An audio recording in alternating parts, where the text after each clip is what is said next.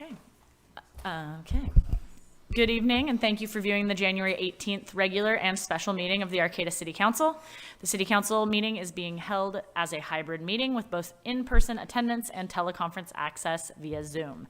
We are opening this evening with a special meeting for the council to discuss employee performance evaluations for the city manager and city attorney, and for conference with labor negotiations with the city manager as an unrepresented employee.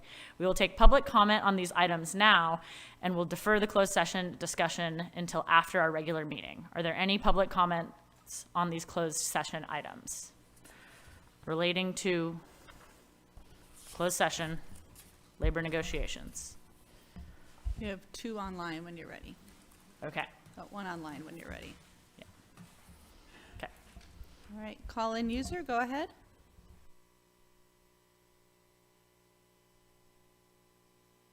Hello, are you able to hear me this evening? Yep, we are. Thank you for my opportunity to comment on your closed session items. I do appreciate that. So there's, I believe, 3 main things to be dealt with today. One is your employee performance evaluation of your city manager, which would be Karen Deemer. I did wish to compliment her on a very, very smart and very accomplishment she made here, which was to basically poach Tabitha Miller away from the county. Just so you know, Tabitha Miller is one of the best employees the county used to have, and now you have it. So anybody who has the managerial skills to acquire very, very competent people and move them into your situation is great. Karen called me back last night after hours, and it's appreciated when you have a city manager who is willing to reach out and return phone calls and communication. So I wish to say that about her. We probably will be working a little bit on some of your risk management, and hopefully that'll be productive, and that'll make her even more valuable. When it comes time to compensate your employees, I highly recommend that you look back to the last time they had a pay raise and come up with an index, such as a consumer price index or something like that, and that would be the minimum that you would want to be increasing someone, so they're not losing the value of what they can buy with their wages. Regarding your city attorney, Nancy Diamond, I believe, still is. There are some things that I feel need to be looked at. Generally, as far as a competent counsel, I think you're doing well there for cities to use someone like Nancy. And again, we'll be talking a little bit more about risk management in the future. So my understanding is that you are then going to go into the labor negotiations. I guess that might be the pay thing situation for the city manager. Thank you for the opportunity to speak on that, and hopefully I'll hang around, I guess, to the end of the meeting. Do you report out live, or do I get that report out afterwards? That's a question for you. We do report out live here in City Hall, but typically not hybrid on Zoom after closed session. Well, I will get the report out then from you, Karen, tomorrow. Thank you. I'm not going to attend in person.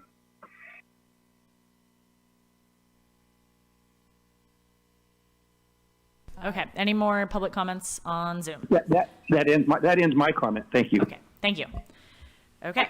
So we will now close public comment, and we will move to our regular 6 p.m. meeting. Sorry, we did have one more. Oh, we do have one more It's comment. going up and down. I take it back.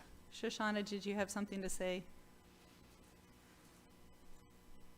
No, I'm sorry. I meant to do the public comment. I just came on, so I didn't notice it was the wrong time. Sorry. Okay. No. Great. So now we will close this public comment on our closed session and move to our regular meeting, and we will take up this closed session after the meeting. Okay, so we will begin our meeting this evening with a land acknowledgement. Oh, he needs a couple minutes. I'm going to wait.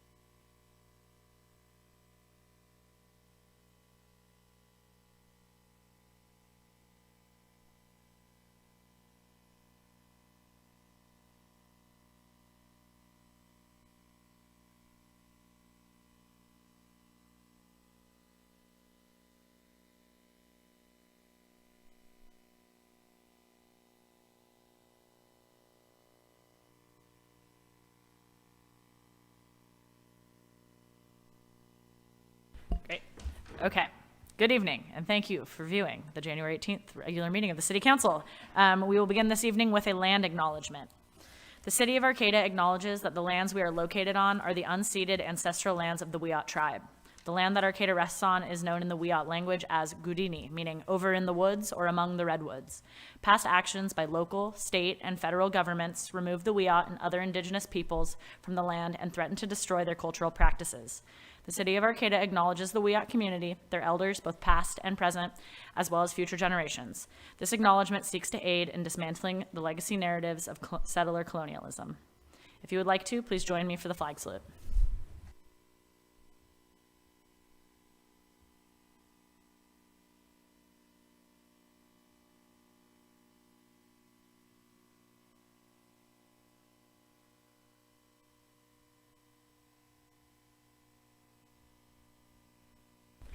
Will the city clerk please call the roll? Mayor Schaefer, Here. Vice Mayor Matthews, Here. Councilmember Atkins Salazar, Here. Councilmember Stillman, Present. Councilmember White. Here. All present. Okay. If you wish to make a comment during the meeting, either at the 2 open public comment periods or for an individual agenda item, there are 3 ways to do so. If you are here in person, please line up behind the podium when the item you would like to speak on is accepting public comment. And for those of you, I see that we have a packed house tonight that are not familiar with our early oral communication. That is a 15-minute time period, and we do have cards at the front here for the first 4 in-person speakers, I believe. And then we will move to Zoom and not go back and forth. So if you are wanting to make comment in that first period, grab a card. Thank you. Okay. And so if you're here in person, please line up behind the podium when the item you would like to speak on is accepting comment. And if you are logged onto Zoom, click raise your hand when it is time for public comment on the item you wish to speak on. Or if you are on the phone, press *9 on your phone to raise your hand. And then when it is your turn, you will be prompted to dial *6 on your phone to unmute. For each item, we will be taking in-person public comment first and then move to online comments, and we will be not going back and forth. So if you're wanting to comment, please line up at the podium or raise your electronic hand as soon as public comment is requested for that item. So when public comment is called, please line up to make comment. Okay, we will now move to the next item on our agenda, which is ceremonial matters. And our first ceremonial matter is a statement in support of Central del Pueblo Movimiento Indígena Migrante and the Sanctuary Garden. Since their formation, Central del Pueblo has brought the discussion surrounding immigration and human experience to the forefront. They have continued to promote and empower racial justice and equity all across Humboldt County while uniting a diverse group of people. The Sanctuary Garden provides a safe space for education, community, and resiliency within the city of Arcata. Central del Pueblo acts as the caretakers of the Sanctuary Garden, which was vandalized for the 5th time right before the end of 2022. The garden's welcome sign and bulletin board were knocked down, and the gate, which usually remains open and unlocked, was locked. To quote Brenda Perez of Central del Pueblo, the impact of locking us out physically has been a recurrent practice of hostility against immigrants. On June 7th, 2017, Arcata passed an ordinance declaring Arcata as a sanctuary city. The ordinance stated that the city of Arcata's mayor and city council affirm and express that the core values of the city of Arcata include, regardless of nationality or citizenship status, creating a climate of welcome and inclusiveness, protecting and preserving the values of democracy for everyone, including but not limited to immigrants from all countries, people of color, people of all religions, gender identities, sexual orientation, people with disabilities, and all vulnerable communities. This still rings true. The Arcata City Council stands united in our zero tolerance policy against all forms of hate speech and vandalism in our city and stands in support of Central del Pueblo and the Sanctuary Garden. The Arcata Police Department has been investigating this incident and previous incidents of vandalism and hate at the garden, and anyone who has information or footage of this recent vandalism is encouraged to call the Arcata Police Department. Thank you. And signed today by myself, Mayor. Our next ceremonial matter will be a proclamation recognizing January 2023 as National Mentoring Month, and this will be read by Councilmember Atkins Salazar, and Florence Parks is here to receive it. Whereas this year, Big Brothers, Big Sisters of the North Coast, CASA of Humboldt, and the Boys and Girls Club of the Redwoods celebrate the 138 combined years of service provided to the youth in Humboldt County, where together it is recognized that the future of Humboldt County rests on the success of its youth And whereas a mentor is a caring, consistent presence who devotes time to help a young person develop personal strength and achieve their potential through a structured and trusting relationship. Quality mentoring encourages positive choices, promotes self-esteem, supports academic achievement, and introduces young people to new ideas. And whereas research shows that young people matched with a caring adult through a quality mentoring program are 55% more likely to be enrolled in college, 81% more likely to report participating regularly in extracurricular activities and sports, 78% more likely to volunteer, and twice as likely to say they held a leadership position than those who did not have a mentor. And whereas youth development experts agree that mentoring is critical to the social, emotional, and cognitive development of youth, helping them navigate the path to adulthood more successfully. And whereas our community has community volunteers, teachers, advocates, and many others who support the mentoring movement and work selflessly to improve our children's odds for success. Now, therefore, be it proclaimed that the City Council of the City of Arcata hereby recognizes January 2023 as National Mentoring Month and thanks all local heroes who participate in quality mentoring programs to equip our youth with the tools to lead healthy and productive lives. The City Council also calls on residents to help close the gap between the availability of mentors and the number of children facing challenging circumstances who would love to spend time with a big brother, big sister, CASA advocate, or Boys and Girls Club of the Redwood Mentor. And it is signed today, January 18th, 2022, by our Mayor, Sarah Schaefer. And we have Florence Parks, who is here in person to accept this.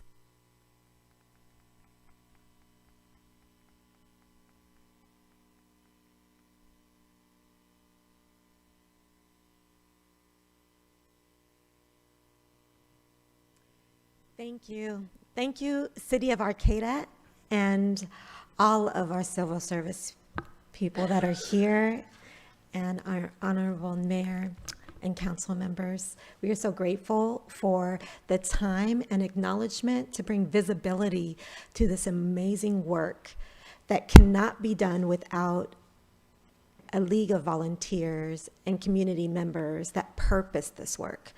Big Brothers Big Sisters gets the honor of standing in the gap for young people, and how we do that is by providing formal opportunities for adults to invest in the lives of our youth. That through mentoring, 1 hour a week, it is proven that our children will have better outcomes.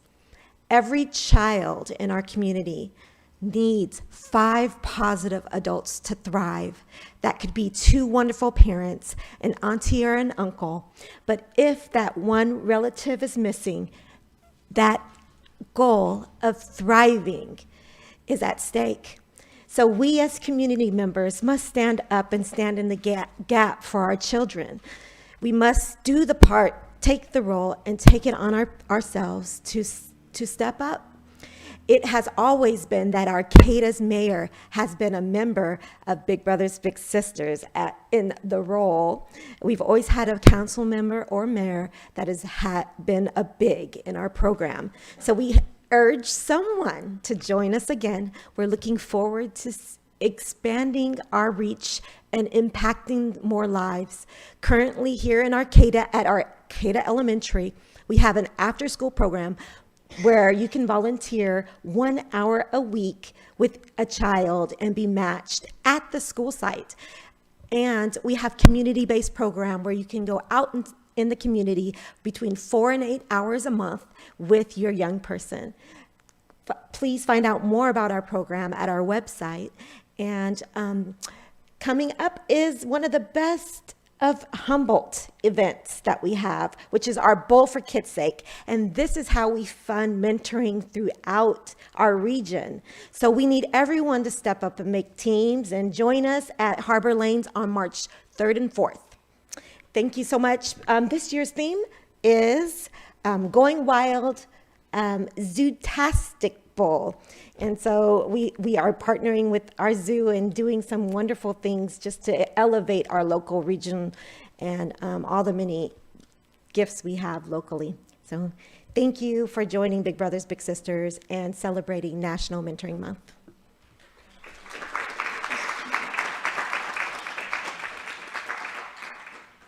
Awesome. Thank you, Florence, and thank you for all the work you do throughout the county. And as a teacher, I know how important it is to make those connections with kids and everything that you do. So thank you. Our next proclamation is going to be read by Vice Mayor Matthews, and it is proclamation recognizing January 2023 as National Volunteer Blood Donor Month. All right, City of Arcata proclamation recognizing January 2023 as National Volunteer Blood Donor Month. Whereas when asked, blood donors will most often tell you that they give blood to help others.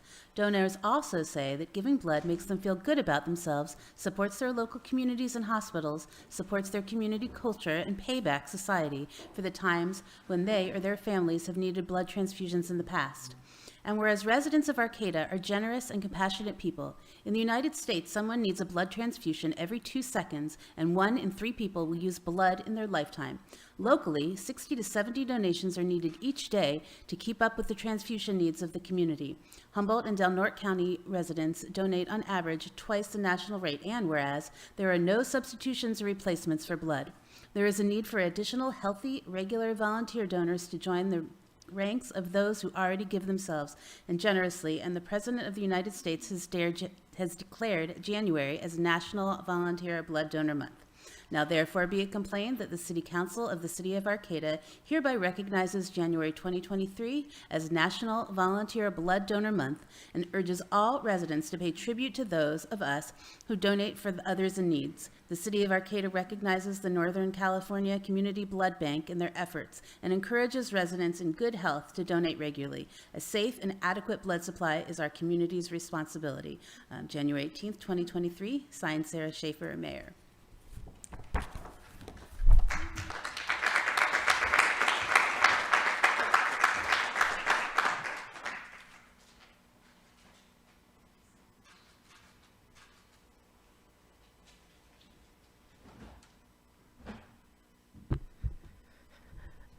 We're very, very lucky in Humboldt County to have so many blood donors who, as you mentioned, donate on average twice as often as in other parts of the country. Rural health care is a challenge, and in many, many rural places in the United States, hospitals are served by blood banks that are hundreds and hundreds of miles away. And the difference that that makes is that if someone needs a much larger transfusion than normal, they could wait for many hours or even days to receive it.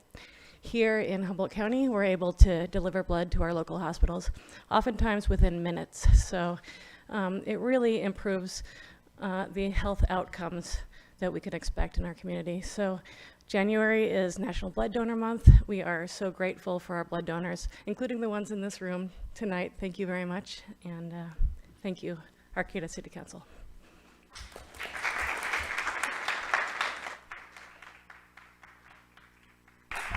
Thank you, Kate, and thank you to all of our blood donors out there. Okay, that ends our ceremonial matters, and so the next item on our agenda is a report by Commission Committee, and so we will receive the Planning Commission 2022 annual report, and it will be presented by Vice Chair Scott Davies.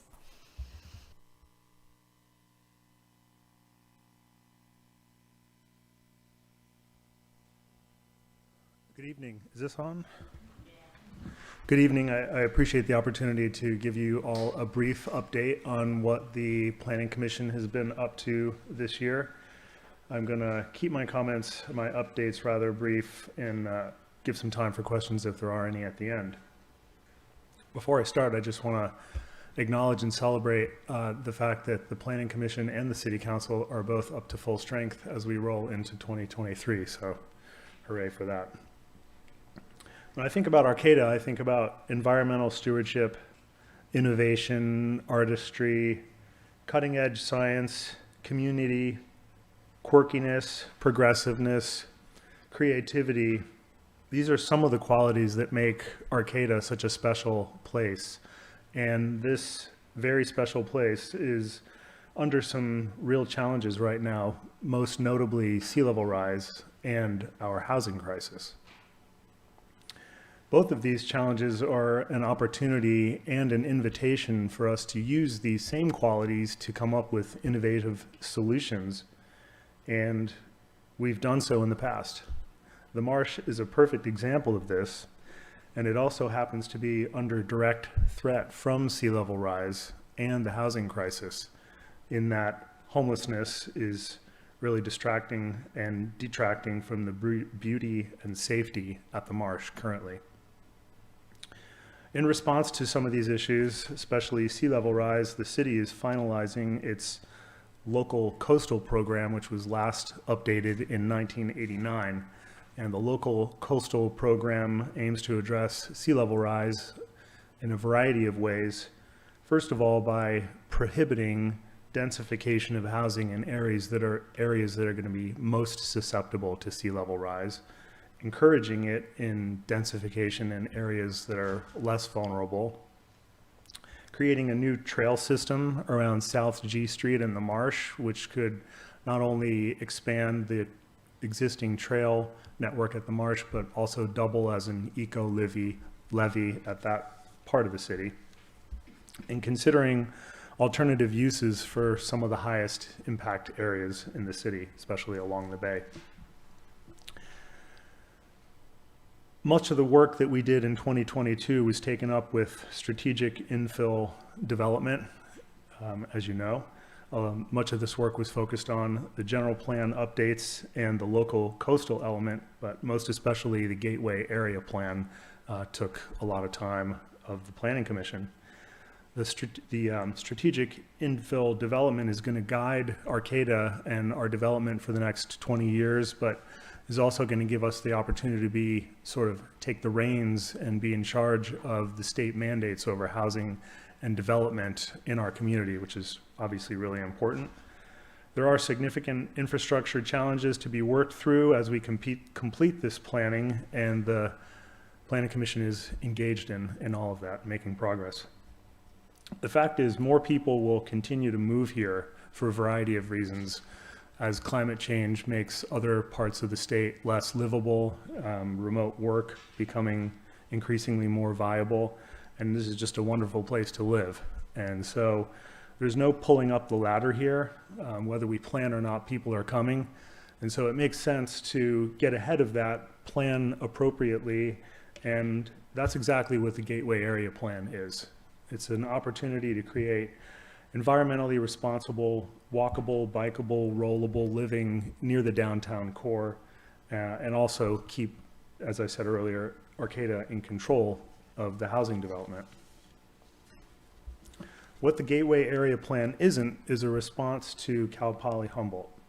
Arcata's decades-long reluctance to keep pace with our own housing needs has put the university in the position of addressing housing needs itself, and which it's clearly prepared to do.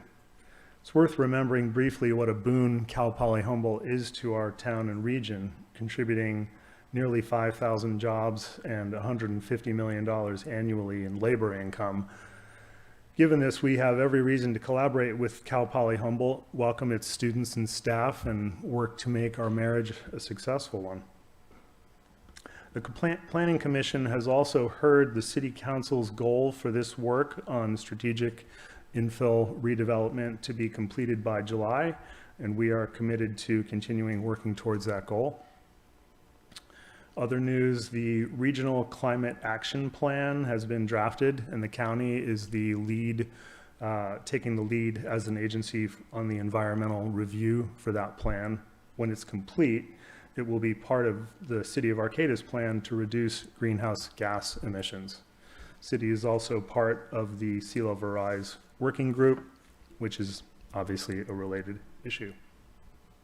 Lastly, the Planning Commission very much appreciates the City Council's support for our training in 2022. We had an opportunity to take trainings from the Institute for Local Government, specifically Planning Commissioner trainings. We also got to attend training by the Association for Environmental Planners on CEQA. We learned more about our roles as commissioners. We were updated on new housing policies out of Sacramento, took part in discussions about CEQA. But probably most importantly, we had the opportunity to network with other planning commissioners and other planners. Very useful and productive. And this kind of training results in better and more informed recommendations to the city council from the planning commission. And so we encourage the city council to maintain a training budget for 2023. That's all I have, and I'll answer any questions. Wonderful. Thank you, Scott. Do we have any questions from the council? Well, I just wanted to mention that tomorrow night, there's going to be from 6 to 8 at the Planning Commission. You may want to follow up on that, but there's going to be a part of the Gateway Plan. Why don't you talk about it? Because I've been asked a couple of times, and I've told people that I thought they should attend if they're interested, and I'm going to let you address it. I'll let David address it. Yeah. Somebody, thank you. Yeah, we have information out on our website and through our social media. And also, if you're signed up for e-notifications, you got a personal invite to attend a workshop we're having tomorrow night from 6 to 8. And what we'll be doing is one of the first real detailed design dives on the form-based code that will be applied to the Gateway Area Plan. So take a look on our Strategic Infill Redevelopment Program website. You'll see the links to those, and we'd encourage all folks in the audience and out there in the TV land to join us. Thank you, David, because I've had inquiries about that, so I've suggested they attend. Thank you. Thank you. David, Thank you will very that much. Be recorded? I'm sorry, what was that? Will that be recorded? Oh, yeah, it will be recorded. Yes, it will be recorded. I just want to thank you and the rest of the planning commissioners. I watch your meetings. I know that they tend to go sometimes as long as ours do. I know you have robust conversations and make really hard decisions, and I appreciate all you do. Thank you so much. We appreciate the support. Thank you. Okay, I know. I guess we watch, all of us watch so many planning commission meetings that we don't have too many questions for you, Scott. Okay, thank you. Karen, will you remind me, do we take public comment on these reports, or now we just move to early oral? No, okay. So the next item on our agenda is early oral communications. The city council values your comments. This is our 15-minute time period to allow people to address the council on matters that are not on the agenda. Please know that pursuant to the Brown Act, the council cannot discuss or take action on items that are not listed on the posted agenda. At the end of all oral communications, the council may respond to statements. Supported requests that require council action will be set for a future agenda or referred to staff.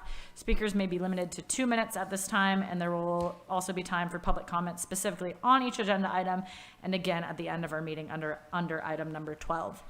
So please make your way to the podium, especially if you have one of those cards for early oral communications, and line up behind the podium to make your public comment.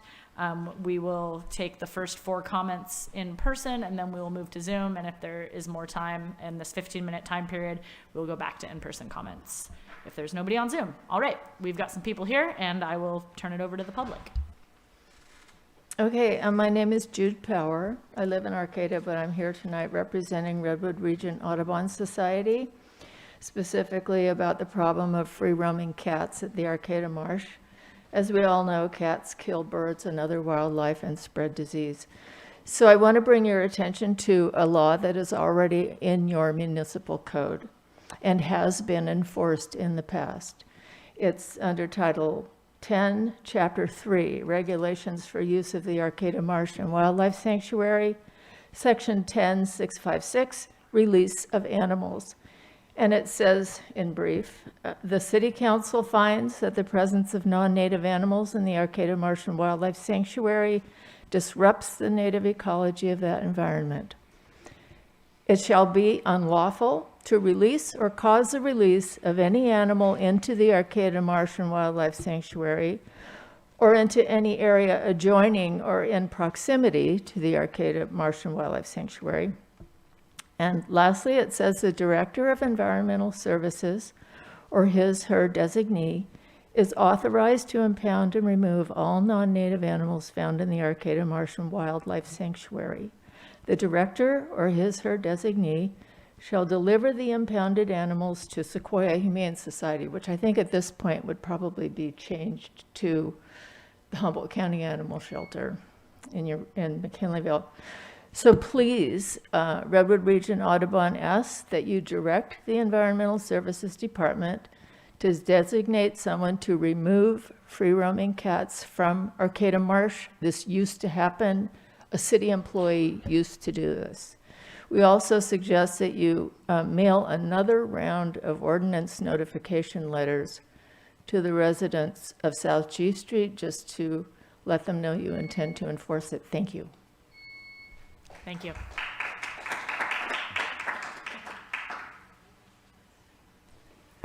Thanks. Good evening, Mayor and City Council and City staff.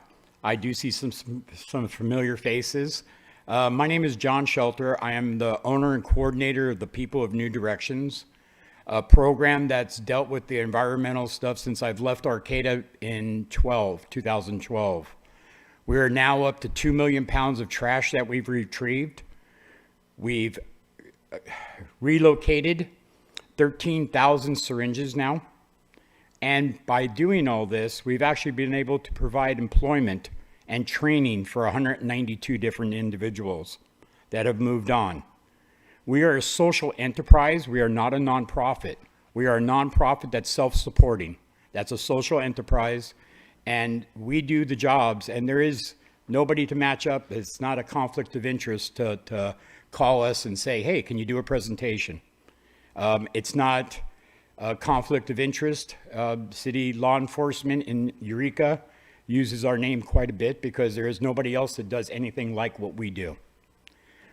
We have created a unique partnership with the Arcata House Partnership now, and have been working alongside them for almost about a year and a half now. We'd like to move forward and do even more. I'd like to do a presentation. I know you can't make that decision tonight, but I do have plans. We've talked with Arcata Partnership, and I'd like to bring employment readiness for the homeless population back to the city of Arcata. When I tried it before, we weren't quite understood, and we were far ahead of where anybody else was. Now the state of California is actually trying to copy that. We do things a little bit differently than everybody else. So I would like you guys to consider that, and maybe I can get a call from Karen or from one of you individuals. Thank you very much for your time. Thank you, John.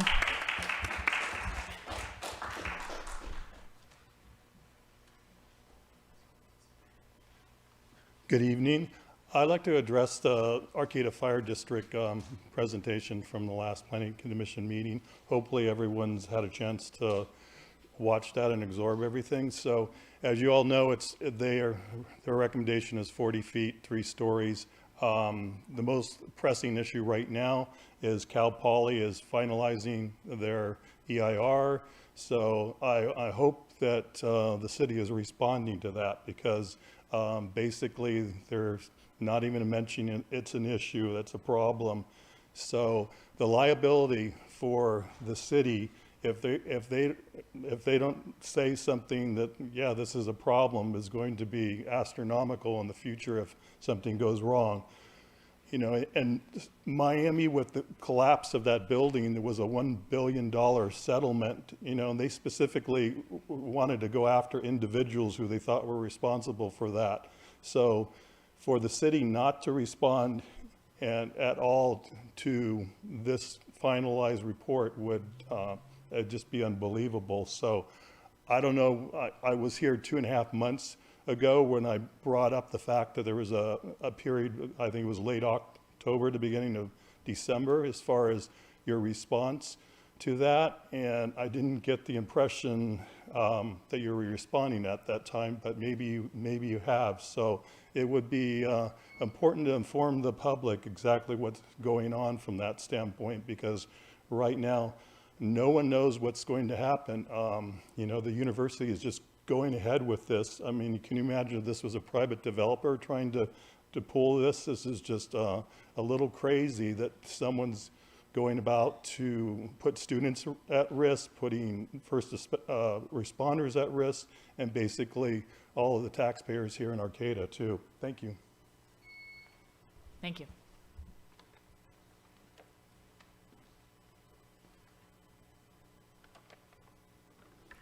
Maureen Kane here. And I'm going to read something that I wrote to put in the papers. But to preface it, who is responsible for emergency shelter in Arcata? Who? Aren't we all? And here's my letter to the editor. It is astonishing we have been able to live with ourselves and sometimes smile, dance, and sing. We have been very careless with a life that sustains us, careless. Caring and sharing is our true nature, and we will be ever so comfortable when we discard anything that doesn't jive with our true nature. Having been part of the unsheltered community for almost 6 years, I can tell you that we are heartbroken that our friends are dying of exposure and loneliness and carelessness. This war against the poor, which Charles Dickens spoke so eloquently about, has sickened our entire species now, and most of the others. However, that was then, this is now, and now we are well on our way to coming to our senses. And I and dozens of others have just been housed and sheltered at the Grove, formerly Days Inn, in Valley West, and we now have reality to sing, smile, and dance about. Love is alive. Thank you. Thank you for your words, Maureen. I couldn't help but say it. Okay, we will check Zoom, and if there's not too many people, we'll head back to you, Fred. We actually have 7 hands up Oh, on Zoom. boy, oh boy. Okay, So well, we will Zoom- take then the first 4 hands on Zoom, and then, folks, we will have to move to the later part of the meeting. So Zoom does order them. I'm just going to read them off so they know who they are. It'll be call-in user 1, Jane Woodward, Shoshana, and Anthony. There are 3 other hands raised that we won't get to until the later communication. So we'll start with call-in user 1. Go ahead.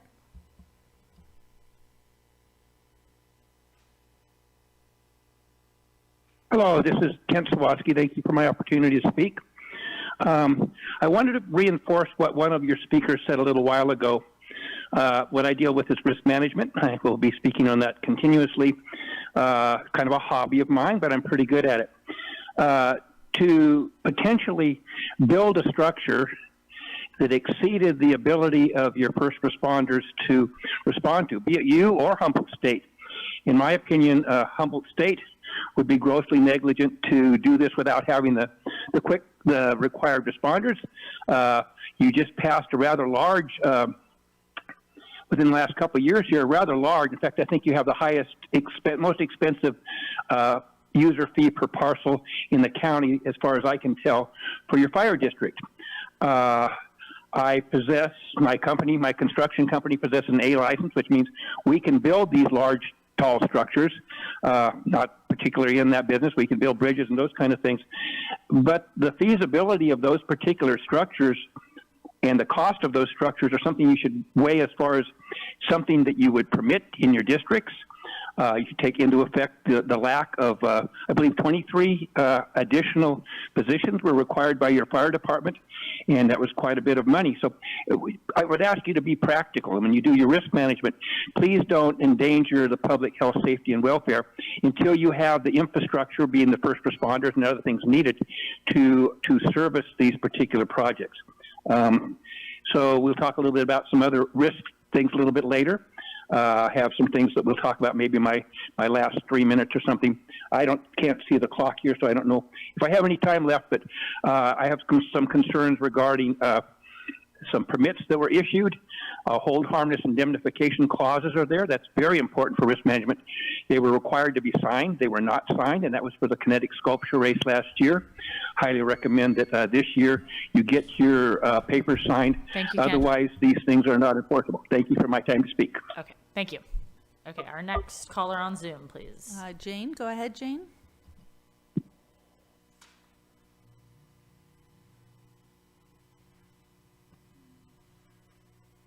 Okay, can you hear me?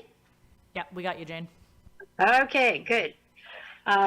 Welcome. I know I sent you my comments earlier, but to get some of it into the public record, I will go ahead and mention that, as you're aware, Eric Laudenschlager from the Arcata Fire District presented a very extensive presentation about the problems associated with providing, with the Arcata Fire District providing effective response to anything over 40 feet, and pointed out that the Sorrel building is over that, and that it will cost an estimated $5 million per year additional in order to have the staffing and the capability to respond to buildings in excess of that height. So this is a problem not only with Cal Poly, but what's proposed in the Gateway Plan, and the issue of the liability of the city and of the entire district, actually, because they all have to be assessed to provide this service. It's a huge problem and needs to be evaluated as part of a risk assessment. Apparently, the Cal Poly has its EIR going before the Board of Trustees on January 24th for approval. I don't know if the city has taken a position, but if not, it should. And otherwise, we could have huge problems. So let's see. I don't know whether you need to have a special meeting about this. If so, you should do so soon. But until then, the fire district recommends that no buildings over 40 feet be built. I'd also recommend that you set up a joint meeting with the Planning Commission. Thank you. On sea level rise. Thank you. Again, thank you for sending your letter along as well. Okay. Our next speaker. Shoshana, go ahead, Shoshana. Thank you. I just wanted to comment because we're coming upon the anniversary of the death of Jen Mariposa Garcia this month in a couple of days, who got hit in a crosswalk over on St. Louis near LK Wood. And I know that the event that happened yesterday over at Foster and Alliance was a complete out of the blue tragedy that couldn't have been predicted in any way or prevented in what happened. But before the details unfolded, and I'm sure a lot of other people were so worried that it was another case of a distracted or impaired person driving and hitting someone in a crosswalk on a really long stretch of road that people often speed through at ridiculous rates. And there's so many kids. My two kids go through there. So many do.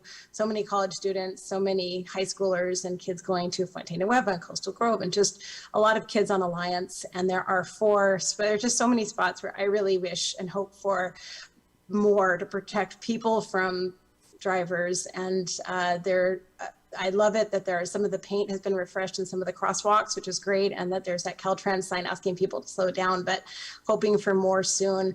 I really, really, really hope for bright lighty crosswalks that can be activated so that people notice and pay attention better at the 4 places on Alliance, which are 17th over at Arcata High School M, and the bike path also over by Stewart Court on by Westwood Market, as well as that spot on St. Louis Boulevard and another spot over on LK Wood. And of course on 8th Street, where people cross a lot and cars so rarely stop unless you really are putting on a spectacular production to get across the street safely. There's just so many crosswalks that are in between intersections that people feel really unsafe crossing all the time. But thank you so much for anything that can be done. And please, everybody, stop driving so fast on these roads. We can all do a thing to help make that safer. Thank you. All right. Yeah. Thank you, Shoshana. You have a round of applause in here for you as well. Okay, so we will have time to take one more speaker during our 15-minute early oral communications. I believe I wrote down Anthony online. And so we will have one more comment online. And then those other folks waiting, you will have to wait till our end oral communications to comment on item 12. Okay. Hi, everybody. Thank you very much. Anthony DeLuca here. I just wanted to say that I think a lot of the public is curious about the city's response to the Arcata Fire Protection District. I wanted to alert the council that procedure outlined by the Planning Commission for allowing commercial building was not followed by the Dutch Bros, and I believe it's your responsibility to address that. It's also the City Council's responsibility to address any malfeasance or neglect of duty conducted by the city staff and the city manager, and especially continuing to represent the Gateway Area Plan draft as it is definitely considered that. And then also Cal Poly buying the building that was supposed to be a senior resource center violates the California Density Population Bonus Law. So you guys are doing a lot of stuff wrong by continuing forward without addressing these problems, and it will be your responsibility down the line. Thank you. All right, thank you. Okay, so that brings us to the end of early oral communications. So thank you. The next item on our calendar, on our agenda, is the consent calendar. Item number 8. All matters on the consent calendar are considered to be routine by the City Council and are enacted in one motion. There is no separate discussion of these items. If discussion is required, that item can be removed from the consent calendar and considered separately. At the end of the reading of the consent calendar, council members and members of the public can request that an item be removed for separate discussion. So item A is to approve the minutes of the City Council meeting of January 4th, 2023. B is the biweekly report on disbursements. C, declare a continuation of the local emergency related to the coronavirus pandemic. D, adopt resolution number 223-29, a resolution of the City Council of the City of Arcata, ratifying the Arcata Fire Protection District's ordinance number 22-21, adopting the 2022 California Fire Code Title 24, Part 9, based on the 2021 International Fire Code. Item E is to adopt the California Environmental Quality Act CEQA categorical exemption for the inflow and infiltration reduction project and approve the project. Item F is to adopt resolution number 223-30, a resolution of the City Council of the City of Arcata adopting the Section 3 plan for the HUD-funded housing rehabilitation, housing construction, and public construction projects. Item G, adopt resolution number 223-32, accepting a Title II grant from the U.S. Office of Juvenile Justice and Delinquency Prevention for the Arcata Juvenile Diversion Program to support hosting the Parent Project program in partnership with the Humboldt Teen Court. And item H is to ratify an employment agreement with Tabitha Miller for Finance Director. Do we have any council members that would like to remove an item from the consent calendar? Item A, please. A or H? Sorry, I didn't hear. A. G, as in Gary. Okay, we have A and G. Any other council members or staff that would like to pull an item? Well, then I would move for adoption of the consent. Well, We hold on. do have one hand raised that I believe might want to Okay. pull an item. Yeah, and so if there are any members of the public that would like to pull an item, please either tell us or raise your hand on Zoom. Hello, Ken Sawatsky. I'd like to pull item H for discussion, please. So we have pulled items A, G, and H. So do we have a motion for items B through F? I would so move. I'll second. Okay, so we have a motion by Councilmember Stillman and a second by Vice Mayor Matthews. All in favor? Aye. Aye. Okay, motion passes unanimously. All right, so I will now defer to Councilmember Atkins Salazar on item A. It's just a minor, easy to make mistake, but on packet page 16 of the minutes of our January 4th meeting, it just said that Mayor Atkins Salazar invited public comment, but I'm not the mayor anymore, so wasn't me. It was me. Okay, thank you. Bridget, easy fix. Okay, so do we have a motion to approve, or do we have any public comments on item A on the minutes? So I would move to adopt on the consent calendar, item A with the correction. I'll second that. Okay, so we have a motion and a second. All in favor? Aye. Aye. All right, so that now takes us to item G. Yeah, I just yeah. wanted to pull it to make, to commend the wonderful job that Leah Crystal do in the Juvenile Diversion Program, the Parent Project, and I'm super stoked that it's also bilingual for those Spanish-speaking families, and they do an incredible job, so thank you. yeah, a wonderful program. And so, yeah, thank you again. See, you don't have to answer any questions, Chief. No, you just get some praise here. All right. Just so, do we have any members of the public that would like to comment on item G, which is our accepting the grant for the juvenile diversion program? No. Okay. Seeing none, I would move for, on the consent calendar to adopt item G. We have a motion to adopt item G. Do we have a I'll second? second. Okay. We have a motion and a second. All in favor? Aye. Aye. All right, motion carries unanimously. And then we had a member of the public who wished to pull item H, which is to ratify the employee agreement with Tabitha Miller for finance director. So let's defer to our Zoom commenter. I believe it was Kent Sawatsky, to discuss that item. Thank you for deferring to me. This is quite a coup. Tabitha Miller was brought into Humboldt County, I think from Fort Bragg. She was poached from there, and she was, in my opinion, in the 15 years or whatever I've been involved with the county, by far and away the most qualified person to do the job that she was brought to do. She was responsible for instantly alleviating a lot of the problems that were allegedly caused by our prior auditor controller, and was working extremely long hours, and everybody testified that was easy to get along with people. I never heard anybody say anything negligent about her in any way, shape, or form, only complimentary. And that's unusual, because if somebody has a complaint about someone, they usually come to me because I listen and then try to have those things follow through it. So congratulations, and that's one of the reasons why I was commending your staff on the ability to end up with Tabitha. I hope she's with you for a long time. I hope she enjoys the working relationship of working with Arcata staff, rather than what I consider to be a pressure mill by working in the CAO's office in Humboldt County. So I just wanted to congratulate both you and Tabitha. I think you'll be a great fit for each other, and hopefully it'll be long term. Okay, thank you. Yes, we are looking forward to welcoming our new finance director. So with that, I would like to move for adoption of consent calendar item H. I'll second that. Okay, we have a motion and a second. All in favor? Aye. Aye. Okay, motion passes. And with that, we're on to old business. So our first item underneath old business this evening is to introduce ordinance number 1559, amending the short stay vacation rental program. And may we have a staff report from Community Development Director David Loya, please? Yeah, good evening, Mayor and council members. Before you tonight is Ordinance 1559, which will amend the short stay vacation rental program. And staff's recommending that you take the staff report and open it for public comment, and then introduce the ordinance, reading the recommendation as your motion, which would allow you to waive reading the text and consent to read by title only, an important piece.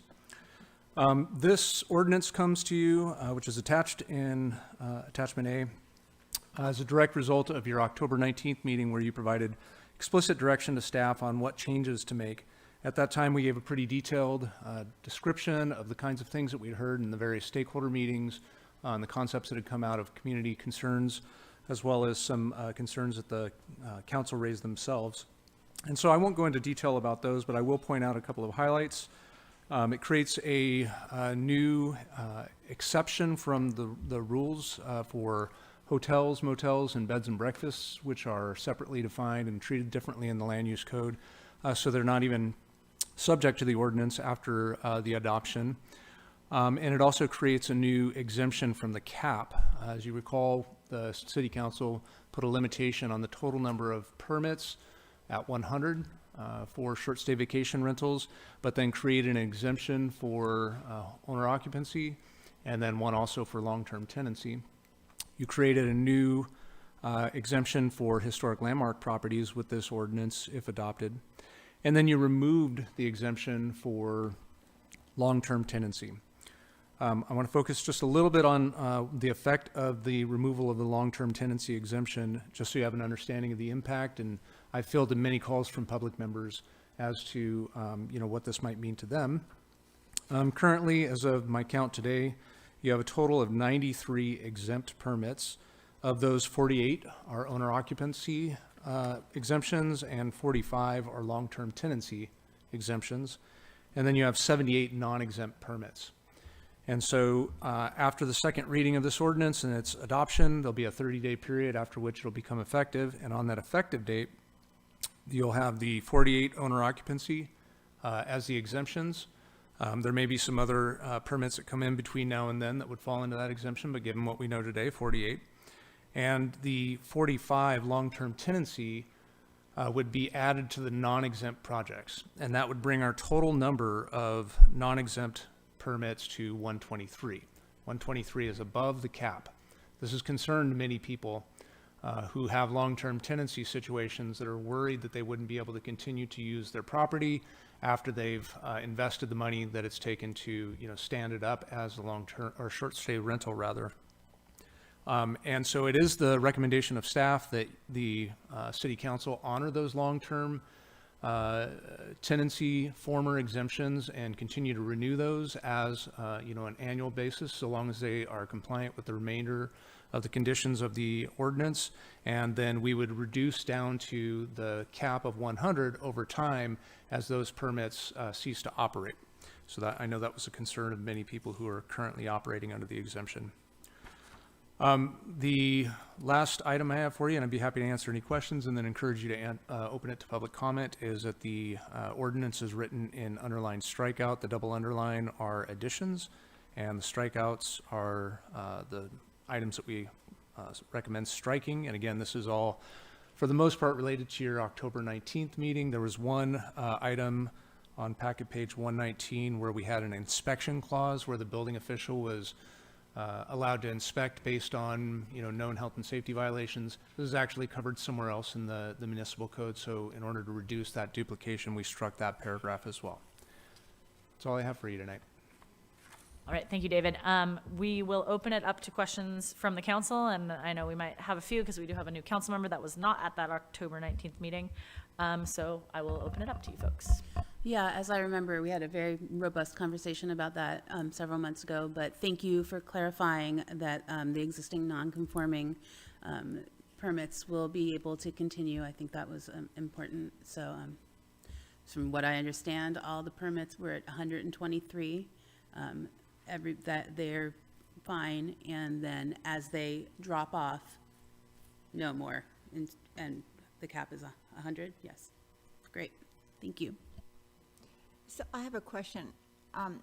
45 long-term, what is that exact? I know I was in October meeting, but I just don't understand. That would be like I have a vacation rental and I rent it out for a year. Yeah, no, I'm sorry. Just to clarify, if you had 2 units on a property, 2 or more units, and at least one of those units was rented to a long-term tenant, under the current ordinance, that is an exempt permit from the cap.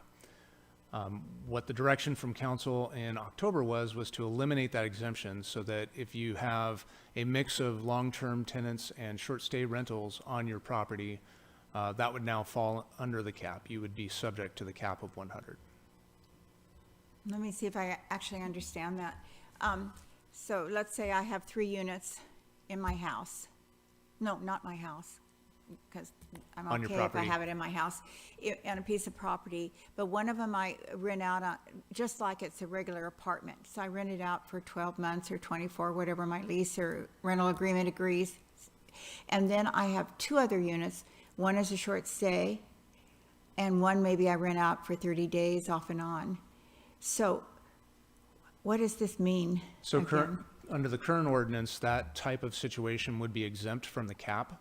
Under the new provisions in the ordinance that you're considering tonight, that would now be subject to the cap. And so combining the existing non-exempt permits with the existing long-term tenancy permits will end up with 123 permits that are not exempt, meaning that we're above the cap. And we would have to wait until we whittle down to 100 to be at that I guess cap. I don't know why I can't understand this. So that means I have one long-term that I rent out all the time. So I have 3 vacation rentals. One I rent out all the time. One of them I rent out maybe, don't pay bed tax because I rent it out for 31, 32 days or something. And then I have one that is a short-term turnover every few days. So they're all treated the same as No, the one short-term rental would be counted. but not the other 2. Correct. Thank you. Now I understand. I don't know why. And in the current ordinance, all of them required permits. It's just what got us to the 100 cap. And certain types of short stay rentals, owner occupy and long-term tenancy, were exempt from that number, but still everybody was required to get a permit.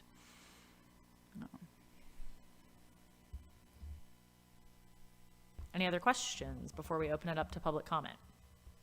I just wanted to clarify. It was my assumption that those folks that would push it over the cap were automatically grandfathered in. Is that the case, or do we need to clarify that? Yeah, we're recommending that the existing long-term tenants continue to retain the ability to keep their permits and also renew their permits as long as they stay compliant with the remainder of the ordinance. As they give those permits up, that will bring us back down to that 100. I guess my question was just, do we need to clarify the motion, or is that already covered? I don't believe you need to. Okay, perfect. Thanks. Questions? Other questions before we open it up? Okay, let's open it up for public comment on the short stay vacation rental. If you're interested in commenting on this item, please head to the podium for your 3 minutes to speak on this item. This is the public comment for this item. We won't call it again. Nobody? Really? Gosh. Okay, we'll move to online.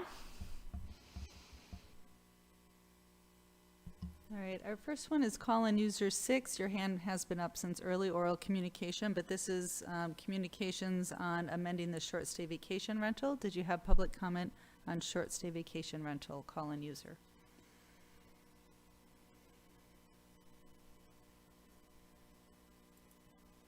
Can you unmute?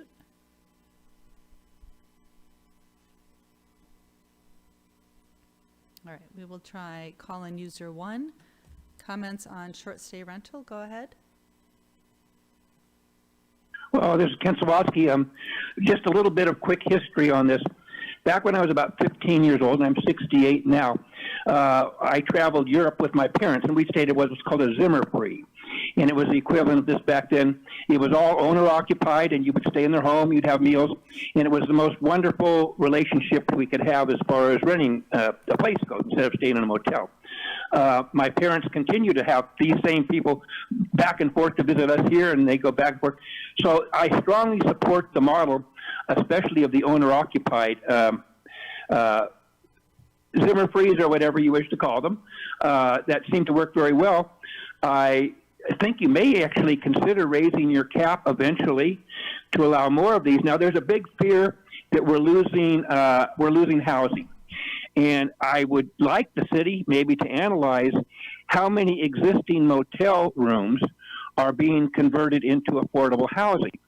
And I'm guessing from what I've seen around, we had one speaker earlier who was staying in one, but I'm guessing you're coming out close to the same amount of people, and the experience they get by staying with a family or staying in a small dwelling or something is what makes tourism happen here and happen comfortably. And the whole thing, I strongly recommend, not that we want somebody to take over all these things with Airbnbs, but if it's handled correctly, I think it's the future of not only affordable, but the quality of experience you want people to have in Arcata. So thank you for my opportunity to speak on this, and I strongly support you not, grandfather these people in, but I would consider raising that cap and have your people keep track of how many additional motels that used to house tourists are being converted into affordable housing. Thanks for my opportunity to speak.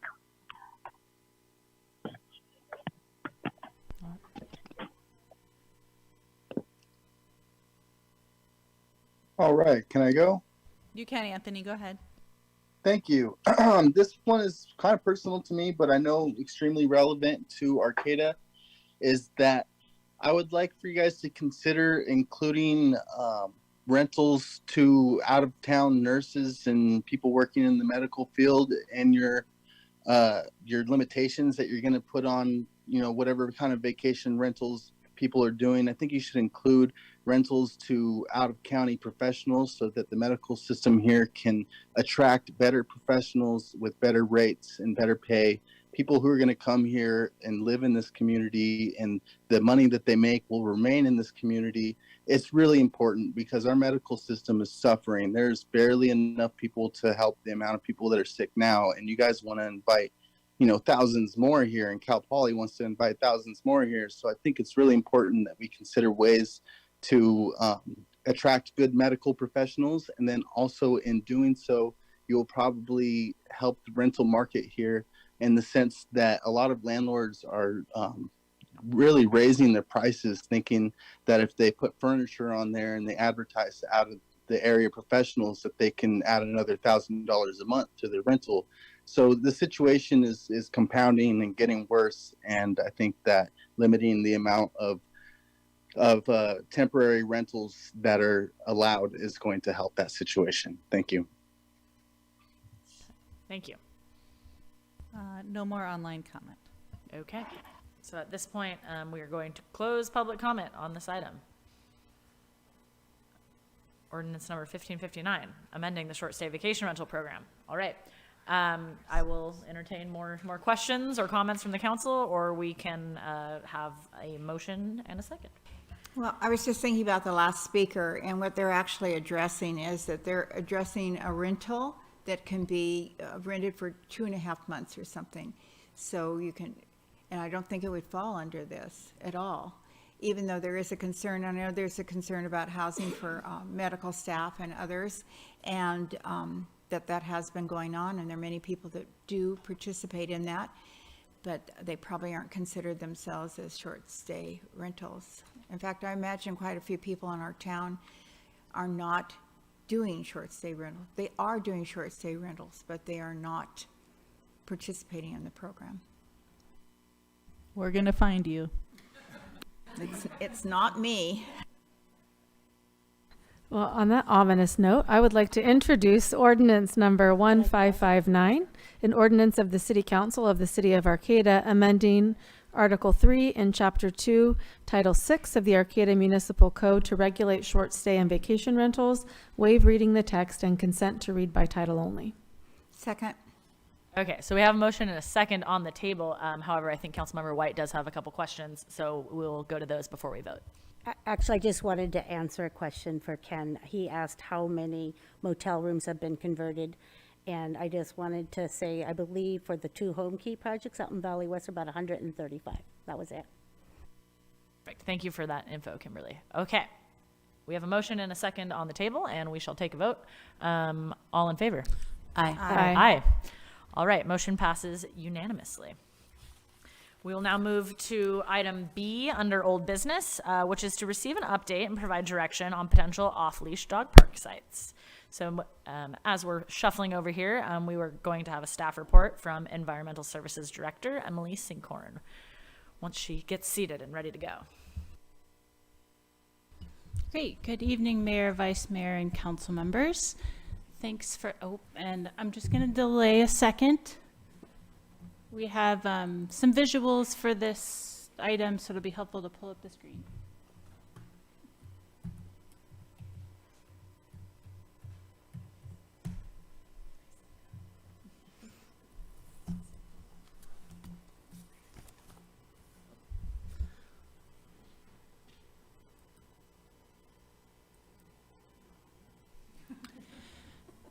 Great, so we have fun visuals filled with dogs that are having fun frolicking, and hopefully with their human friends as well.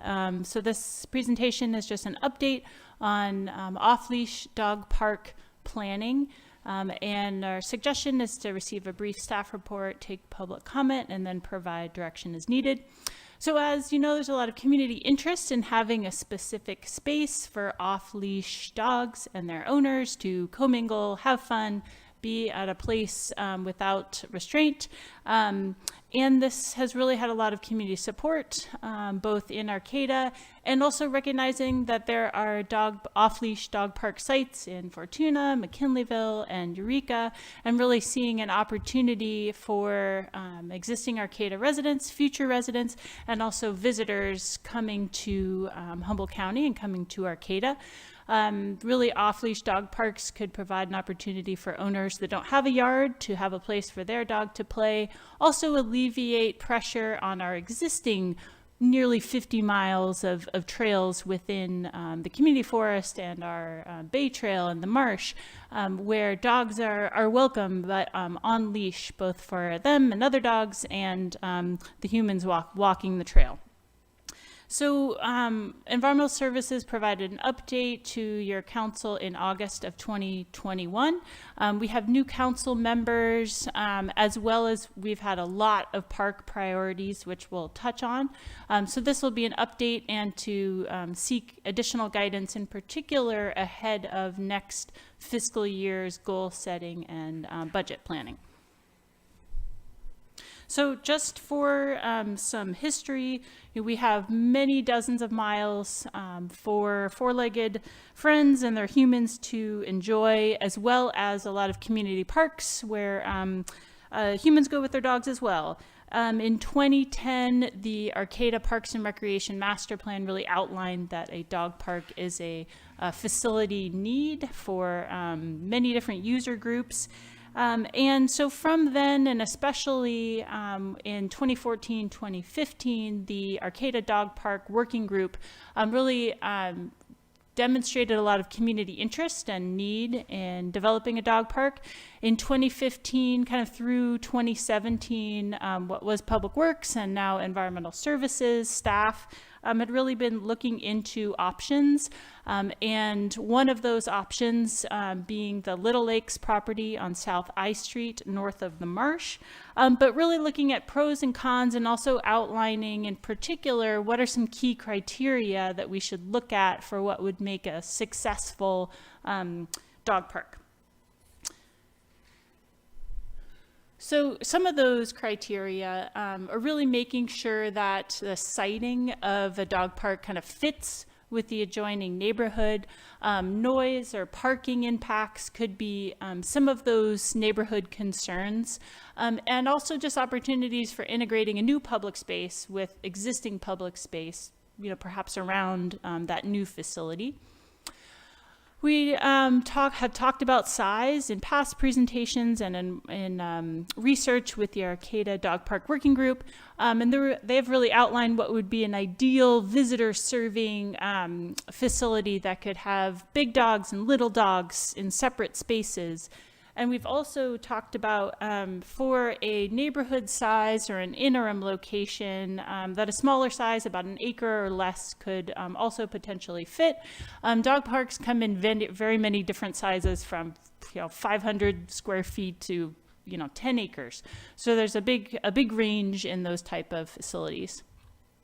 Having fencing, whether that is existing already for a site or that could be developed, is key for safety for dogs and adjoining land uses. Also really having clear sight lines across the site to know what is going on. You can see dogs interacting.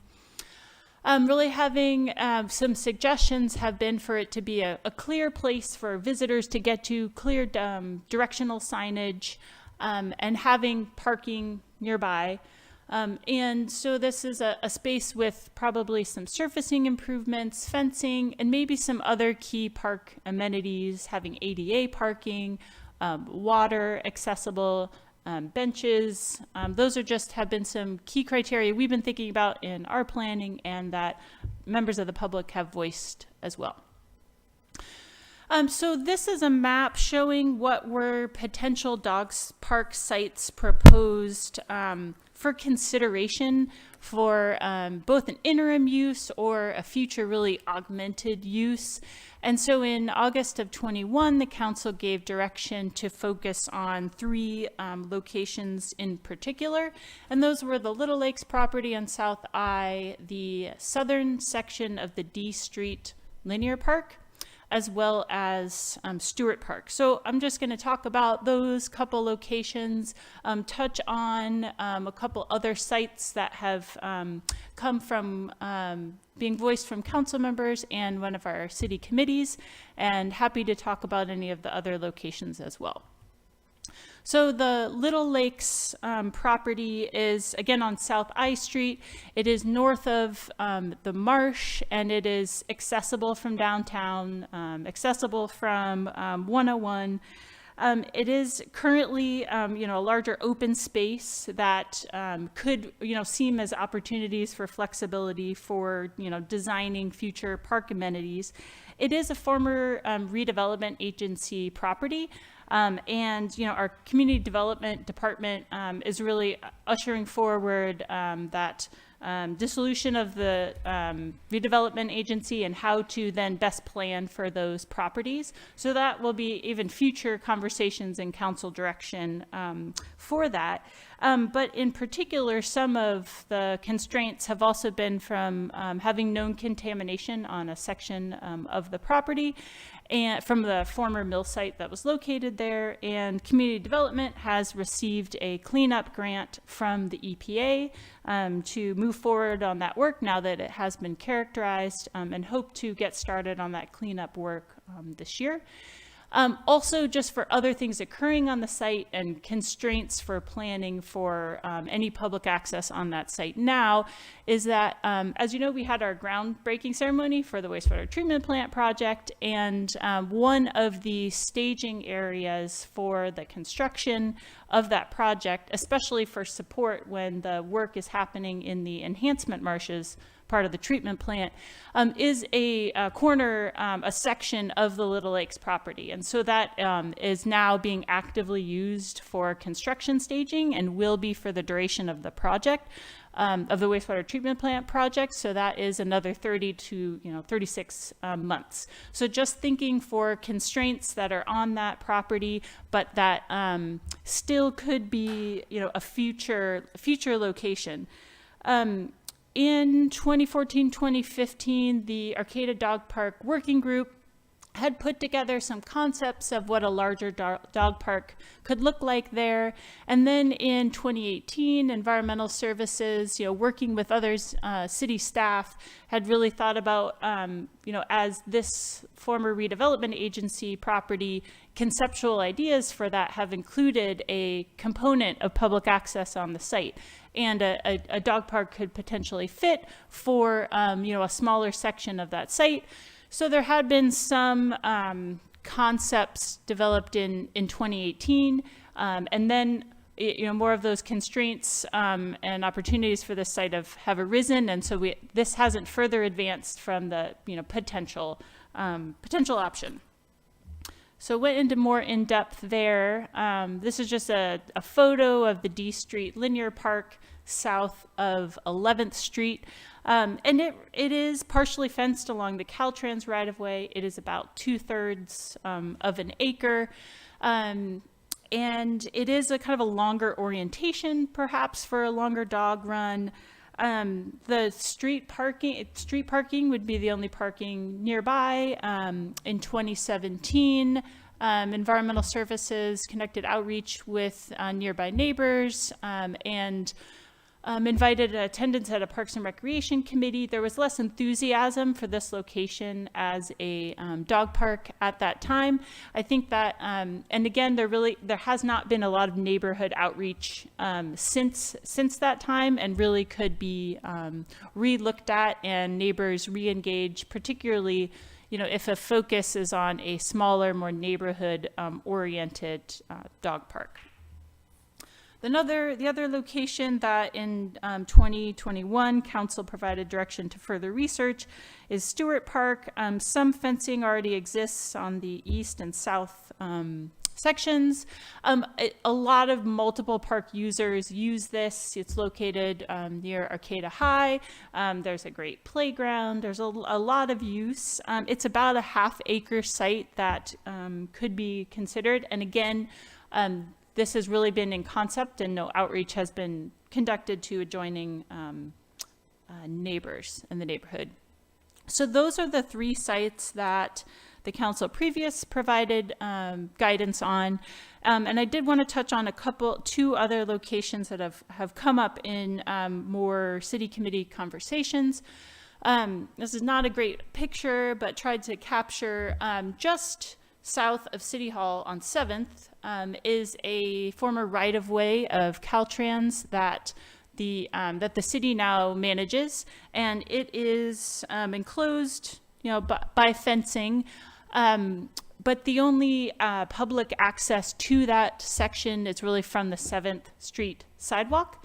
Parking is very limited. Yes, it's right next door to the parking lot for where Safeway and the Arcata Shopping Center, Uniontown Shopping Center is, but that is not a public access, city-owned parking or access facility. The property has just some limitations with site distance and ADA access, as it is slanted. And some people voiced concern of having dogs being right next to a heavily traveled sidewalk, just for feeling of safety. But that is one site that seems like, oh, this may be an underutilized piece of public property near the downtown. Just throwing it out as another location that came up in the Parks and Rec committee recently was the southern corner of Larson Park right by the bocce courts. The Larson Park will be further connected to the Arcata Skate Park and having a new or an additional entrance as the city continues to pursue the construction of the Arcata Annie and Mary Trail. Larson Park does have parking and other users coming and using the park quite often. This little area is about 1/3 of an acre. It is a place where people run their dogs. Although we're supposed to have dogs on leashes in all of our public parks. This is one that came up at the committee, so just wanted to share with the council. So just again, for what this would cost, we've really seen, like, at a minimum, probably $25,000 for developing a existing city park site with surfacing park amenities and if minimal fencing is needed, and for future planning of a larger park that could be up to $100,000 per acre. But I've touched on those key criteria. So ADA, parking, fencing, park amenities are the things that we would want to ensure are nearby. As with developing any new facility, there would be additional ongoing maintenance needs that would, become part of the, responsibilities of our parks division. And I think we've had great collaborations with other user groups for maintenance on our trails and in our community forests that could be further pursued to assist city staff in really stewarding a new facility. So those are some summaries, and if you were listening to a similar presentation in August of 21, you'd be like, oh, that'll be something pretty similar. And so I do want to say that the council has outlined, from community interest and need, a lot of park priorities for last fiscal year and then in this fiscal year. And so our department has really been focusing on bringing a lot of those park projects to fruition. And so I would suggest of, considering a potential dog park, further research and planning and outreach with neighbors to consider for next fiscal year goal setting and budget planning. But did want, and part of that is really because we have a lot of exciting park projects that are being constructed and about to be constructed. So in this current fiscal year, our priorities have been to complete the Shea Park Phase 2, and we had a ribbon cutting just a couple of months ago, and now there's a new bike share located right at the park as well, so that's another recent addition that has come in. We are aiming for construction of 3 larger park projects next summer, and so that is a big lift among many projects that we have going on in the city.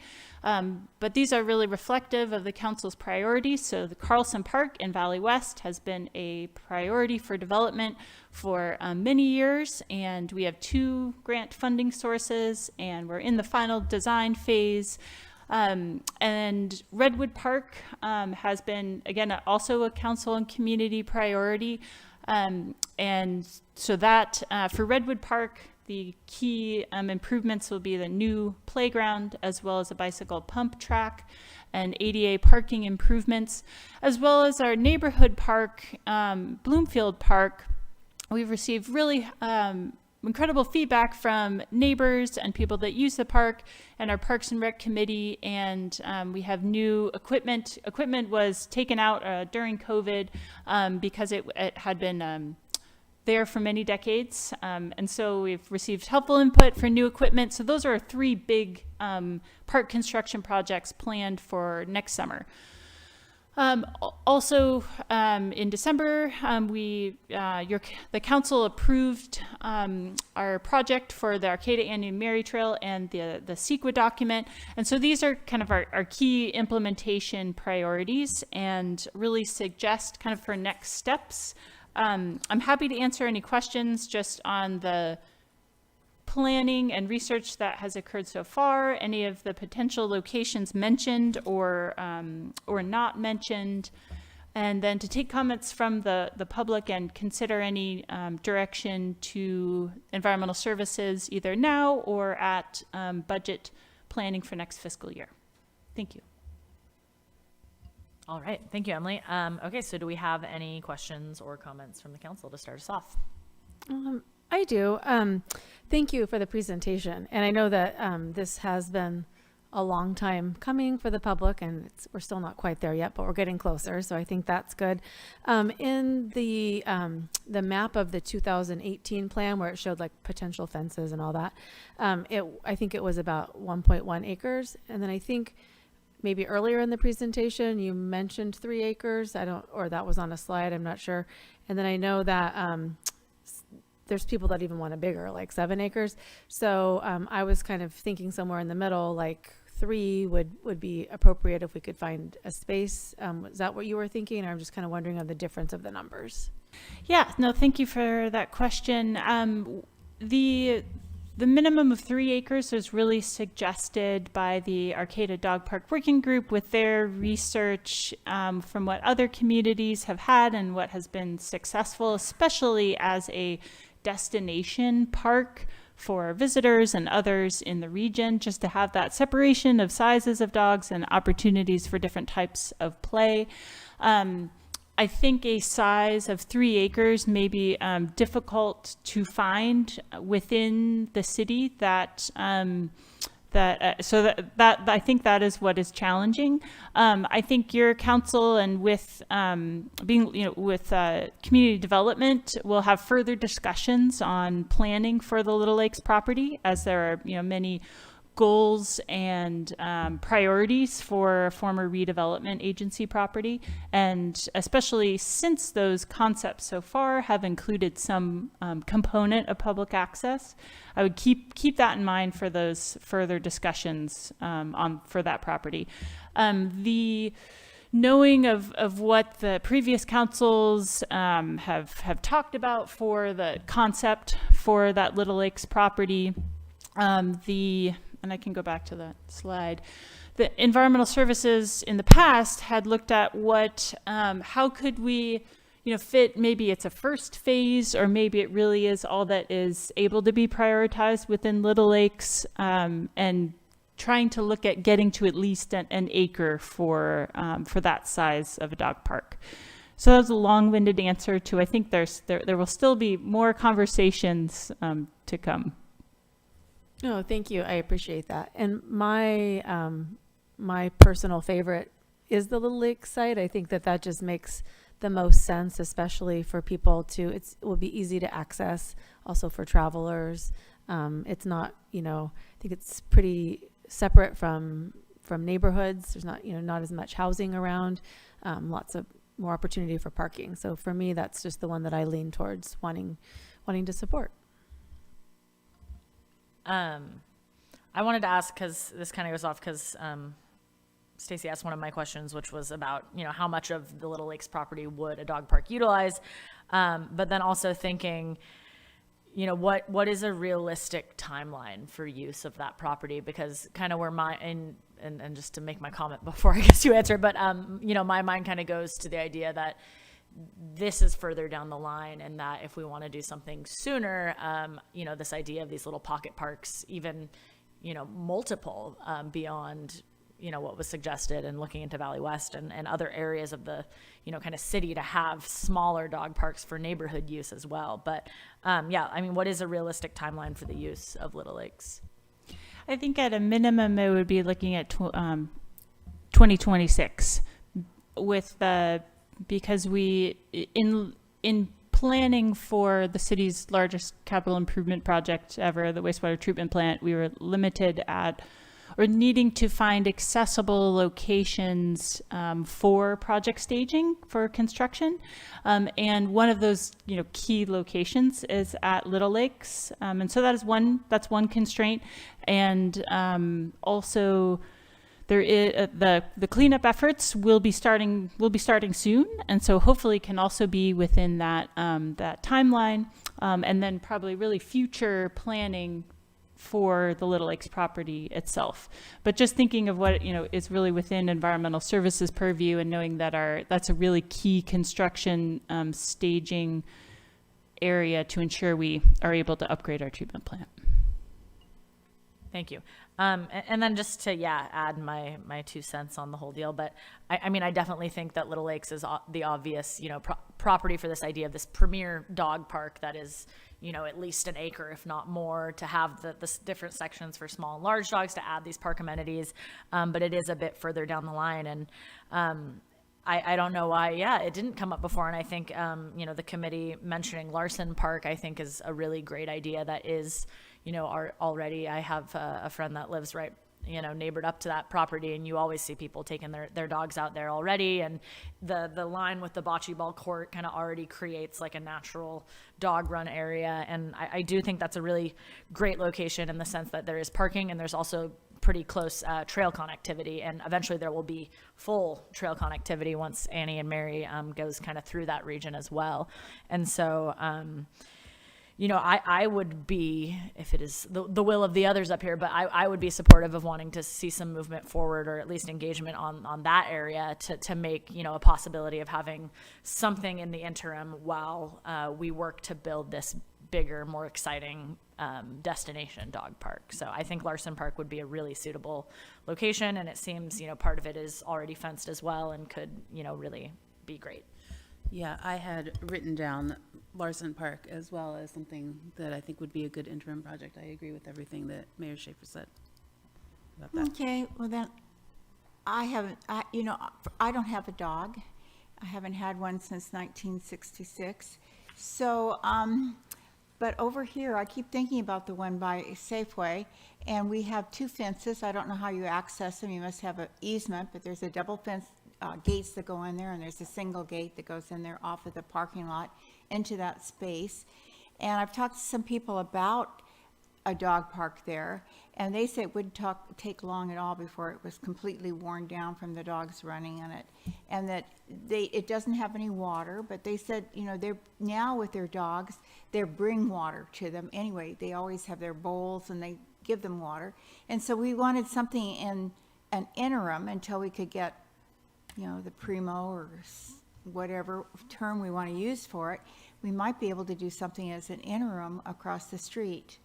Now, there may be some fence repairs, but it's a long run. It's not, I happened to be in New Orleans with a friend of mine, and she would go to a place that was very similar to that every day, and her friends came. There are all these people that became friends because they all had dogs, and they had one bench, and they would have to open and close the gate, and they would have their dogs in there for so long, and then we would leave. And it was, this reminds me so much of that, of what they were doing in New Orleans for a dog park, and that's why I keep thinking that could work as an interim. But that's, you're talking to a dogless person, and I've talked to people with dogs, and they feel like it could work really well as an interim. So that's my thought. It's contrary to all of yours, but. No, I think if we're talking about interim parks, I guess I'm kind of gravitating towards the Larson Park idea just because of it seems to have everything, like including parking, and it is flat, and it just seems like it's already almost ready to go. So I would support moving forward with that. feel like I need some of those numbers that Bridget has over there. I was wanting to, my vision would be, which is what Sarah talked about, was the pocket parks or neighborhood parks. I had a question. I noticed, we talked about Carlson Park, but there was a mention of Valley West Park on Howland Drive and the back part there. And with regards to, 2026 is going to be far down the road, the interim parks sound like the way to do that. And I do concur that if we're not going to be looking at, of course, my favorite would be in Valley West because that's where I live, but I do also like the Larson Park idea. My concern would be is that we don't want to become complacent when we get a park and that we don't actually move forward on the Little Lakes property. So that's what I have to say about that. And so just to follow up, I mean, I can see Larson Park working. You could run your dog and then you could go play tennis, or you could, you have other activities there. But I also think as far as Little Lake properties, we're going to really have to think about what is the best use for it, and it may not be a dog park. But it may be a dog park, but I think that evaluation will come along later on. And so we shouldn't put all our apples in one basket. And I think having a multiple of little dog parks here and there, or maybe that's not the term, medium or big, large, whatever dog parks, there are a lot of maintenance. So we should really focus on one, because we're going to have to make sure we put the rest of the infrastructure in to make it work. And because it's going to require the bags, the water, there's quite a bit of infrastructure. So we have to think about that.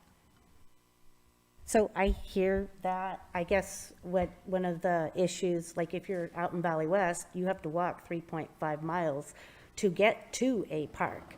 So that is kind of prohibited for folks that live over in North Arcata or Valley West. So I think that if we could somehow find a way to do pocket parks or smaller renditions of neighborhood parks, that would be more equitable for everyone. Well, I have a family that has 2 dogs, and right now they take them out to Hillary Park a lot. And I'm sure people in your area probably do the same. I think probably everyone that has dogs, that's one of the places they go, or they go. Not everybody has a vehicle, though. That's the problem. I think for a lot of folks out in Valley West is that you can't put them on the bus. So you can't take your dogs on the bus? Not unless they're like certified, but I mean, it could get kind of crazy if that was the only way to have your dog. Well, I mean, that's where we're at right now, actually. So I guess it's not going to change. Were there any locations in Valley West that were that looked? Yeah, we had, and I don't have a photo, I don't think on these slides, but for up in Valley West along the Valley West Park, which the northern part of that is Howland Park with the basketball court and the great mural and all the playground that is right there on Howland Drive. That public park continues and wraps to the west of Valley West Boulevard. And it is that we have an MOU with Laurel Tree School that is adjoining, and they utilize that open space. Community members utilize that open space. It is challenging, and I'm sure if you live in Valley West, you've enjoyed seeing the Lake Valley West Park. It is public access, but it's also a drainage and stormwater detention in the winter, and so it's hard to plan for fixed infrastructure for all year. That was one of the challenges in considering that site. I don't think that is insurmountable, but just was, I think, part of the rationale for why that wasn't recommended last year. I think you did have a slide showing the Howland, Valley West Park on Howland. It showed on one of your slides. Oh, good.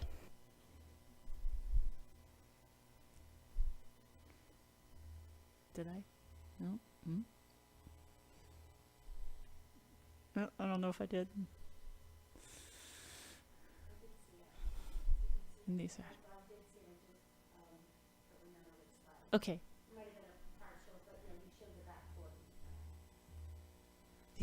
These are my secret hidden slides.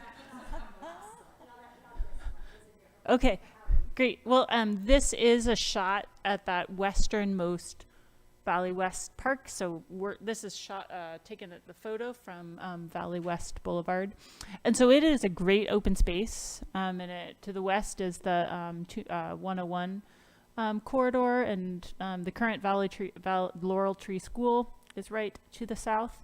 And yep, so that is a space that council could further consider as well.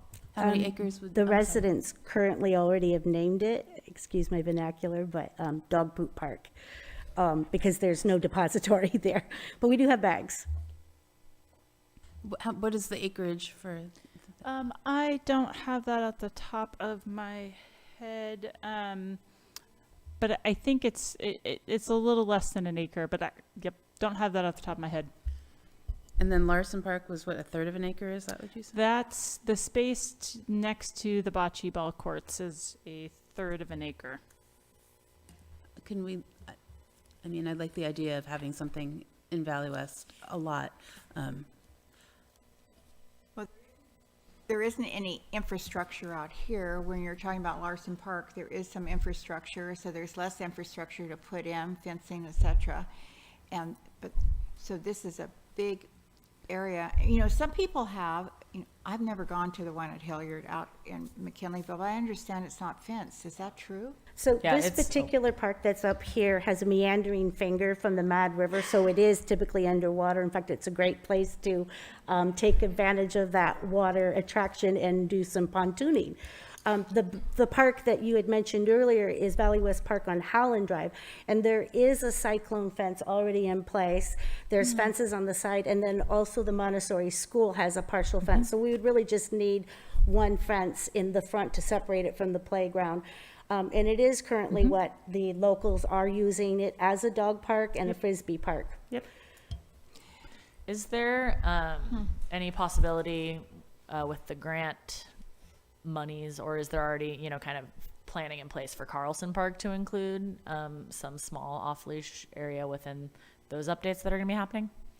Yeah, that is not currently part of the design and was not written into the two grants that we've received so far. That's not to say that couldn't be planned for. Within the Valley West community, that a dog park did not rise to the top of what families and community residents voiced for having at Carlson Park. So I think, and a lot of that outreach occurred a number of years ago, and then we've been fund seeking. And so our design is trying to really be consistent with what we've heard expressed within Valley West so far. And that may be outdated, but in the outreach we have done previously, that's why that hasn't yet been included. There will be, there are priorities for Carlson, and that is a playground and a parking lot, multi-use courts, as well as improvements for river access and non-motorized boat launch, as well as EV charging station of collaboration with RCEA and a special event area. So a lot of priorities that have come out of community conversations and input. There could still be some smaller space, but it may be limited. There's also a wonderful ADA compliant lookout area. So yeah. Yeah, I'd rather see an amphitheater there or something like that than a dog park. So I think that Larson Park probably would be what I would recommend that we move forward with, as a temporary. Well, it's temporary. Yeah, so go ahead, Stacy.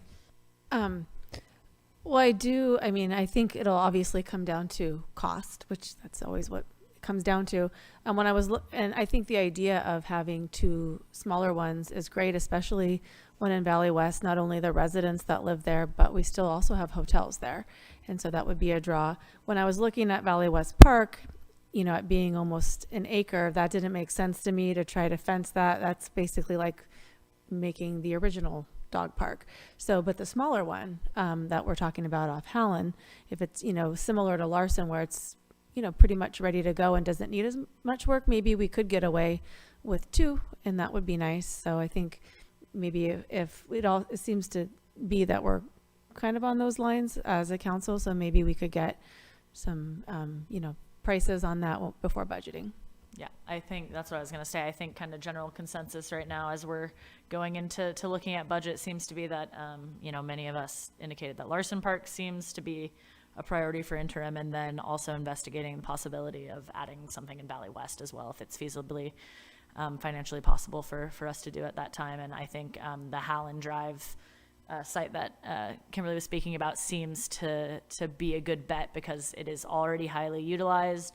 It's mostly fenced, and also, just, I don't know. I like, there's no dog parks, or I guess Hiller Park is like this, that there's a playground and people will, be able to take their dog and also, take their kids to go play. And the kid doesn't want to sit there and watch the dog the whole time, I imagine. And so they can play on the playground while the dog runs around. And I think being able to have both of those kind of resources at a spot is a really great benefit. So I think the Howland Drive, we hadn't really talked about it much, but I think the area, and I think that sounds like a great thing to look into as well. And that seems kind of the general consensus here. Thank you. I just wanted to mention there is a perfect line of sight right there at that particular park as well.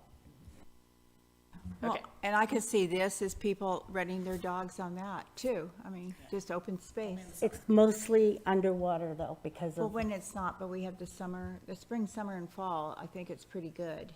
I think what was already mentioned prior is that it is such a large park, then we're actually going right back to what we wanted to do with the little lakes. It might be better to do a smaller pocket park. And then it could be utilized year round because the other park is not ever underwater. Oh, well, I was just thinking during dry months, people could just go there and run their dogs. And it doesn't have to be sanctioned. It doesn't have to be, probably everyone's doing it anyway. It doesn't have to be fenced. Unless you have a dog that's really unruly. Right now we have an MOU with Laurel Tree Charter School, so we have small children there that are utilizing the park. They do have a community garden there as well. So I guess that would be my concern, is that it is a shared space, and would it be safe for the smaller children or even the bigger children? So we've done a lot of talking. One more comment. I was going to get us ready for public comment here, but if you have something else to add, Alex. Okay, let's open it up to public comment. I think that is apt right now. So 3 minutes for in-person folks. Come on up if you wish to talk about dog parks, and then we will move to online comments, and we will not be going back and forth. Okay, thank you, Joanne. Okay, my name's Joanne McGarry.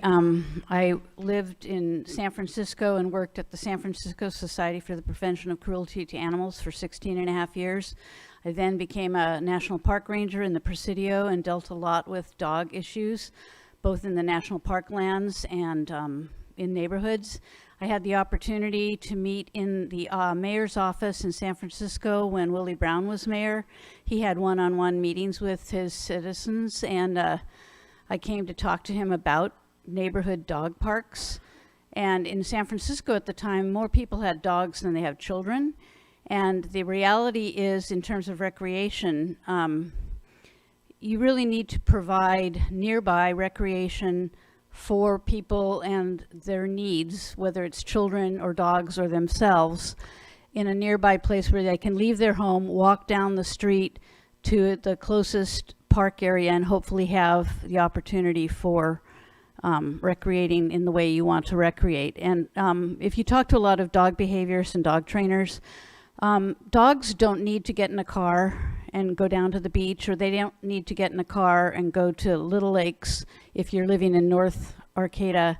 What dogs really need is to exercise outside with their owners if they want to be off leash in that kind of socialization area. So at that time, I was talking to Willie Brown, who lived in a neighborhood where they had a little pocket park where he did have his dog, and they were, he'd throw the ball and play fetch and all with his dog. And I had my dog in another neighborhood park.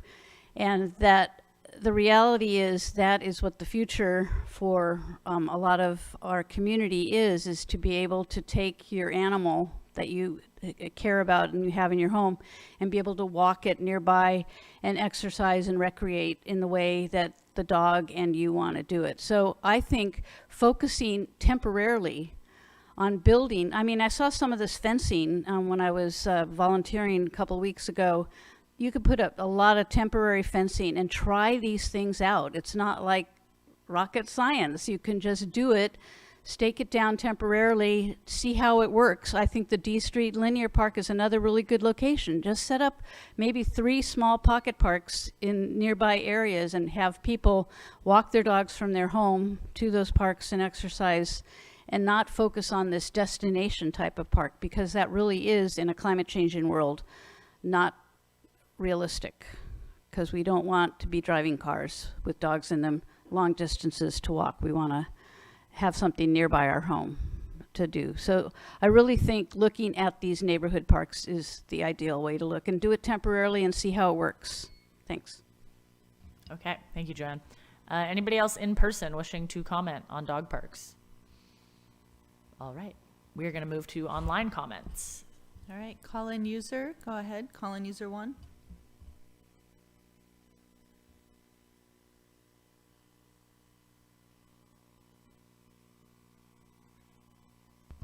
All right, Patricia, go ahead.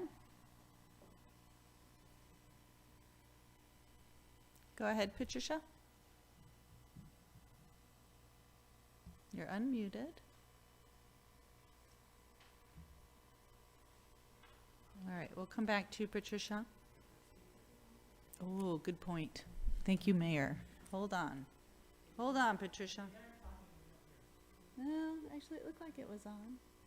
Should I spot? Is it my turn? All right, let's see who I still have up here. Patricia? I show being unmuted. Sorry, Jane. Patricia, go ahead. No, she is unmuted. All right, she's reconnecting. We'll come back to you, Patricia. All right, I just want to say that having a dog, and I'm right up down the street from the community forest, so we walk up the street, and it's a pretty safe street, and we go up into the forest. And it does have a sidewalk, so we can walk, and a lot of neighbors do walk, and a lot of people come and drive up to the entry to the forest and walk there. And there's a place to park. But if we did not have that, it would be a distinct problem. I think Joanne's pointing out that little pocket parks are a great idea, and that you can get that orange fencing, that temporary fencing that you could put up and stake out and try in a few different places and see how it works and if it's used. And I don't know how difficult it is to provide bins for bags, but most dog people have their own bags and take them home. So I would highly recommend that you try to have them dispersed into neighborhoods wherever possible. Obviously, we're right near the forest, so it's not a problem, but we still can't let them run. And that's a whole different deal. So, and you don't want to have to put them in the car and drive them 5 miles up to Hiller Park and drive back. That's not ideal. So neighborhood parks, pocket parks would be great. Thank you. Thank you, Jane. All right, Patricia, are you connected? I'm going to go to James. It might be Patricia under James. Go ahead. Go ahead. Can you hear me? I can. Good work. All right. Okay, so yeah, this is Patricia, switching computers. I was wondering, I hadn't heard much about Little Lakes, like cleaning up the Little Lakes site. First, I know it's being used as a staging area, and then there a possible dog site. But I was just wondering if it was still on schedule to be cleaned up for, it was considered a brown site, and so I was wondering if it was still considered to be cleaned up, and if it would be cleaned before it became, or if it became a dog park, or whatever other usage it might be. I know with the high water table and flooding, that's always a concern with contaminants running off into the bay and into drinking water and into the neighborhood area. So anyways, I was still wondering if it was still on schedule to be cleaned, regardless if it's a dog park or not. But anyways, thank you. Okay, thank you, Patricia. And yes, Emily touched on that earlier in her presentation briefly, just that they were hoping to begin cleanup by springtime, correct, on that property? Yes. Okay. Any more public comments online? No more online public comments. Okay, so that is the end of our comments. So do you need a motion from us in any way, or have you received enough kind of consensus and general ideas going forward of what you need from us? So what I was thinking, Mayor, I was thinking about two things. So we've had this discussion. So I was thinking about, Larson Park, and let's explore that, and let's explore Howland Park and see what the numbers would be, and to bring those back and make a decision on how we can move forward on those two. That is the summary. So moved, I guess. Do you want, we can have a motion for it. Why not? Yeah, okay. Motion? Do we have a second? Second. Okay, so we have a motion and a second to move forward at looking at those two sites and get some numbers back. All in favor? Aye. Aye. Beautiful. Okay, thank you. Looking forward to it, and I know my dog Mochi is probably looking forward to it too. Okay, so I'm gonna say before we move to new business, let's take a quick 5-ish minute bathroom break, and we will resume by 8 p.m. Let's say. Okay.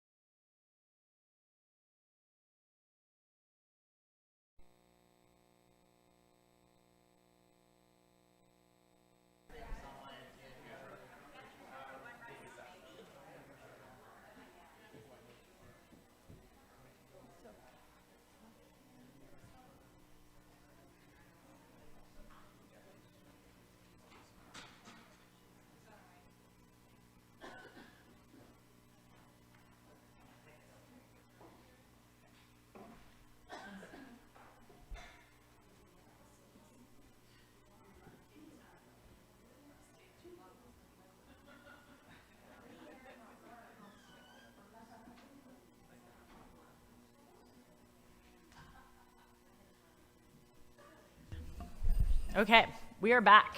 It is 8 p.m. and it is now time for new business. So our first item under new business, item A, is to approve the conceptual plans and adopt the CEQA categorical exemption for the 8th and 9th Streets improvement projects and award a contract in the amount of $60,092 to CSW Stuber Stroh Engineering Group Incorporated for Phase 2 of the project and to provide plans, specifications, and estimates, and authorize the city manager to execute all applicable documents. And we are going to have a staff report from Assistant City Engineer David Case.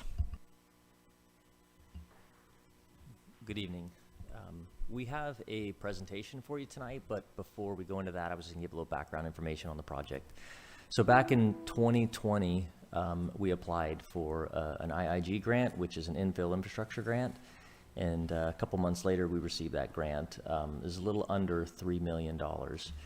And so that grant provided funding for a total of 4 different projects. The first I'm going to mention is Shea Park, which we saw earlier this evening was completed here recently. We had the ribbon cutting. The second is for Tank 1C, which is a 1 million gallon water tank system that's currently under construction. It's in our winter suspension, but under construction. And then the third is Redwood Park, which we are currently in the final design stages of that project. And so the last one is this project, 8th and 9th Street. And so aside from, there was around $850,000 set aside from the grant that was earmarked for this particular project, plus there was about $25,000 for an artistic type element also kind of tied to this project. So soon after we received that, the award, we put out an RFP to get proposals for professional services for 3 different phases. The first is phase 1, which is for basically preliminary engineering, public outreach, public engagement, and then also the environmental document or environmental assessment. And so the second phase, which was, we'll talk about it in a minute, wasn't awarded, but the second phase was also in that RFP, was for the final design and estimates, and the third phase is for construction management. And so a couple months later, we brought it to council, and we did award the first phase of that project to CSW ST2. So they are a consultant. And so right now we've essentially completed all the work as part of the first phase. And so this presentation is basically just giving a little background of the work that went into this, including the public outreach engagement and what led to the conceptual design and the basically the alternatives for the design that we've come up with our recommendation for tonight. So I'm going to go ahead and pass the mic to Jessica Jewett. She is a city employee. She is a project manager for this project. And she will be starting the project or kicking off the presentation, and then she'll go through introductions as well. So I believe, are we ready to go? Okay. So, okay, there we go. So, okay, so I'm going to pass it over. Okay, so basically this project is to convert 8th and 9th Street to one-way travel from K to I Street. So our main council, what we're hoping to have is to approve our conceptual plans and adopt the CEQA categorical exemption for 8th and 9th Street improvement project, award a contract in the amount of $60,092 to CSW ST2 Engineering Consultants for Phase 2 of the project, and to provide plan specifications and estimates for the recommended studies we're going to show you, and authorize the city manager to execute all applicable documents for our CEQA. So we're going to have a short presentation that's just going to go over the concepts that we came up with. We had numerous public outreach, and we did go to TSC twice. So these are what they recommended, and then also kind of how we got there. So, CSWST2, Robert Stevens, is going to give you the rest of the presentation. Thank you, Jessica and David, and Mayor and council members. Thank you for having us here this evening. We'd like to present the outcome of the last year's work on 8th and 9th Street. We'll start talking a little bit about the context of the corridors. As Jessica and David mentioned, this is along 8th and 9th Street, just west of the plaza. It's between K and I Streets, as you can see in the image on the screen. So we started with defining general goals, and we did this with several stakeholders and community groups, and we really wanted to facilitate public involvement in the planning of the project. We found this to be true, that really providing a really enhanced link between the plaza and the Creamery District was really a key of this project, really improving that connectivity along 8th and 9th Street. Of course, with that, pedestrian and bicycle safety was critical. We wanted to minimize expenses to the city's general fund and really beautify and enhance this corridor. And just to note, these goals are consistent with the Plaza Improvement Task Force's recommendations. We're all, I think, very familiar with the context. It's a mixed residential and commercial corridor with several key intersections where folks are having difficulty competing with traffic to cross the streets. We have a lot of bike activity moving in the corridor, and also we have some fairly narrow sidewalks that really don't promote pedestrian circulation. There's some really interesting artwork in the Creamery that we think is really inspiring, and we think bringing that eastward towards the plaza could really enhance and make visitors to the community more aware that there's a lot of great destinations west of the plaza. So as Jessica and David mentioned, we have done quite a bit of outreach. I'd like to thank several community volunteers with whom we met with on several occasions. It commenced with a field walk in the corridor last June. It was really, really inspiring. I really thank all those folks, really helpful to see their firsthand accounts of the challenges. We also met with the Transportation and Safety Committee on several occasions, and they helped to really give us some great feedback and refine the recommended alternative that we will show you. We had a great meeting, and Julia is here with me. She is my colleague at CSW. We had a great meeting on October 1st where we actually mocked up what the street would look like. You can see the cones and the stencils and some plants on the street. We set up a booth. We talked to a lot of folks about what they saw for 8th and 9th Street. You can see the comments here: wider sidewalks, please, add bike parking, make K Street crossing a priority, bring street art in. We also, at the same time, we released an online survey. And as you can see, we asked folks about how do they travel to Arcata Plaza, pretty uniformly distributed between walking, biking, and going by vehicle. We found out that the challenge between walking between the Arcata Plaza and the Creamery District was really no retail attractions, not enough light, too many vehicles. And then finally, we presented a series of alternatives in the survey, and our respondents really favored a balanced approach that really looked to equal access for pedestrians and bicyclists so that they could safely navigate the corridor, but provide access to vehicles so they can travel and park to destinations. And then finally, we asked folks what features would they really like to see, or what amenities would they really like to see? And we saw that bike racks and seating were really kind of the top two most important points. One comment that folks meant is that the K Street intersections at 8th and 9th are critical. It's really difficult to get across. So the project is going to feature not only the rectangular rapid flashing beacons that you see the image in the center, but also bulb outs and some improved lighting in the intersections so folks can be more visible to vehicles.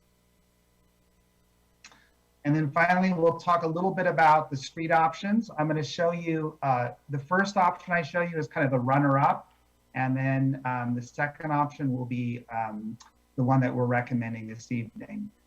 This here is 8th Street we're going to talk about first. As Jessica mentioned, 8th Street is going to be converted into one-way travel in the eastbound direction, so we're heading towards the plaza. It's very similar to the way traffic moves currently beyond I Street. Just to familiarize yourselves with this sketch, K Street is on the left, J Street is in the center, I Street is here, and the co-op is right here. The yellow area is our sidewalks. The blue area is parking. The cyan color is sort of an enhanced widened bulb out area, really designed to improve pedestrian crossing. You can see in this option, we looked at adding angle parking to make sure that we enhance parking in the downtown zone, but we also provided a bicycle lane on the left side of the roadway. And while this option is completely consistent with current design guides, it was, I would say, fairly unpopular with a lot of folks because it's very unconventional. So through working with our TSC and our community stakeholders, as well as our wonderful meeting we had on October 1st in the field, we refined the option. This is our recommended option. Again, it's same vehicle travel in the eastbound direction, has the bulb outs at the intersection. It has a protected class 2 bicycle lane. The protection is with really wide buffers to give the cyclist as much room from parked cars as well as travel cars as possible. It has these pink areas here, or purple areas, and we're calling these sort of like opportunity zones. They could be, locations for some art, maybe some seating, maybe some landscaping, all sorts of different opportunity zones that the community could use in design as they see fit moving forward. And again, this option here, great for bikes, great for pedestrians, cars, doesn't hurt circulation for cars. And this one is about $410,000 to implement. We want to note that we're working with our partners at the North Coast Co-op to refine circulation in and out of the shop there. And we continue working with them to make it work for everyone. 9th Street, again, similar option. This is the runner-up. This is what we went with initially. It was a two-way cycle track in which cyclists travel in both directions on the north side of the road. Vehicles travel in the westbound direction. Here's K Street down here, J Street's in the middle. The North Coast Co-op is here. And again, we have the same features here. We have this widened bulb out area to improve pedestrian access. We have this really well-marked and enhanced crosswalk location. We have some smaller opportunity zones at this location here. This is, again, a fairly unconventional layout because it has a contraflow bike lane to the vehicle lane travel. And our stakeholders and community members really thought that this was a preferred option, and this is what we're recommending here this evening, is really providing angle parking, class 2 bike lanes, these really robust opportunity zones. And I think one feature that I think was really universally popular was widening the sidewalk on 9th Street between J and K here in front of this big tree right here. A lot of folks were saying it's really narrow, difficult to navigate. We think this is a real win in this option. Here, there's a lot more work on 9th Street than 8th Street. It's a little more expensive. It's about $500,000. But again, we serve all our modes of travel. So David and Jessica were really successful in securing funding for this project. through Measure G, as well as different grants. There's about $930,000 worth of funding. And the estimated costs to actually construct the 8th and 9th Street projects is around $910,000 as we stand in January of 2023. So in terms of budget, we're looking like we're right on target to get this implemented. So moving forward, we'd like to ask your permission to commence final design. As we're doing that, we really need to continue our really robust outreach process with the business community as well as the co-op. That would happen, through February. We'll be finalizing plans and specifications in March and April. Hopefully getting this project out for advertisement for bidding in May, and then coming back to the council in July to seek award for a construction contract. And with that, I thank you and happy to answer any questions you might have. All right, thank you for that presentation. Very great visuals and information. So I'll turn it to the council for any questions on this project. Well done. I'm delighted by this. It's grant funded, it's safe streets, it's pulling in the complete streets that we passed. It's recommended by the Plaza Improvement Task Force. It doesn't lose any parking, protected bike lanes, wider sidewalk. I'm delighted. Thank you.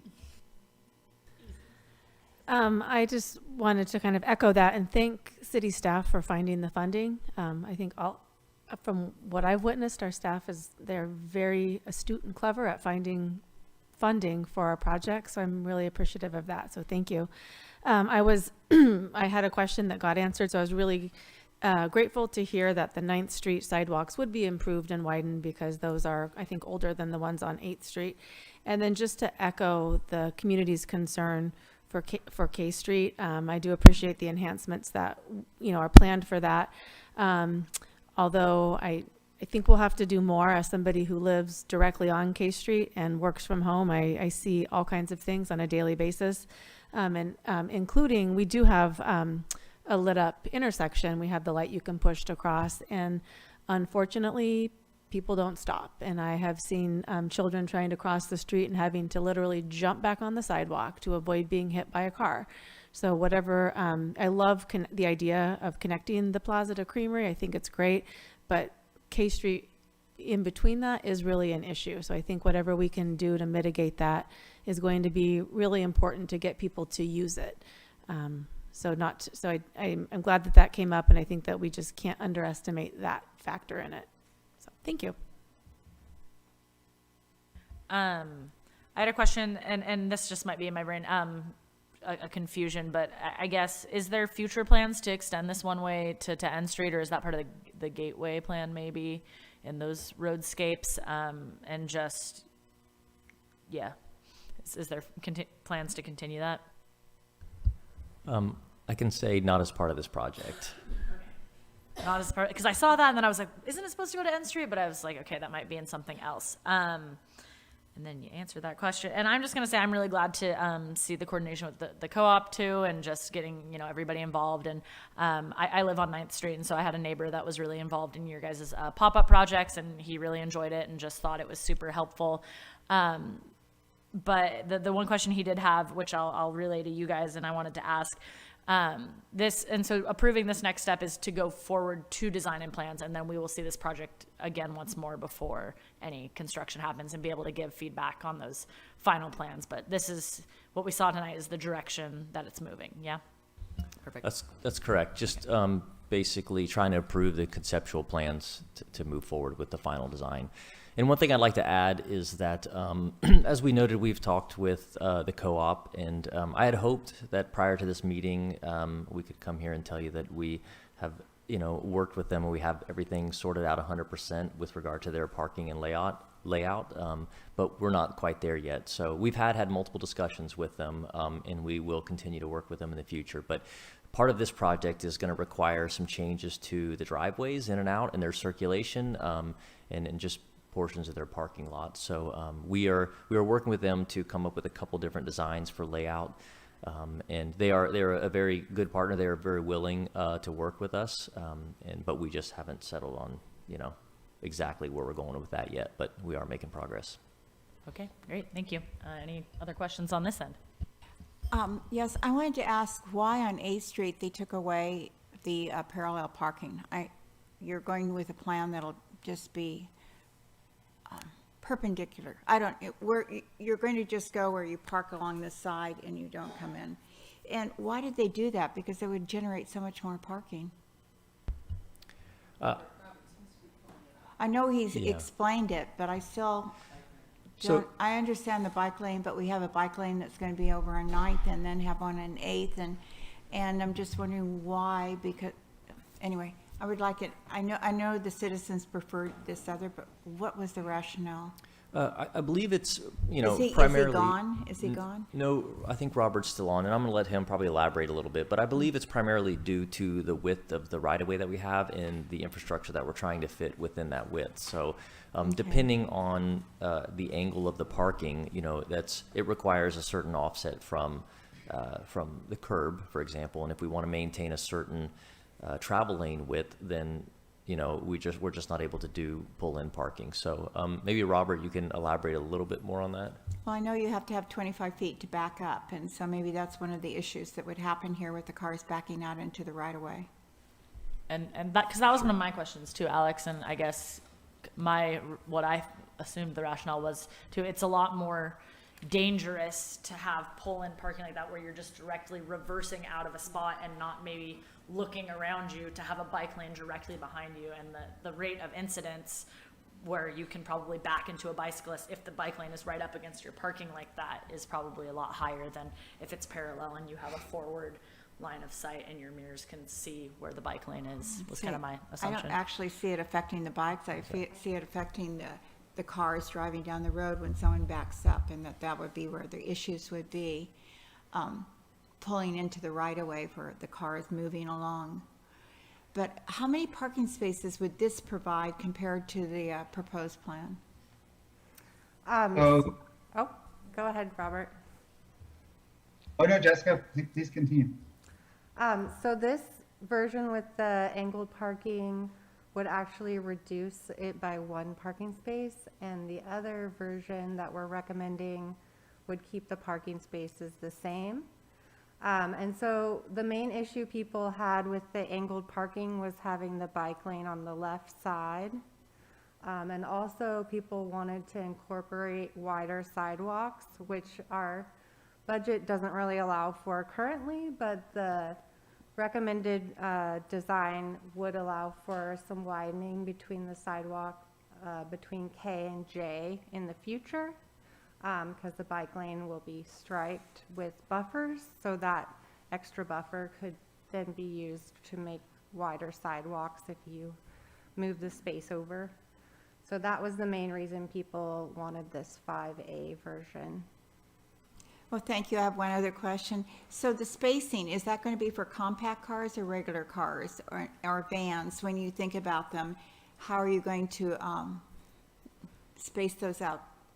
Put the lines down for the cars. Is there going to, which are you figuring? Large trucks, SUVs, or compact cars? So this recommended version will just be your standard, like how cars can fit in there, but the angle parking, that was another concern people had, was what if your vehicle was much larger? I think you might be able to speak to the actual parking legal. Yeah, the intent was to have them all to standard size, which I believe is 9 by 18 minimum for the city standard. Okay. That's right, Robert?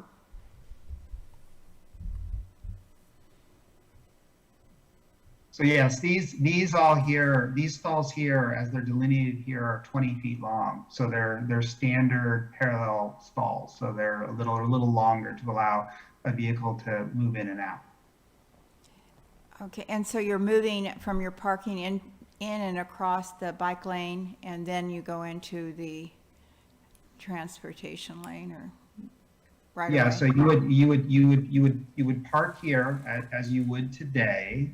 And when you leave, you would pull out across the bike lane and you would enter the lane of travel and you would navigate down the road. I think this is a pretty typical thing that we see throughout California. Okay. This is a pretty non-typical because a cyclist would be on the left side. And I think there was some concerns that, if you're a cyclist, are you really going to go on the left side? Are you going to stay in the flow of traffic? This, I think, folks felt was just a little more regular and typical. Okay. Just to share with the council, Robert, do you want to pull up the one with the parallel, or not the parallel parking, but the diagonal parking? Because I think you did look at an alternative, which would also be highly irregular, but of taking that diagonal parking and putting it on the north side of the street, so it's still one-way traffic. You would be driving eastbound, but you would be backing into that diagonal parking. Yeah, reverse angle parking. So yes, essentially if I was traveling down the street like this and I wanted to park, I would slow down, I would stop, and I would back into my stall like this. Oh my gosh, that's what they do in some communities, especially in Hawaii. Everyone backs into their stalls. So maybe this is a new typical thing in certain states, and not in California necessarily, but in the United States where people back in. That's the only time I ever have accidents, is going backwards. Robert, everybody else was shaking their head no, so just so you know. I would say not to back in would not, for me, I would not park there. I could never park there. So, okay, well, I just wanted justification for it because I'm sort of curious about it.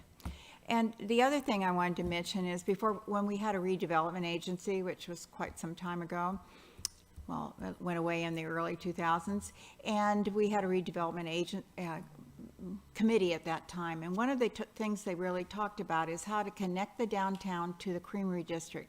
Now, this is long before the Creamery District has now Creamery District designation. They have a coffee shop and et cetera. None of those things are operating down there. But the thought is how to do it with either sidewalks, trees, or lighting, so that people would feel really comfortable coming down to eat downtown, and because it's only a few blocks away, and going back and forth. So I think this is the beginning of that, to make that work. And I guess I just want to point out how long it takes projects to come about. So that was in the late 1999, I don't know, somewhere in there. 98, 97, something. And it just takes a long time, just like how long it took Foster Avenue to go through from the 80s to the 2014 or something. It takes years to get the thought process and then to actually get the planning and the money for it. So nothing happens overnight with government. So I'm excited that it is finally coming to fruition, and I think it's a rarity that we have funds that exceed costs, so great job. I noticed in the survey that we have more bikes and pedestrians, and I don't remember that percentage, but it definitely exceeded the number of cars, which echoes, I'd like to echo the sentiment of Stacy or her concerns, that although we're going to have bulb outs and there's flashing crosswalks and lights, that there seems to be a need for further mitigation and safety measures for that particular area. And then it looks like that the increase from, you're looking to increase it from the original Phase 2 project from 50 to 60, is that correct? No. No, phase 1 was $50,000. Phase 2 is 60. Gotcha. So, Okay. I would like to report that at least currently we are actually just slightly under budget for phase 1, which is nice. Thanks. All right. Well, at this point then, I think that we should invite public comment on this item. So if you are here in person and would like to comment on the 8th and 9th Street Improvement Project, please make your way to the podium, and then we will take online comments after. Hi, my name's Joanne McGarry. I live in the Creamery District, and I walk across that dangerous K Street all the time, at daylight and nighttime even. I actually wave the cars by me. I'd rather walk behind a car than in front of a car. And if we can improve that for pedestrians and for cyclists, I think that would be great. I'm a little concerned that the business as usual way of designing something is what is being recommended, when actually the unconventional route for cyclists, particularly if you're going to the co-op, you don't have to cross in front of car traffic to turn into the co-op. And I've been talking to the co-op too about their bike parking, and there's talk of potentially expanding their bike parking. That's going to take away some of the car slots right in front of the store, right at that 8th Street turn-in. Hopefully that will come to pass because right now they don't have sufficient bike parking for those of us with bigger bikes than the norm, and there's a lot of people who are bicycling now to the co-op.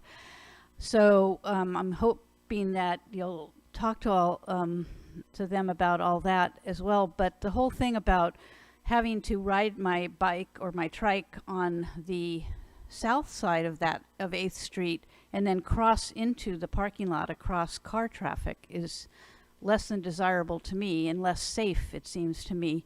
So I like the unconventional design that was first proposed, as opposed to what the feedback was from some of the people in part of the survey. So the other thing too is, and I've talked to Netra about this too, those parking slots, they aren't just for cars, you know. People should be able to park any type of vehicle in those parking slots. So, you know, if we do get a real bicycle community, those slanted parking slots can also be used by vehicles other than cars.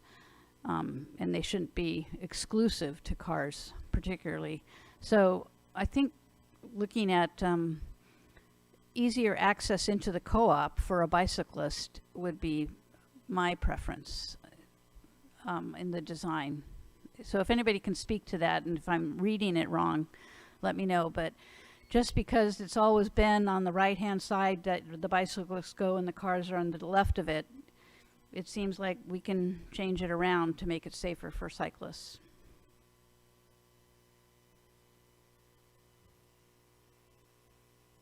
I recall phase one, some of the concerns you had from that was, first of all, why there's only one bid on these projects for the amount of money. And I think the answer was, don't worry about it, it's free money, so you kind of moved on. So I would point out that, you know, the deficit for the state of California is projected at $24 billion this year, and also the federal government, $33 trillion, and Secretary Yeltsin says tomorrow is the trigger date for, you know, the meltdown with our difference in our political situation, and we might default. So you need to keep all that in mind.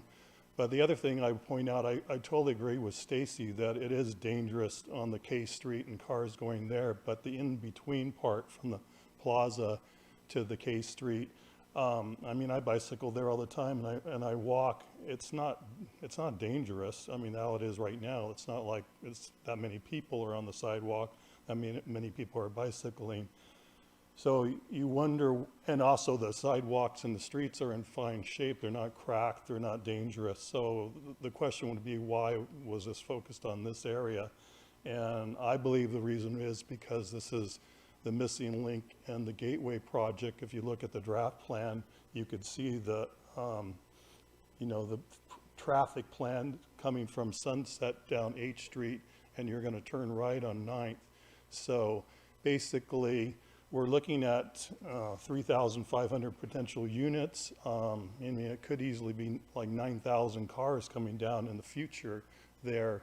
And I would ask, why isn't the traffic study and the noise study that's supposed to be part of the Gateway, why wasn't that done before this was talked about? Because that obviously has a big influence on this project, and I think that's totally being ignored, and that's unfortunate because I have talked with Plan West, and it's, I mean, I'm not getting a positive feeling that this is going to be addressed in the way it should. It's starting to feel like sort of the answer that Cal Poly gives for the fire department. So I hope I'm wrong on this, but you really need to pay attention to, you know, your traffic studies, your noise studies, and how this is all going to influence this whole area, because there's a lot of missing things. As I pointed out on the day of this demonstration, is that when you cross some of these other one-ways that we have, you're totally blinded. You have cars parked on the side. Sometimes there's sports utility vehicles and traffic, trucks. So you have to like nudge out in a car. You can't even see the cars, and there's cars that are speeding. So there's some issues there. Thanks. Okay. Do we have any other in-person comments? This mostly looks like city staff. So, okay, is there anybody on Zoom that would like to comment on the 8th and 9th Street project? There is. Our first one is Fred. Go ahead, Fred.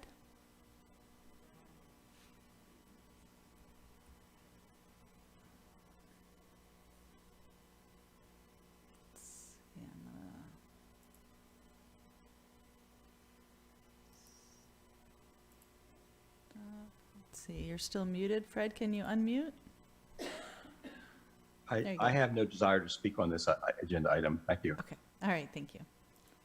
All right. Colin, user 8. Go ahead.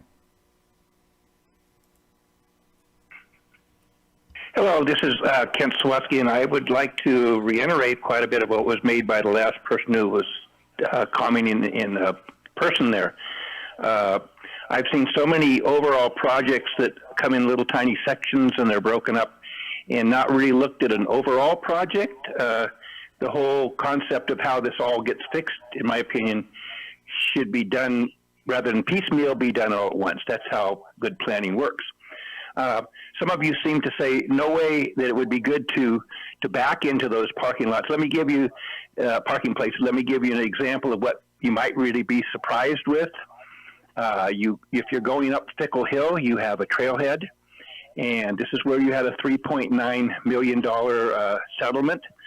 This is risk management.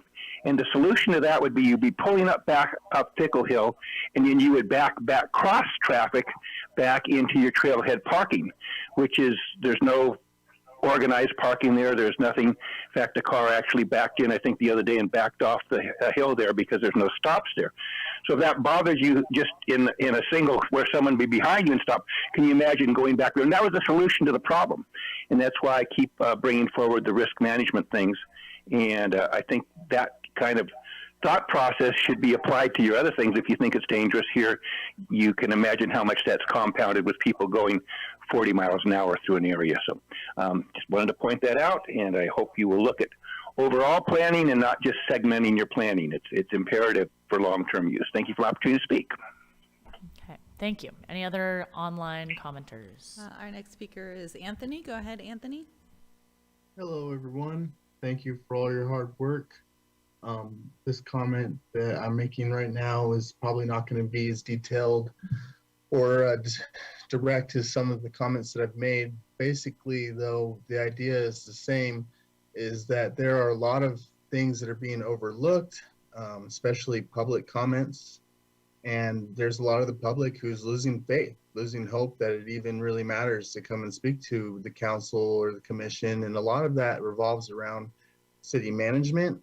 And this is what people are talking about outside of the council meetings and the commission meetings. Does this have to do with the 8th and 9th Street improvement project, or are you commenting on? Yes, it does. The part about authorizing the city manager to execute all applicable documents, and the part that several other speakers have brought up before me, that you're doing this in a disjointed way that doesn't cover all of the potential risk or even the details that matter to the public.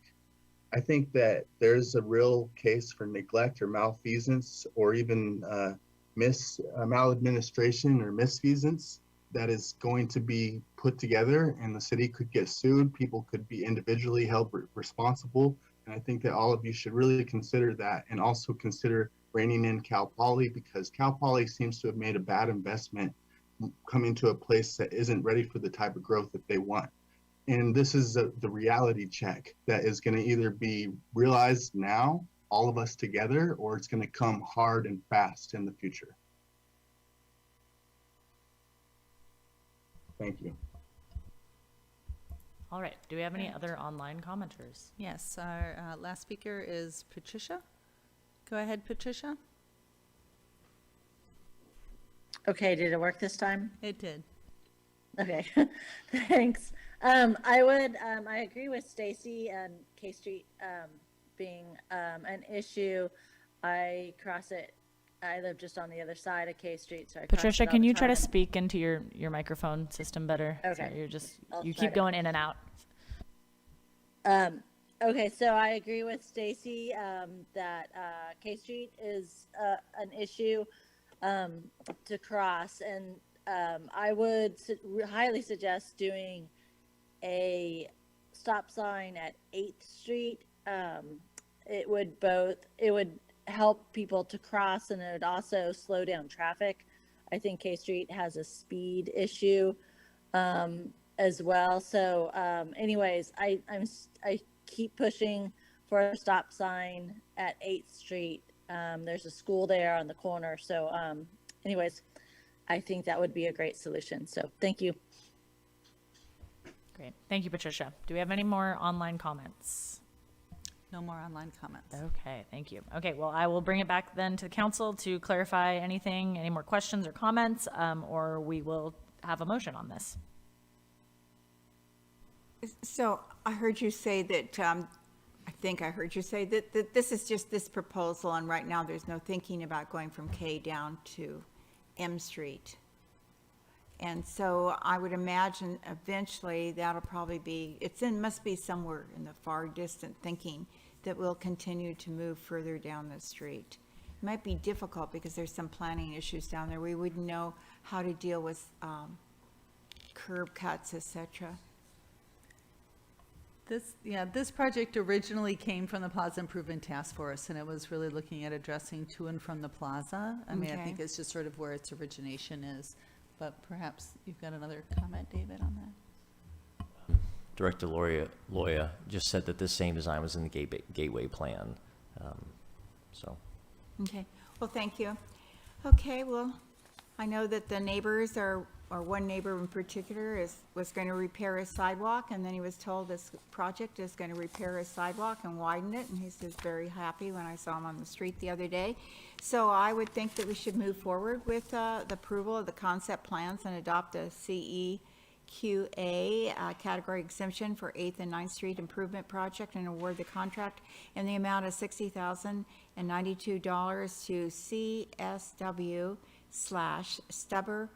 I don't know how do you pronounce the next, Stroth Engineering Group, Inc. for Phase 2 of the project, and to provide plans, specifications, estimates, and authorize the city manager to execute all applicable documents, which is the normal procedure. I'll second. Okay, so we have a motion and a second.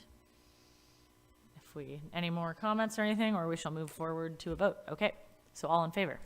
Aye. Aye. Okay, motion passes unanimously.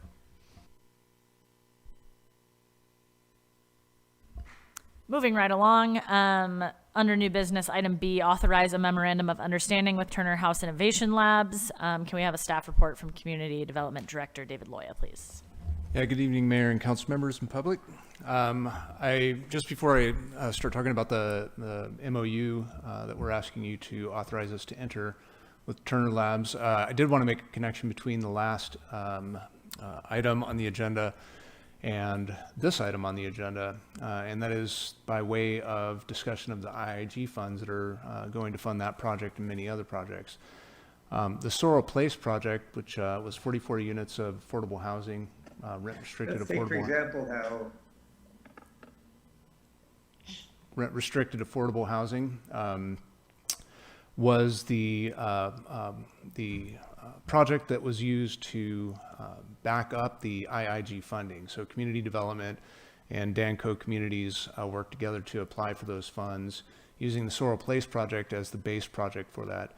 That base project for the IIG funding was also used in part to substantiate the local match for the tax credit financing that was used to fund the Sorrel Place project.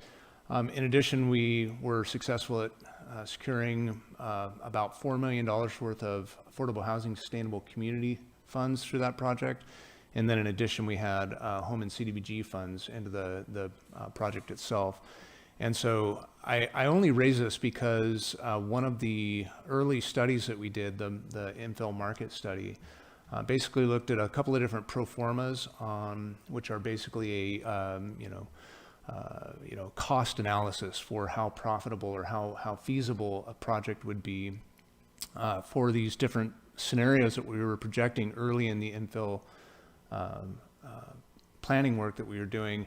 We were trying to find out, like, does it make sense to even suggest that we would build taller buildings?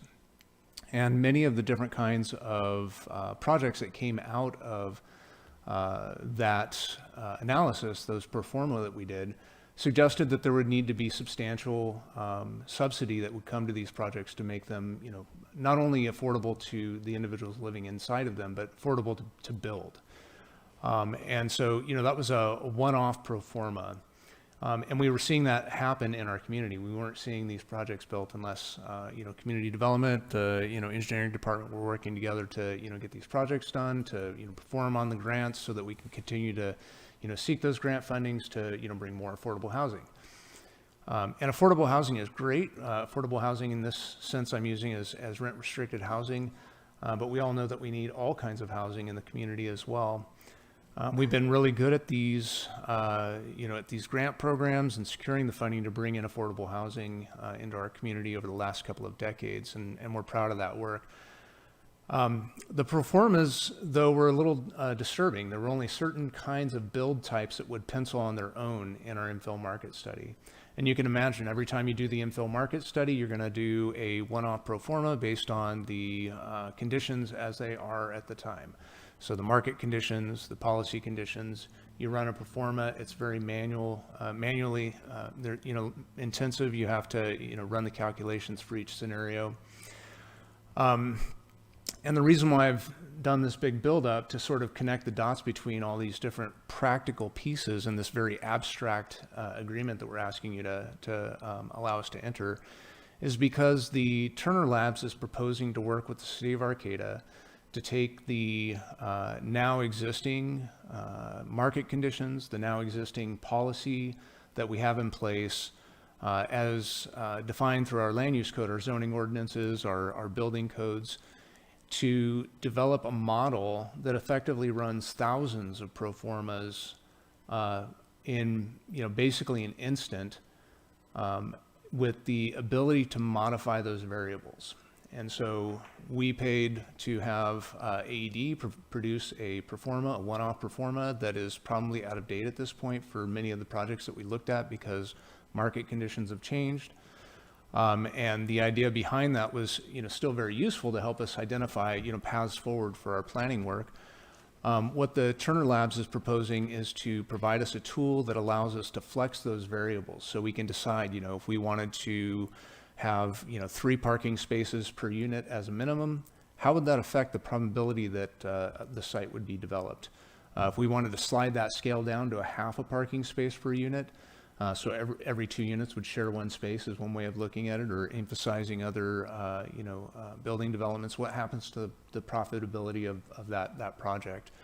So it's a really powerful tool that we'll be able to use to vet through some of the ideas that we're working right now to identify in these infill opportunity zones. The different policy decisions that we make, we'll be able to see in real time, how do those affect the probability that these sites will be developed? So it's pretty exciting. Instead of doing a one-off pro forma on a site-by-site basis, we'll be able to see a regional pro forma developed that ranks different properties based on those policy decisions. I've been working with the lab director, Eric Casey, and he has provided us with an option that allows us to enter this effectively at no cost to test the model. I'll be coming back to you with a request to authorize grant funding to help facilitate the full 3-year program that's identified in your packet there. And so I'm real hopeful that even if we aren't successful at getting the additional funding, or if we can't find it through, the Turner Labs, who sometimes finds, sources of funds that through philanthropic sources that we may be able to avail ourselves of and get the 3-year plan anyway. I still think that there's something useful that comes out of this, that we'll be able to take that model and really start to understand, how given different market conditions and policy decisions that we're contemplating, how likely it is that these developments will occur. At the end of the day, we want to build a code that will actually generate housing. And so, I'm excited to bring this to council and to the community and to the discussion around these infill opportunity zones. And I would ask that you authorize the city attorney to finalize the MOU if there are any final tweaks, and the city manager to sign that MOU to allow us to enter into this working agreement with the Turner Labs. Be happy to answer any questions that you may have. And I wanted to identify too that I have a 7-minute video that explains it in more detail, but due to the late hour and the folks that have been waiting all night to work on the next topic, I'll spare you unless you're really desiring to see it. Can you email it to us? We can watch it. I can, and I also emailed you the dashboard that they built for LA a couple of weeks ago. That's really fun to slide the sliders around and see the colors change from red to like, no, this is never going to happen, to green, like, yeah, that's a high likelihood. Did you say that we did have time for some questions, or? Oh, okay, Absolutely. great. I Yeah. did have a couple questions or concerns. So I hear you, it appears that we have nothing to lose, and I guess I have some concerns. We talked about REAP as identified funding for a 3-year program, but we need housing now. And one of the objections to other things that we've been wanting to do, community engagement as such, was that it would take more time. And so that's my concern, is that we might be entering into a 3-year contract and not getting for what we should be doing, and that perhaps that 6 months might be better to be developing form and code. I also looked into these folks. They seem to be WIMBYs, which is, Wall Street are backing this. It's kind of a quasi kind of organization, like saying like, oh, it's done by interns. We don't even know if it's going to be done, which is great that these interns might do it. I love that students can get paid, but it seems like it really isn't associated. It's just like this arm from UC Berkeley. The sample that they use is a gigantic apartment complex in LA, and this is going to result in low-quality high-rise buildings, not taking into account the multi-housing opportunities that I thought we wanted as Arcata, like home ownership opportunities, cooperatives, and land trusts. I noticed that right in the bat, when we're looking at their MOU, there's this anti-regulatory bias inherent in their modeling. And so they propose to adapt like small cities like Arcata, but the model's only been applied to like a multi-family rental development in LA. There's no indication that this particular model is going to actually be willing to tailor explicitly to Arcata's particular needs or development opportunities. I think this could be a good opportunity for Arcata if the model developers had simply offered to use Arcata data to develop their research and to adapt this model to a smaller city application for free, rather than asking the city to pay for that research. Or better yet, maybe they should be paying us for that research, because, although it can yield some it could yield some interesting results. But realistically, if we're going to be paying possibly, $100,000 to $50,000 to get a grad student model, possibly, to tell us that no one would want to build high-quality, affordable apartments in Arcata the way that we want to protect our community. And then the timelines. What happens if the timelines don't line up with our gateway area plan?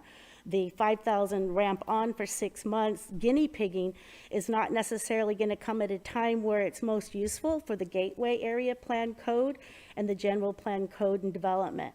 And then what I read was the data is not even going to be accessible after the completion unless we engage in a 3-year contract. It's going to be available for 6 months right after the completion of the project, and then it's either like we pay or we have to pay to get our own data back, which seems absurd. So then we're kind of locked into this MOU. In addition to the initial $50,000, this money that is necessary to, I just feel like this staff time is that we would be using to give them all the data they need, parcel by parcel, might be better that we use for staff time to go forward and develop our code right now, which we're already, we should be fully engaged in that. And it's not like they're going to be able to just plug into some database. It's going to take, they even said in their MOU that this is going to take some reasonable amount of staff time.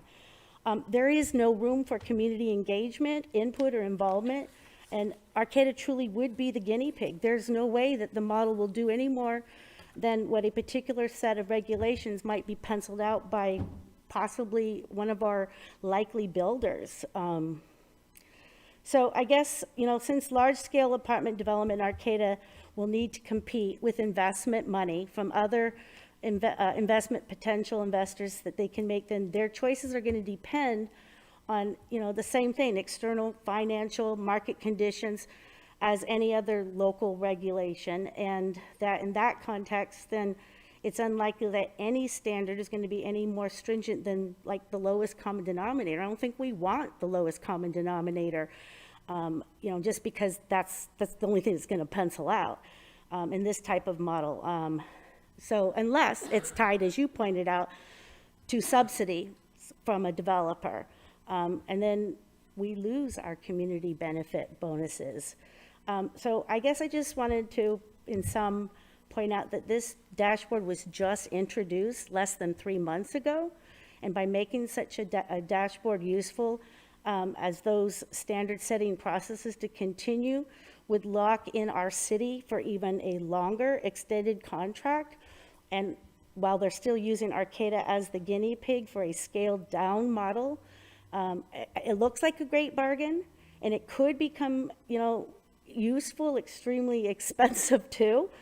And using funds that our planners right now need to support the work that we should be doing now. We should be spending the next 6 months developing standards and code features.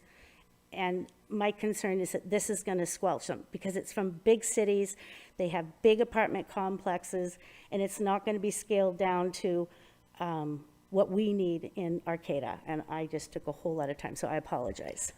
Yeah, and I was hoping, David, that maybe you could clarify some of those points, because my understanding is that it is free, and it's the free trial, basically. We get to try it out and see how it works, and then we can decide if we want to go into an MOU that will cost us grant money.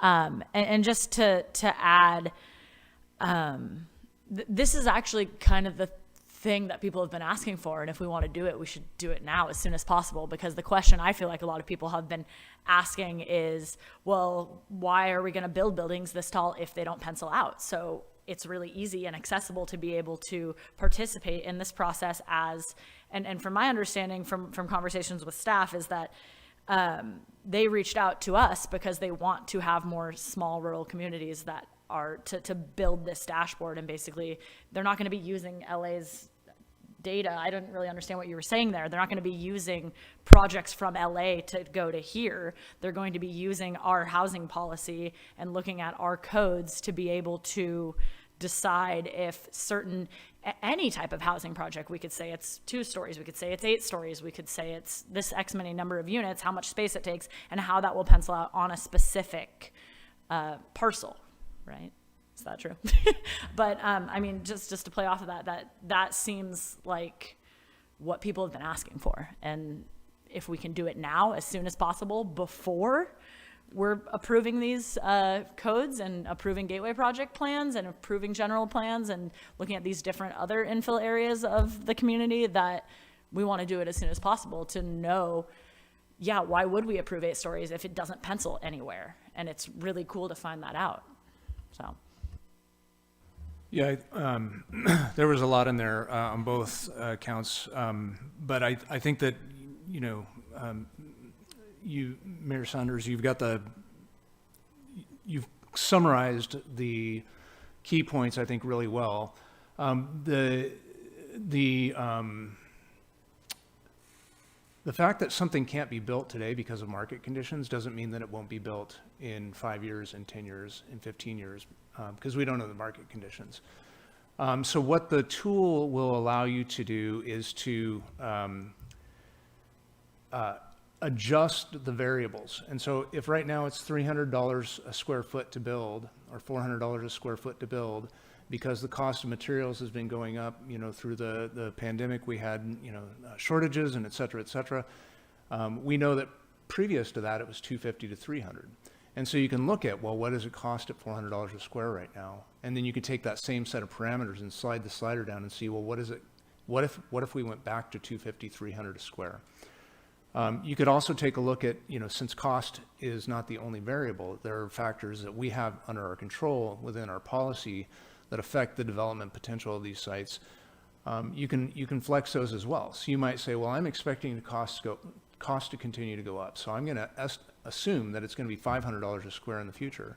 What are the policy decisions that we can make that will affect the viability of these future projects, within this model? Now, it's a model. It's running pro forma type probabilities, but they're based on pretty solidly grounded methodologies. It's the same type of modeling that a developer would do when they came to our community and sat down and looked at a specific parcel and said, well, can I make this work for me?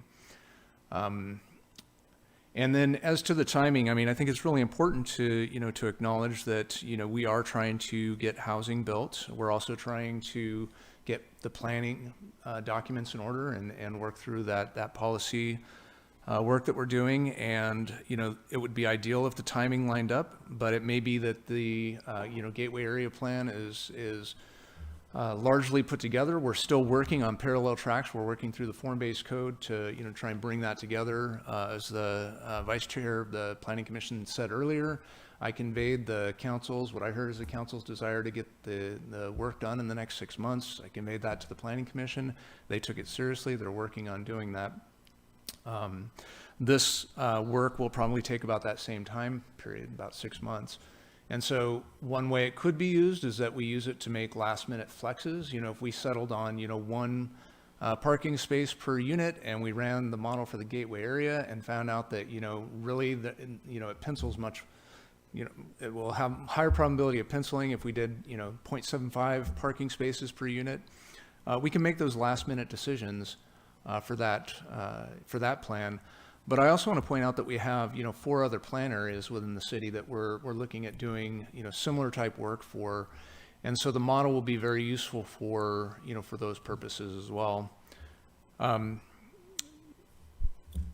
hope I've addressed the primary concerns. So that's a really good point. So we can use this not only for the gateway, but for other places that we're building. And also, we can do this in tandem with all the other things that we're doing. We don't have to do this and wait for everything else. It can be done at the same time. So we're not really compromising any time. Yeah, absolutely. And one of the areas where this is really important, right now we're working with the Planning Commission on community amenities, or the Community Benefits Program. The concept being that if you come in with a plan and it meets the form-based code requirements and you check the boxes on the community amenities, then you go to a ministerial process. We want to make sure that our community amenities program doesn't make development infeasible, because we can want to have certain communities amenities or benefits, but if it's not feasible to build with those community benefits programs, then we need to know that up front, right? And so we can use this modeling to help, sort through what is the additional cost that's associated with development. Not necessarily every single community amenity, but what's the additional cost that, can be absorbed by these projects. And that will help guide us, when we're deciding, what community benefits programs to adopt. It'll help guide us when we go to the next, set of infill opportunity zones and try and develop standards for those. So I think it has multiple applications, both for the Gateway Area Plan and also future planning. What is the free trial period? Like, how long are we talking with this? I believe the development of the model will take about 6 months, and then we'll have about 6 months of support. My understanding from my conversations with Alex is that the model doesn't go dark at that point. It just doesn't continue to get updated. They are going to use our local data, all of our local market conditions, all of our local zoning, and then put, buffers around that. So if right now, we require a minimum of 1 parking space per unit, for example, in almost every district, except the downtown where there's no parking required until you get above a certain threshold. So you would program in 1 parking per unit as sort of the standard, but then the sliding scale around that can allow you to adjust and see, well, what happens to development if we go up or down. Yeah, I get that. So this is going to come back to us. We're approving just this free period, and then when it comes back to us, do we have the wherewithal to say, all right, maybe we don't want it for 3 years, maybe it can be for 1 year? I mean, what is the wiggle room with the contract? Yeah, there's not really, I mean, I can talk to them and see if they would negotiate other terms. I am planning on coming back either at your next meeting or the very next following that with a request for authorization to apply for REAP 2.0, the Regional Early Action Planning Grant, the second phase of that the state's put out. And with that application, we'd be looking to fund this project for the 3-year term, getting $50,000 to fund that project for the 3-year term. And then some pre-development costs for Open Door is kind of what we're planning on for that application.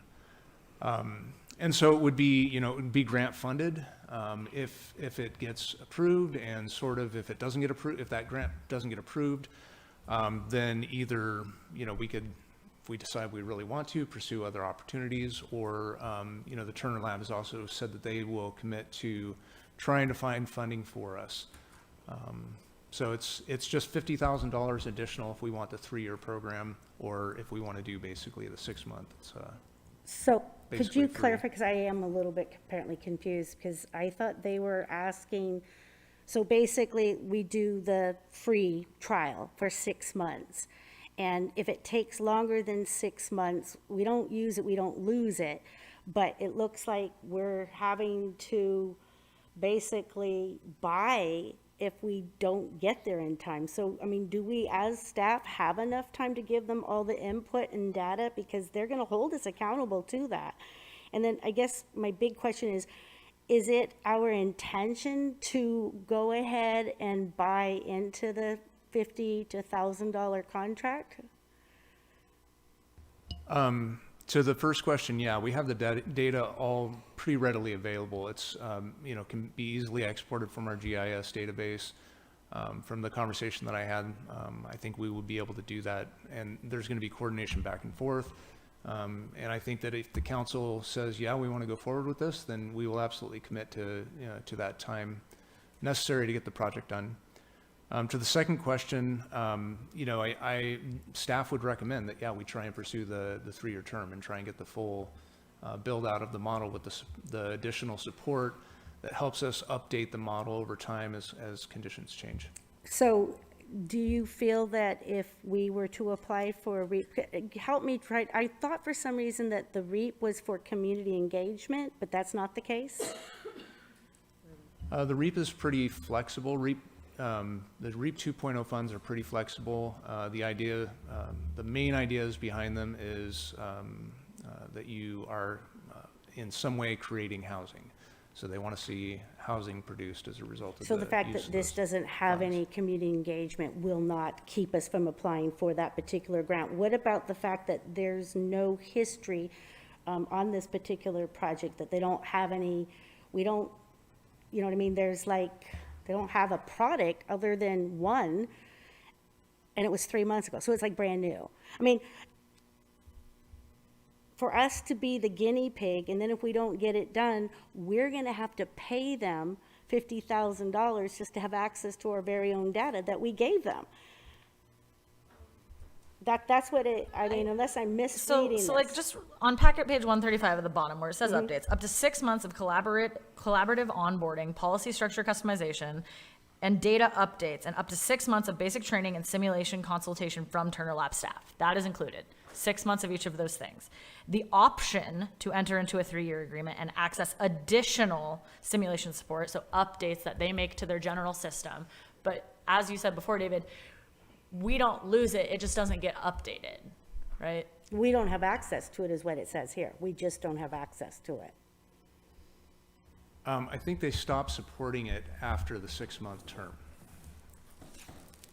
Maybe you can point me to specifically the language that you're referring to. I'm on packet page 135. That's where I'm at, so that's where the MOU is.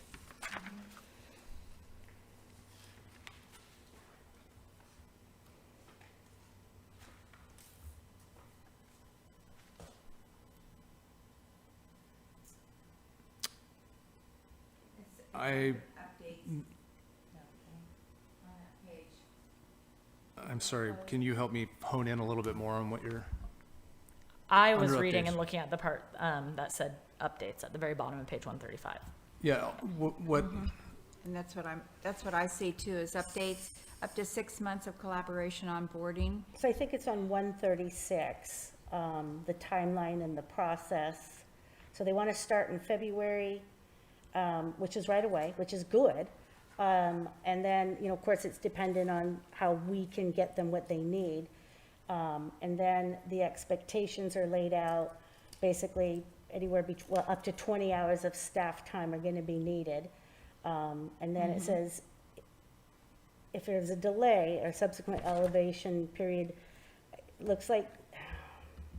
yeah, so maybe I can try and square this up. I mean, they want to make sure that we're committed and that we're working with them. They're committed to doing the uploads within the 6-month time frame. We're committed to doing that. If because of our delays, if we just choose not to work with them and the work product isn't finished, they are telling us they're not going to commit to giving us the simulation. The data is still ours. We gave them the data. We're going to have the data. It's just that we're not going to have a simulation tool at the other end of that. So, I can tell you that I professionally and personally am very excited about this work and will commit to make sure that we get the data to them and that we work and are responsive and that we have at the very least that 6-month term that we can, use the tool. And if we want to assess through that period whether or not it's worth doing the additional, term, then we can do that. If you want to go forward with the REAP 2.0 funding and commit early and decide to, pay for the 3-year term, we can also do that. So I did find the part that I was concerned about, and maybe it's not a concern, but it's on bottom packet, page 136. This is the duration of the agreement, limited ongoing support, options for expanded contract. Due to the onboarding fee waiver, which is like a gotcha here in my opinion, we're offering limited term access to the dashboard for 6 months following the delivery of the complete product. So if we don't align up with our plan, Gateway Area Plan, at the same time, then we're going to lose access, and the only way we can get access is to give them 50 grand or 100 grand, depending if we do is it an all or nothing? Like, do you have to do the full contract 3 years or? Just 50. First, I think it is 50,000 for the 3 years. For It's the not entire. 50,000 per year. Okay, so I Yeah, thought it or was for, I'll free, say- first year 50, second, third year 50. So it's 50 total for all 3. Yeah, but regardless, that's still a lot of money. And I think, the contract's going to be laid out in a way that establishes that accountability. I think that we probably can, meet the terms of that contract, or we wouldn't be bringing this to you. It's a matter of that this is where we want to invest our time right now. So do you feel that it's a concern when I look to see like who's, backing this, that it was real estate investors, that it was international investors, real estate developers? I guess my fear is that we're going to have people from the outside coming in and creating something that we don't necessarily want. And it's going to be taking the money when they're done with them. So you're referring to outside investors that are coming in, hedge fund people that want, this is what I'm thinking, Kimberly, that you're worried about, that we'll have investors coming in to develop in our area and we won't have local funds staying here. They'll go off to wherever, and that is always a possibility. I guess the people that are funding the Turner project are all Wall Street folks. And so that seemed like a red light for me. maybe I'm the only one who's like, ooh. Well, I have another question when we can resolve this one. I mean, yeah, and that's just a question of a point of discussion. And, you know, I think taking those people's money to effectively see if housing works in our community and to use it through a funneled university to be able to see how this works and participate in creating more data for our entire state. I think it's important to be a stakeholder in that. And, you know, it doesn't really, I'm not too worried. I looked into the Turner Lab as well, and I didn't, see any huge red flags in my opinion. So that's a point of discussion, and I think, we're seeing that there might be some fundamental disagreement between a few of us, and that's part of local government, is to have those discussions, and, we'll eventually go to a vote and see what happens, but, it's not a huge holdup for me. So Mayor, I do have a fundamental question maybe. I'm thinking, you mentioned the open door clinic, and so when I think about the form-based codes and the whole process that we're going through, I mean, I know it's targeted for the gateway, but I look at it as something that we can use throughout all of Arcata. And that's my goal of seeing it come to fruition. But using the open door clinic, and they have 2 parcels, both of them have buildings on that. So this performa is going to talk about clearing those buildings, moving them off, and then being able to build on top of those buildings, on those sites. And they will look at that, because when you get into looking at a lot of our property, we already have other uses on it, or empty uses or viable uses that are not going to be maybe compatible with the future housing needs that we're thinking about. So I'm hoping that they look at that, and that's all part of this performa. Yeah, and that's a really great point, Alex. And I just, to add the idea that, like, when we talk about planning and building housing, like, the gateway is not the only thing that's happening in this community, surrounding building housing. And everybody wants to, apply this directly to the gateway, but, we still have Stacy and Alex sitting up here. It doesn't really necessarily have 100% to do with that. And yeah, it has to do with housing production, but we need to think outside bigger, not only even in housing production, but yeah, working on updating the clinic buildings, everything like that. Like, we can see how development pencils in this community. Because the Open Door Clinic is very interested in building workforce housing. And when they finish their clinic on Foster, they will be closing those clinics down and moving those operations into their new facility. Meanwhile, they'll have those 2 facilities empty, and they really want to put workforce housing on it, which means they have to remove what is this existing on it. And I know for one, they've already done their initial historic review to see what, for that project, so that it can come forward to the city and have had that review done. And, but I look at development and what you have to do to prepare for it. And I was talking to a developer recently, and they said, oh my gosh, when you look at what's left in Arcata, you're talking about having to remove buildings, having to remove concrete, having to do soil studies, just to be able to get to the point where you can even start to build. So I'm hoping, the performers, they're going to be looking at all of that, and we'll be looking at individual properties and analyzing that, because that's something that's very valuable. Okay, so I know Councilmember Atkins Salazar has a point to make, and then I think we've all made a lot of points, and it would be behoove us, as the hour grows late, to take public comment and then get down to brass tacks. So let's hear from Stacy, and then we'll take public comment. So I really just have a simple question. And this is my first and only point, just to make that point. So we both serve in a housing group that, talks about regional housing. And I know part of that conversation has been about a housing dashboard. And so I'm just checking in with you to make sure that we're not duplicating efforts. And from what I'm seeing, well, these type of housing dashboards are very popular right now in communities. It's a great tool. So I'm very supportive of this. But I'm just wondering, and I'm assuming that the one that we're entering into is very specific and more of a deep dive into Arcata versus the more kind of, I guess, a little more basic overall regional county housing dashboard that we're looking at. Is that true? Yeah, that's absolutely true. I would say there's a 0 overlap between these 2 dashboards, except for the name dashboard. Well, that's why I'm asking. I just want to make sure I mean, I assume we're in the same meeting, so I assumed that to be true, but just wanted to ask also in case if any of our peers are watching and wondering why Arcata's going rogue, but we're not. So thank you. Okay, I think now is a great time to invite public comment on this item. So if we have anybody here in person that would like to comment on the memorandum of understanding with Turner Housing Innovation Labs, please make your way to the podium. And if you are on Zoom, now's a great time to just already raise that hand. Okay, take it away. Took a look at what they did for LA County. So one thing that really stood out was they had mid-rise and high-rise and price per square foot. I was really shocked. It was quite low. It was like around $250, a little more for high-rise. So we just had Danco, Ollie brown bag special. You can check it out on the YouTube if you haven't already. They gave a price per square foot for what they've done here that's high 300s and approaching 400 a square foot.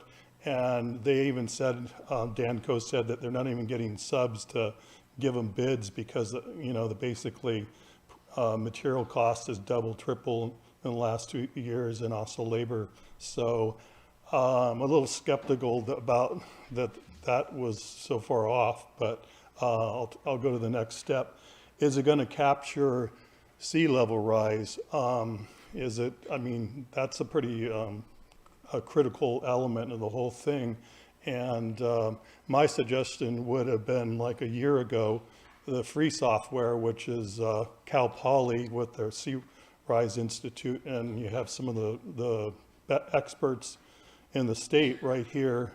And we have the Coastal Commission right down the street too, that you should really have a joint session with the Planning Commission and the council and really get what's going on there, because I'm not sure this software is going to answer those things, and that seems to be a really important subject to answer. So I'll be sending you some more information on that, because there's some new laws regarding the Coastal Act that with sea level rise that I don't think anybody's aware of that are out. And so I don't think this software is going to capture that, but I mean, if you go for it, that's your choice, but I just don't think it's answering all these things. The other thing is, how about Danco, bring them in and answer these things, because they got the answers. They're doing all the building, and basically what I'm hearing from them, if you want affordable housing, it's 4 stories and less. If you go over 4 stories, you're not going to have affordable housing. That's their statement, not mine. So you should really have them come in, because they're the folks that are doing all this. So it just makes sense to get the information from them. It really looks like 7 stories is kind of for rich people right at this moment. That's what it's sounding like. If you want that high, it's for wealthy people. Thank you. Okay, more comments here. Let's get up to that podium. Thank you, Mayor. I'm all in favor of this, but there are some things that I want to mention. We do want more information. More information is almost always better, but please be aware that there are people who may disagree with the results of the dashboard, as we'll find out when it comes in, the information does come in. It's clear that the community development staff is very willing and desirous of putting in the time that it will take to get this going. So I say try it. We might learn something that we don't know currently. I'll say that, on the sliding scale where you can move it for the cost, I don't think it's likely costs are going to go down. Even if the cost of materials goes down, that is not the whole cost of it building. David, you mentioned a video that's available. If that can be please posted to the city's YouTube channel so we can see it. I'm very interested in seeing that. Let's see. As Gregory mentioned, how about asking Chris Start, Danco, or Kirk Cahoon at Greenway Partners? They're smart people, and they've done lots of pro formas. They know what our issues are here. It was mentioned that this will help with the calculation of profitability. I think we need our own dashboard that has to do with the needs of the people, the renters. And when we talk about, is it more profitable to have one parking space for 2 units? They could be 1-bedroom units or 2-bedroom or 3-bedroom units. That has to deal with people's needs. And last, David, you mentioned in passing that we intend to have the Gateway project plan completed, ready for adoption by July. I strongly disagree. I don't think we're anywhere close on that. Thank you. Okay, thanks, Fred. Just real quick, I took an economics class in college, and there was a book called Tom Stoffel, There Ain't No Such Thing as a Free Lunch. And I really appreciated Councilmember White bringing to our attention a little background on this group that's being suggested that we enlist with. So I'm glad it's been brought up. I'm interested to see how everybody votes, but I just, I'm wary sometimes of Wall Street. So I appreciate it being brought up and captured on video here. Thanks. Okay, thank you, Joanne. Do we have any comments online on the Turner Labs? We do. Our first one is Sherry. Go ahead, Sherry. Hi, good evening, City Council members. I think it is important to know who the Turner Center is funded by, as that is who they really answer to. Major funding is provided to the Turner Center by the Chan Zuckerberg Initiative, Facebook in Our Backyard, Meta, again, Facebook, Wells Fargo, Bank of America, Citi, Fannie Mae, JP Morgan Chase, Morgan Stanley, the James P. Irvine Foundation. For those of you who are not from SoCal, the Irvine Company is a developer responsible for Orange County sprawl, and the California Association of Realtors. If you go ahead with this, which you probably will, I hope their report will discuss developers' expected return on investment. That's one of the big mysteries through this whole thing to me. What ROI do they expect? 30%? Is it 35%? Would they be willing to only take 25% in ROI? It seems that this is a way for corporate developers to twist the city's arms regarding amenities. With too big to fail banking and libertarian, anti-democratic social media shining a spotlight on Arcata, I won't be surprised when corporate developers build tiny rental units managed by absentee landlords and owned by real estate investment trusts. In the Turner Center's LA model, in the endnotes, they state that their model is for rental units only, but we need home ownership in this town. They also state that once some projects are built and the ROI of following projects fails, the likelihood of additional building projects decreases, which in the end just supports high rents. This seems to support maximization of developer profits and limits affordability. We need to pursue community land trust opportunities to provide affordability to our residents, not luxury towers for the 1%. Thank you. Thank you. Do we have more Zoom comments? We do. We have two. Our next one is Anthony. Go ahead, Anthony. Hello. I want to thank Sherry Starr for bringing that very important information to the public awareness, because I've been doing some research on their company as well while you're all talking, and it's very limited, basically limited to their own website. And I think I want to thank Kimberly White as well for bringing up her concerns, because I quite frankly don't know how the rest of you can call yourself Arcata officials knowing what you're supporting. We do not. The majority of the public is very upset with the notion of these big city developers coming in, and you guys keep awarding contracts to developers from out of Humboldt County. And it's just disgusting, honestly. I can't believe that you would even consider allowing Facebook so much influence in developing Arcata. That is a scam.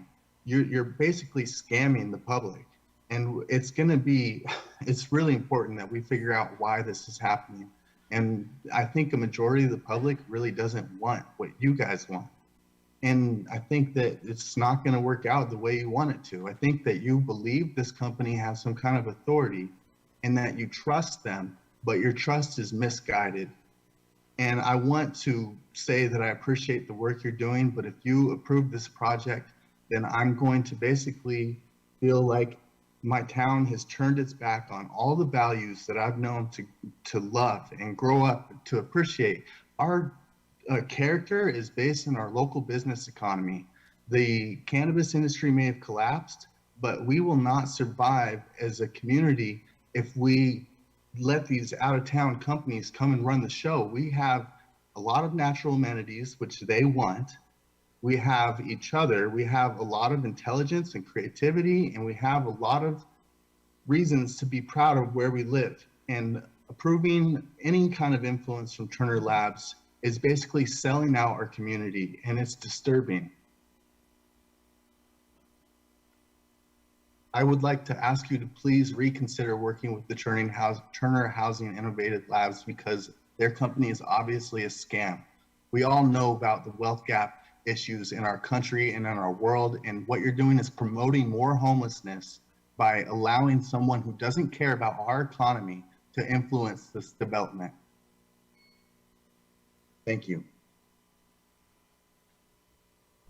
Okay, the other hand went down. We have no more online public comment.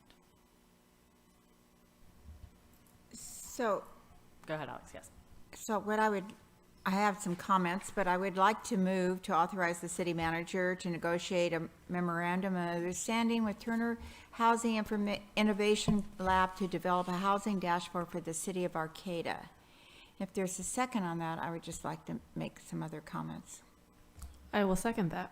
Thank you. I feel like this is information we're going to be gathering for how to do projects in Arcata and what they're going to cost. I don't know how many of you had an opportunity in our community. I know Danco does performas. They have to, other developers do, to figure it out. I don't know on the council how many of us have done a performa. I have done several of them to figure out what I can do or not do on a project. But I'm thinking this is giving us a piece of information. And so it seems like some people feel like Turner Housing Innovation Labs, they're going to be coming in and figuring out how to build projects within our area. And I think we'll be lucky to find people within our community and outside of our community that want to build in our community. Because after we had the whole project, which is now up at the Craftsman Mall, and when that got turned down by the city, it was like a fire going through California. Don't touch Arcata, because you can't trust them. And because of what the Planning Commission and the council did. So I think doing these form-based codes, trying to get this information so we can have a better understanding, is going to make it possible for other people to consider maybe building in Arcata, because we're doing our background, we're doing our work that we need to lay a foundation for, and we need to try to get over our bad reputation that we have. And I think that this is one of the many steps that we have, and I'm looking forward to what they have. I feel like we have two projects that we can actually see how they work, and those are the two for the Open Door Clinic that we could sort of focus on. Anyway, I made that motion, second it, so there can be other comment. I'd just like to add one comment. I like the idea of a free dashboard. My concern is that they show their bias when they equate local regulations with regulatory blockage. And then they tie that into, I mean, they're outright, I thought that Arcata was about local zoning control, and I don't want to invoke another person's name, but I'm going to. Our former mayor, Sofia Pereira, signed some position letters in opposition to SB 9 and SB 10. And it seems like the Turner MOU dashboard is contrary to what we want for Arcata. So I don't mean to disagree with you, but I feel like this is a tool And it's not and this tool will give us some information, but it's not like it's an outcome that with them, we're all of a sudden going to have these things happen to us. It's a tool. I mean, I look at how many things we can have in our tool belt to figure out what we're going to do in our community. And we need a lot of tools to figure it out. And this is just one of the tools. All right, we have a motion and a second on the table. If there are no more comments, we'll call the question and vote. All right, so all in favor? Aye. Aye. Aye. All opposed? Nay. So, you got that, Bridget. Beautiful. All right, we are moving along, and this is our last business item, and then community ambassadors, you've been waiting so patiently in the back, and we will get to you, and we thank you. This is part of your community services, sitting through a council meeting with all of us, so thank you guys for waiting. Okay, so our last business item tonight, item number C, is going to be introduced ordinance number 1563, amending the Arcata Municipal Code Title 8 Building Regulations to adopt Chapter 5 Electric Vehicle Charging Station Permits Streamlining, adopt residential and non-residential checklists for permitting electric vehicles and electric vehicle service equipment, and find CEQA exemption. Okay, staff report from Joe Bishop, our building official. Hello. Hello, and thank you for having me here, and thank you all for being here. Thank you, Mayor, Vice Mayor, Council, City staff, especially Bridget. Thank you for everything you do. We really appreciate you. So yeah, this one I feel is very straightforward. We are required to draft an ordinance to be in compliance with Assembly Bill 1236 and Assembly Bill 970, which imposed Government Code Section 65850.7 and 65850.71. All this is about is the permitting process for electric vehicle charging stations. So this has no impact on, this is not imposing any new regulations on the codes. This isn't a code-based thing. It's just simply saying that we will expedite permits for electric vehicle charging stations. Are there any questions? I have one. Yeah. Thank you. So it all looks fine to me, but I was wondering if you were in the email chain from Colin Fisk from CRTP, and if you could just, I know he just brought up some concerns. I think he supports this, but also just said he felt that there was a few things maybe lacking, and not that we should necessarily not vote on this, but maybe also consider another ordinance to adopt some of what they're doing. I just wanted to get your thoughts on that. Yes, absolutely. This was brought to my attention a few hours ago. And I did read through this, and I agree 100% that this is absolutely something that if this is a council goal, we could certainly look at adding this into the ordinance. I don't see that either one excludes the other. They're not contradictory. They're very much, this, like I said, this is a streamlining permits.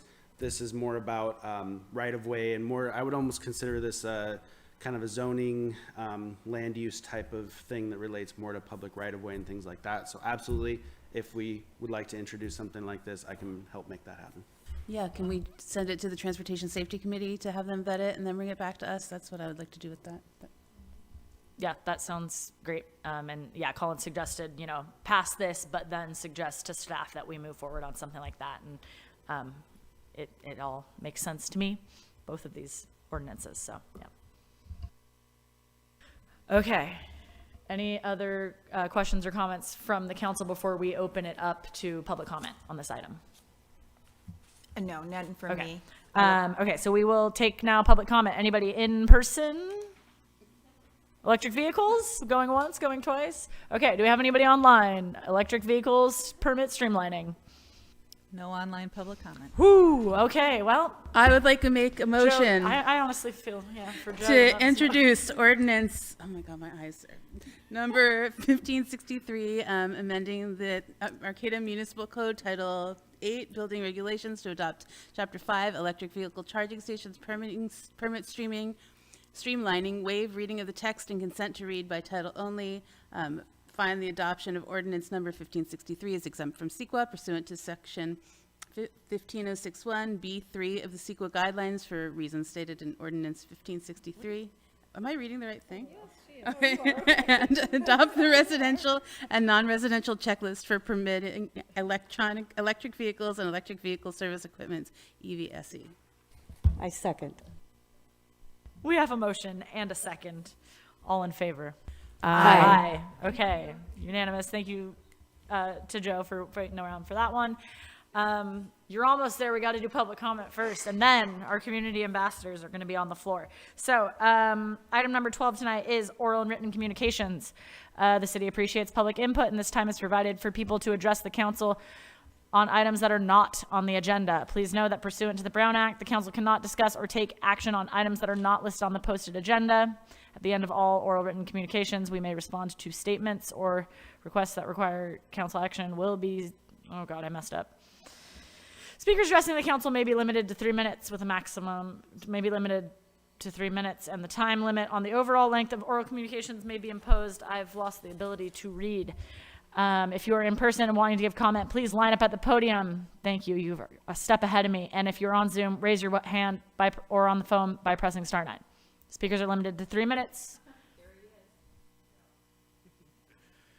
Long night. Hello to the Arcata City Council and City staff. Firstly, I hope everyone's day has been going well. My name is Gerardo Hernandez. I'm a community member in Arcata, and I'm a Cal Poly Humboldt student.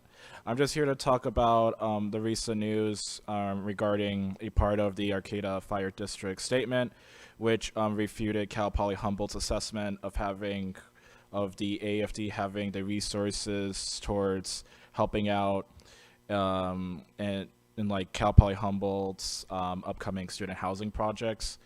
The university believed in their assessment that the Arcata Fire District, and I quote, adequately served the population within its service area, but the Arcata Fire District Board President refuted the university's report, going on to say, and I quote, there is not enough available firefighting resources on duty and immediately available to evaluate and rescue occupants and contain a fire. That also relates to the Gateway area project, but I'm more talking about Cal Poly Humboldt, which I will get to as to why. I certainly blame my university for circulating a report which has revealed the inadequacies of AFD's firefighting infrastructure, especially seemingly when they have no communications with the AFD to have a better comprehensive assessment towards that situation right there. You know, I'm part of my university's student body government, where we've had discussions with Cal Poly Humboldt's university's housing department, and we've had a few discussions with them and with their administration, and we've asked them, like, oh, you know, collaborate with the city and so on, like such as with the Gateway area project. It's been going on deaf ears, to be honest, and it just goes to show that while many issues continue to be raised within the city of Arcata, the Cal Poly Humboldt administrators seem as though that they are indifferent to address them, and they're essentially becoming more untrustworthy in rushing their expansion, which can seamlessly put the lives of community members and students at risk. I urge the City Council and City staff to continue in utilizing whatever positions of power they have to continue to raise any concerns to Cal Poly Humboldt in regards to their expansion of how it may affect the city overall. It's vital to raise these concerns so that way one day the awareness can be noticed, and perhaps it can be helpful for the city overall long term. Thank you. Have a good night. Thank you. I'd like to direct you to Arcata One's website. There was a post last night from Fred. Basically, this is the same 6 minutes he gave to the Planning Commission with his meeting with Alderman Lair, the leading expert in sea level rise in our area. So one of the things I wasn't aware of, the fact that since the 1850s, our bay has been actually dropping in elevation. So all it takes is like 1 foot of increase in sea level rise. It could be even what we've seen in the past with wind topping our levees, and we're going to have a big problem. And also addresses you know, not only going over the levees, it's just an intrusion from salt water that's going to affect. So I have spoken with the Coastal Commission too, so this is something that should have been dealt with our local planning probably about at least a year ago, because all your decisions with the general plan and the gateway are riding on what the decision is going to be made by the Coastal Commission on this. So it always seems like that's like the last thing that you're going to be voting on, where really in reality it should be the first thing that you're voting on, because you need to have that answer to address all these things. So it's not looking, I mean, I can't say how the Coastal Commission is going to rule on this, but it's not looking very good for building in that area, because it's a simple fact that if you look at it from the standpoint of what the Coastal Commission, and they have a track record of using the figures of a 100-year figure, not 30, 40 years, which I think that's the whole approach for the city of Arcata, because I really had a hard time understanding how they would even want to build in this area because of that. So it's highly unlikely they're going to prove, they're going to okay this. So a lot of money and a lot of time is spent on the last year with Planning Commission on this, and so I just think I can't understand why this wasn't dealt with a long time ago. So it's very frustrating to see this going on. I mean, we all want affordable housing, but we want it done in an area where it's not going to be a disaster for somebody. Basically, what you're doing is you're creating another lower G Street in the future. It may not be in my lifetime, but it could be, 70 years down the road. So this is an issue that has to be addressed. And you have the experts in this area, so I can't quite understand why. You don't have to listen to me, but just call in these experts and let's see what they have to say about this so that you can make the right decision. Thank you. My name's Joanne McGarry, and I had the opportunity last night to go to the our Eureka City Council meeting. I like to go to them on occasion when I can, even though I have to drive my car because there's no bus that comes back in time after a late meeting.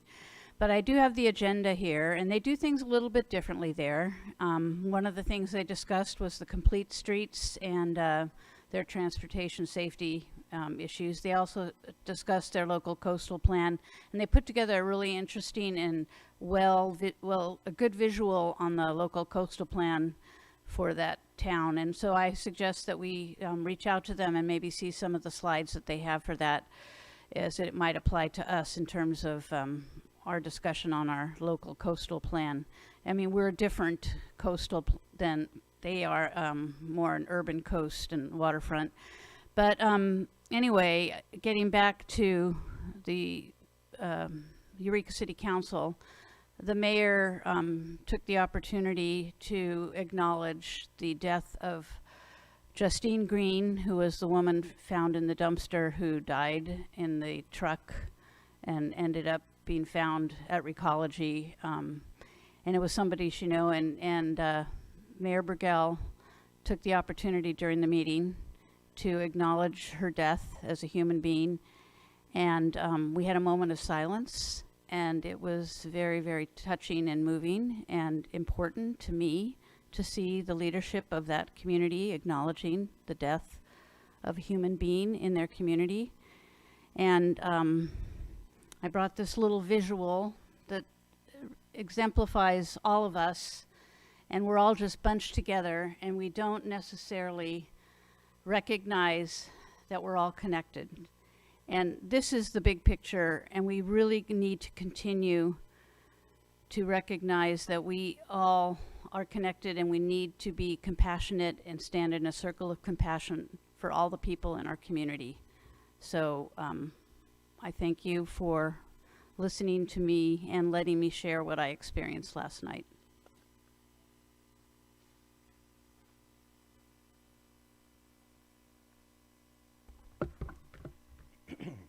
Good evening, thank you. Here are some items for the council to view or read on arcata1.com. you have a portal. It's arcata1.com/council. As Gregory mentioned, I spoke for 6 minutes about a conversation, 2-hour conversation I had with Alderon Laird. The video is 6 minutes. There's a full transcription, which takes about 4 minutes to read if you want to do that. The actual issue of sea level rise is likely to affect the lower portion of the Gateway area in about 50 years, which is within the lifespan of a building that's built there. But the emerging groundwater problem is more immediate. It will affect foundations, streets, trails, and more. That's expected in less than 20 years.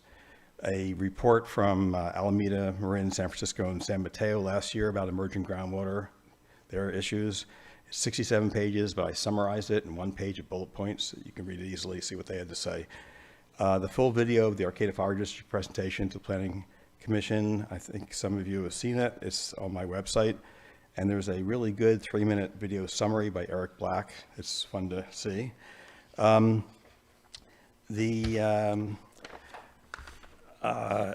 By coincidence or so, I came across in Jonathan Swift's Gulliver's Travels, his book from 1726, he used a fictional map, and it's based on the Pacific Northwest to show where Gulliver traveled. The Klamath River is there. You can identify Trinidad Head and identify Arcata and Humboldt Bay. That's on my website also. It's kind of fun. He wrote the essay, A Modest Proposal. It was based upon the terrible economic and social conditions in Ireland. There's homelessness, even people who were working couldn't afford food and rent. And what's said about that, it's a satire of government trying to fix things. The can-do spirit of the times led people to devise a number of illogical schemes that would purportedly solve social and economic ills. The last thing, in 49 seconds, I pretty much am fed up with the situation with the letters. It has failed. It's not working at all. I request a meeting with the city manager in the next 10 days to deal with this. It's disgusting. The purpose of the letters is not only to communicate to the city council, but it's to build community. If I write a letter and it is not published for 2 months after the item is on the agenda, it does not help community engagement. I think you can see that. It also is a situation that existed properly for decades, and it's broken. It can be easily fixed. It's not going to be hard. If you want to look at my website, you'll see an example of how I think letters should be handled, arcata1.com. Thanks. Thank you, Fred. Okay, I imagine we have a few comments online. Looks like we just have one. Okay. Go ahead, call in user. Ken Sawatsky, I participate in the Humboldt County Forum, and sometimes I'm the only speaker at the meeting. It's kind of nice to have other people at the meetings. Risk management, I wanted to drop into something here, and had a public records request done, and some things were brought back to me. Here's a risk that I think you want to fix. You have an application for a special event request checklist. At the bottom of that particular thing, there is room for a signature by applicant and date. Either somebody whited this signature out and date, which is totally improper. It should be redacted in the normal manner, which another signature was. So apparently this permit, nobody had to sign or the date, and that's a little bit distressing. You go down into the thing a little bit further here, and it has probably the most important part of this. It says, copies of an approved permit must be in possession of the person in charge of the event at all times, all on. It goes on with a few things like that. But then it says agreement. The undersigned agrees to defend, protect, indemnify, and hold the city, its officers, official employees, agents, and volunteers free from harmless form and against any and all claims. This is an indemnification and hold harmless form. This is one of the biggest things that transfers the liability, along with an insurance policy, from the city over to the people. And again, there's no signature and no date. It's not redacted, so all I can assume is that it never was signed. And that's really bothersome, because that's the crux of the whole matter. When I come down a little further on the thing, it has signed. It has conditions and has a whole bunch of X's. signed, and it has a whole bunch of boxes to be checked. None of those boxes are checked.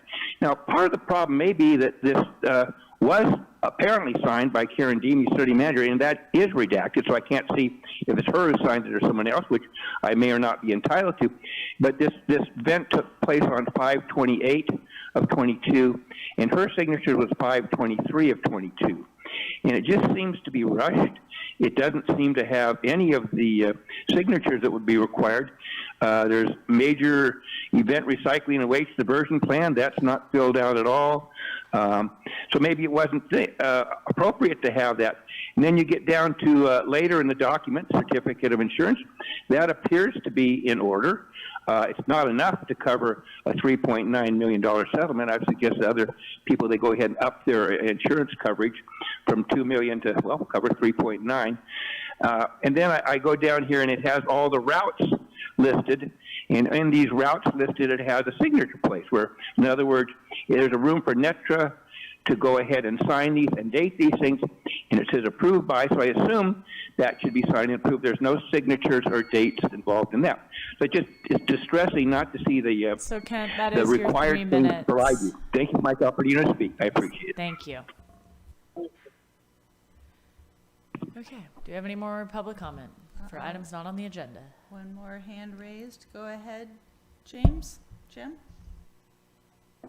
Hi, I do believe this is going to bridge slightly over to the agenda, but I think it's at a reasonable amount. I just wanted to thank Commissioner White for thorough deliberation in the Tenor Center proposal and preparation for that. Your contribution is well appreciated. I also appreciate what all council members do. However, Councilmember White's just sort of reinvigorates my belief of what council should do in thoroughly studying and engaging and preparing for what they're asked to approve. And that includes funds. Anyway, that's all I have to say. And like I said, I appreciate what everybody does, but I think it's helpful to thoroughly vet things out. And I just feel like that was an example of it. And thank you to you all. Thanks, Jim. No more online public comment. All right. Now we will move to item 13, which is council and staff reports. And the first thing under that is to receive a report from Arcata Police Sergeant Luke Scown and the community ambassadors on the Community Ambassador Program. So please take the stage. We're very thankful to have you guys here, and thank you for waiting.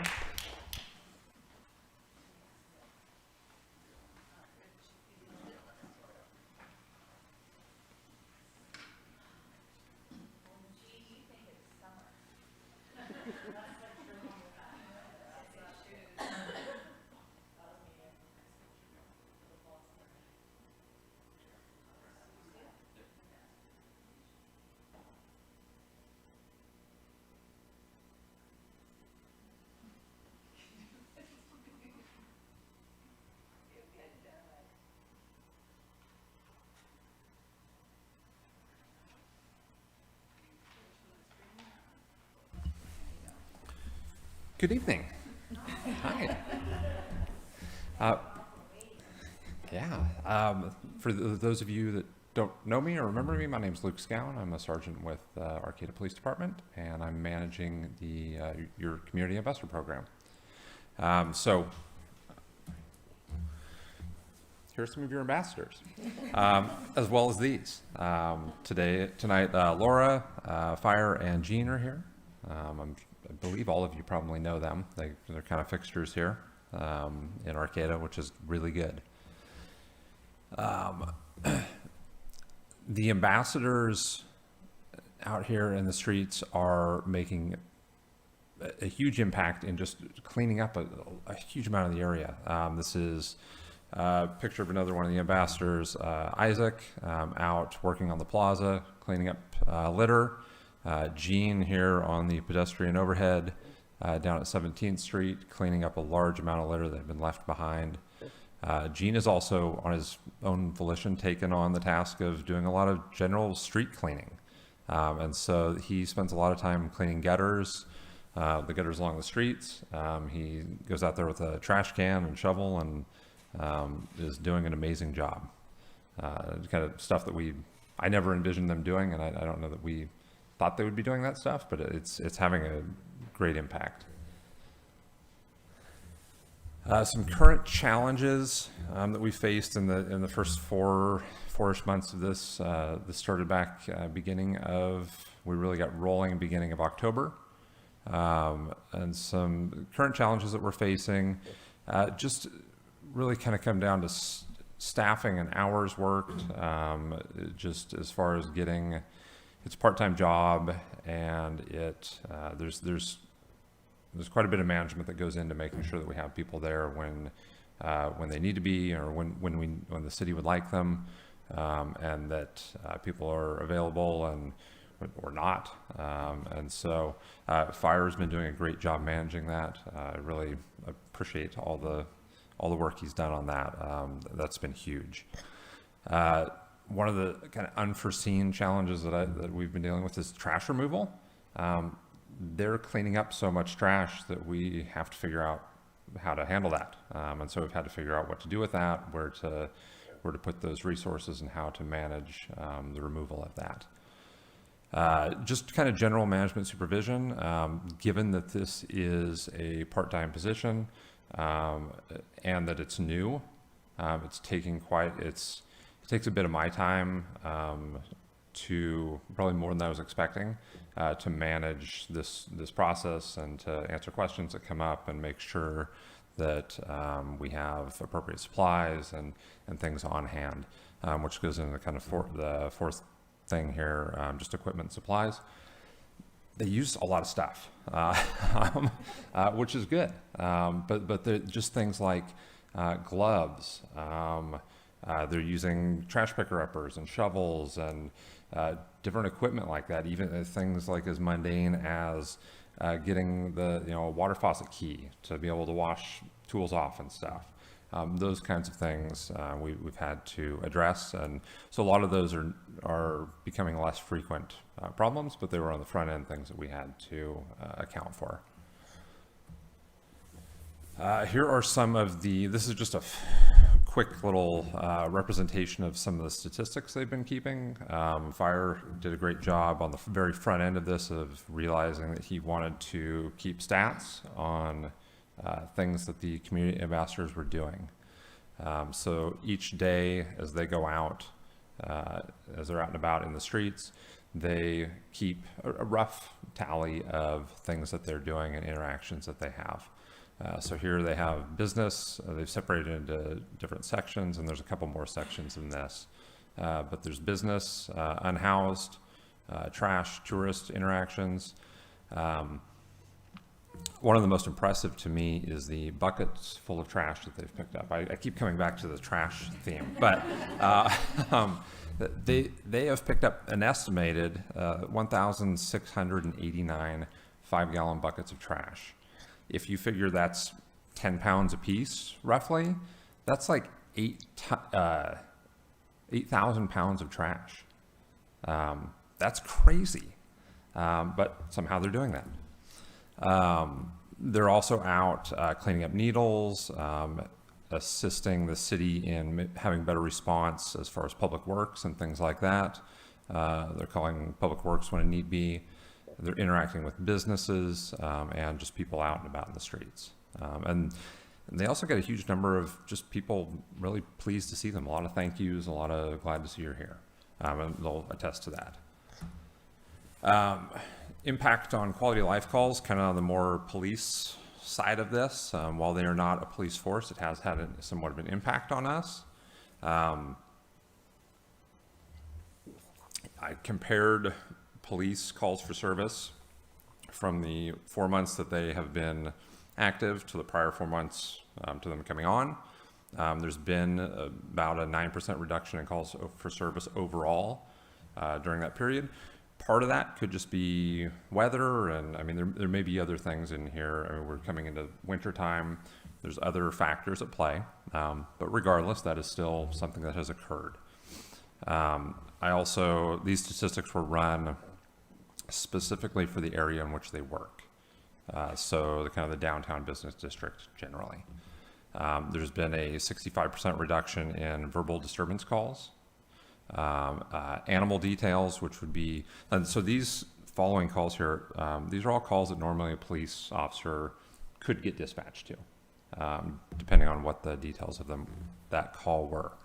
And so animal details, so complaints about a dog or something like that, down by 31%. Drunken publics, down by 24%. Loud music complaints, down by 38%. And municipal code violations in general or reports of, down by 37% in that specific area. I think that's pretty significant. And again, this is a short period of time. This is 4 months, not a huge sample group, but we'll see. As time goes on, it's promising, I think. And this is some just general community impressions, things that the ambassadors have heard, have been said to them when they're out and about in the streets. And I think I'll turn it over to Fire here if he wants to expand on this at all. You can speak to these things much more than I can. Yeah, come up to it, but you're gonna have to come up. You can come up here if you want, or you can come up there, Either way. Perfect. So basically, sort of the foundation of our job is to create good relationships with everybody. So we're creating good relations with the homeless, with local business people, with tourists, with the general public. And so we have a lot of conversations with people. We have hundreds of conversations with people. And people, tell us everything they're thinking about. And so, 2 tourists from Berkeley, there's some, we're from Berkeley. We come up here once a year to visit. We've never seen the plazas look so clean. Whatever you folks are doing up here, it's working. Thanks for all your delightful energy in Arcata all the time. Thank you for what you do. It's so much cleaner around here. I mean, we hear these things a lot. Arcata looks so much better now. It looked so dirty for so long. You guys are doing a great job. I appreciate that the ambassadors have shown up when I've called them while I waited for the police to come. This was a local business that was robbed. Thank you for all that you guys do. And I'm the tall guy with the dog, whose dog was hit by a truck. You were very nice to me, and you've since checked on me a few times. Thanks, I really appreciate it. It's really fascinating how we've sort of sunk into deeper and deeper relationships with people, especially the homeless. Just our modeling of picking up trash, we have the homeless asking us almost constantly, can we have a broom? Can we have a bucket? Can we have a trash picker? And so actually out of my own pocket, I've begun to buy some of that equipment that I can give to them. I'm gonna turn it over to Laura and Jean here for a minute too, if you want to have something to say. Do you have any questions? Yeah, that would be great. I would just love to hear from each of you just about the experience and what it's been like and what you think has been the highlight and what maybe, you guys would need or want to improve the program perhaps. I will say that we give away, we buy on the city's dime, and we give away a lot of trash bags because homeless people use them to cover up their clothing, to use as raincoats, various things like that. We've started buying cases of water so we can give away bottles of water to people. We do that on our own dime. What else? We're working to connect people with social services. I think that the homeless in particular are really surprised, or were surprised in the beginning when they thought we were probably law enforcement. And we've really impressed upon them, yes, we work for the police department. We're not police. We're not law enforcement. We're not security guards. We're just here to be helpful. And so in the beginning, just one example, things would just be trashed. And I would start going around asking, do you have any trash you'd like to put in the bucket? And at first people were a little bit leery. And then they started doing it a little bit when I came around. And now I just have to walk by and they're like rushing me. I've got some stuff, hold on. I've got cigarette butts. I've got this, I've got that. And so just us being calm with them and just speaking with them like people, not as law enforcement, not as anybody who's angry with them, not as anybody who's yelling at them, but just talking with them. How are you doing? Is there anything I can do to help you?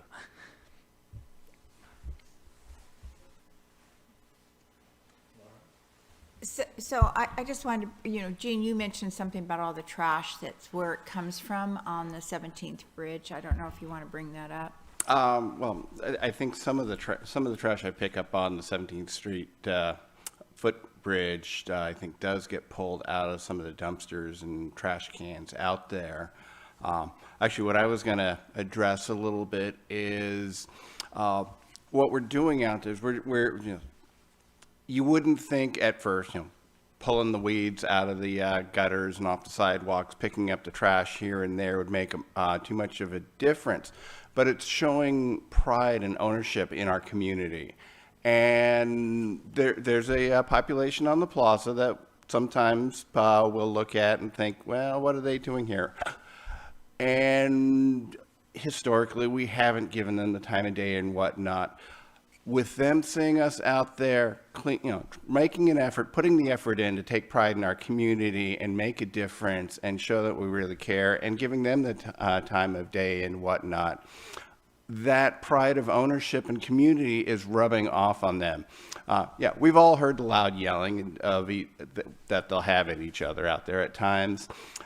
I've seen it change sometimes that, yeah, they're still kind of yelling at each other, but they're yelling at each other to pick up their trash. Hey, pick that stuff up. Don't be throwing it down there. And it's the little things like that that are, we're just looking at baby steps here. If we can make a difference a little bit here and there, this is not something that we can fix or going to make a change overnight. This is a long-term change of philosophy, change of thinking. And each little step is a victory that we have. And it's been really exciting. It's been neat getting to know the people out there. I'm former retired business owner. I'm part of the institution. So there's, I'm the old clean cut kind of guy with the long ponytail now. And it's taken a little bit to have some of the plaza folks warm up to me, but I have gotten a chance to meet them and know them. And there's actually some really good people, though. Yes, we're all sometimes dealing with issues and hard times, but there's a lot of really good people out there, and the number of troublemakers are actually a lot smaller than I think. I hear comments of, yeah, well, I'm afraid to come down to the plaza. I realize, I don't think it's really fear that people are having of coming down to the plaza. They're uncomfortable. And what are they? They're uncomfortable because they don't understand, they don't know. I think if people had to take more of an opportunity to get out there, they'll find that their fear is really at uncomfort level, and they can work on that, and we can all work together. So I'm hoping to see more of that cooperation between the population out there, the community, the businesses, the city workers, the police, and everything. So that's kind of what I envision how this program is going forward to. And it's great to actually have somebody come in and go, can you tell me how to get the Wildwood music? I need new guitar strings, and being able to offer those services as well. And I think Laura's got a great story of some success stories of outreach to some of our folks out there that we've encountered and worked with.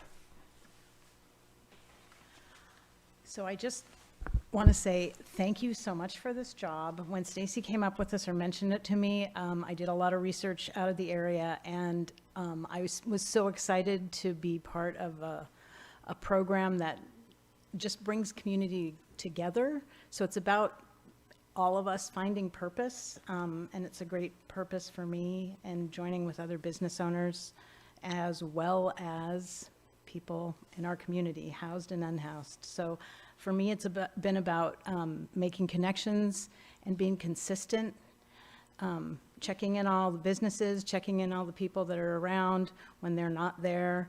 My thing that I really like doing is connecting people with resources. So there was one man who's had a really bad infection on his foot, and at this moment he's had a lot of medical treatment, and he's housed right now. And so helping him, advocate with him to get into a different place. It's just one person at a time. And also explaining to people when there's issues going on and not knowing. So it's really about, just for me, community, working together with people, law enforcement, people on the street, business owners, community members, we're all people, we're all the same, and so it's a joy. And I love greeting people and just saying, how's it going? Have a great day, whatever. So thanks for the job. Hope we're doing well. If there's anything you want to see, let Luke know. I do want to answer your question as far as what can you do to help us. We need a couple of trash cans in Northtown. That is the big deal. We walk around with 5-gallon buckets, and there's so much trash that we easily fill it just walking to Northtown, and then we're carrying this heavy bucket all the way back to the dumpster at the bus station or to the trash cans on the plaza. And so if we just had a place where we could dump trash in Northtown, it would just make our job so much easier. Other than that, I think things are going pretty well. So far, excuse me, do you think there's anyone in Northtown that happens to have a dumpster that would allow you to use it? I was just thinking in that area where the burger store, Stars, that little area there. It's possible. I've not wanted to ask anybody because I didn't want to, as a city employee, make them feel like maybe they were pressured to allow us to use their dumpster. So I haven't asked anybody. Because I would think that we could work out I don't know, maybe an arrangement could be worked out that you could use their dumpster when you're up in Northtown, and that they would get a certain amount of money paid each month to them for that use. If we could work that out, I'd be happy to speak to some business owners up there. I know several. So that's just a thought. Yeah, but I would just want to know that I'm given permission to do that, and that maybe I have something to offer to them. I think that's an excellent idea, Alex. I know that businesses most of the time are all too eager to participate, cooperate. I know in Valley West, we have both of the gas stations out there willing to do it. We have Ray's who's willing to let us put some trash in their cans. So I'm sure that it's not a big ask, and they'd be happy to help, and they're very pleased that you're cleaning up that end of the town anyway. It's a big ask, and as far as we pick up a lot of trash. So the dumpster by the Arcata House Annex probably gets completely filled at least twice a week. I mean, we pick up a lot of trash, and so it would be a substantial ask. But if we could say something like the city will pick up half the tab for your dumpster, or something that would be equitable, if the city was willing, then that would probably work out. We can definitely work something out, so. Okay, we'll talk. I say thank you so much for all that you do. It's great to see you out and about all the time. I really appreciate it. You guys are getting lots of shout outs. I got a specific one with a picture of you, Laura, asking who is this community ambassador? What's her name? Do you know her? And I said, that's Laura. That you were doing a fantastic job, and we're just so welcoming, and so. And thank you, Fire, was for Michelle. showing up immediately after the earthquake and dealing with the windows on the west side of the plaza. Sure. I've heard incredible compliments about what you do. You guys are doing great. We need you in Valley West, and I know it's a pilot project and it's only 2 years, but just to kind of point out that with the 2 home key projects, we're 135 individual units. That's approximately 150 to 180 new residents. The Comfort Inn has Cal Poly Humboldt of 100 residents. We have 18 RVs parked out in Valley East alone, but that, the people who give the most are those who have the least. So they're opening up their RVs for people who have no way to get out of the element. So sometimes there's 3 to 5 people in an RV. So that's adding another 50 individuals. We have a new housing development that was just approved by our planning commission. That's 23 new units. Most of these are going to be not only single, but 2 and 3 bedrooms, which is another 40 individuals. That's looking at about 350 new individuals, not just in one neighborhood, but in one city block. So, and not to mention, we do have about 70, actually more than 70 businesses in Valley West, North Arcata. So just putting that on the radar, that as you get moving through this pilot project, we'd love some love over in our neck of the woods. Yeah, Well, that means we get to fund it. Yeah, I don't think there's any question in our mind that Valley West needs ambassadors. It is a matter of funding. And then we've also been talking a little bit just among ourselves about would it be possible to put some of the paid ambassadors in Valley West and then fill in some of the holes with volunteers?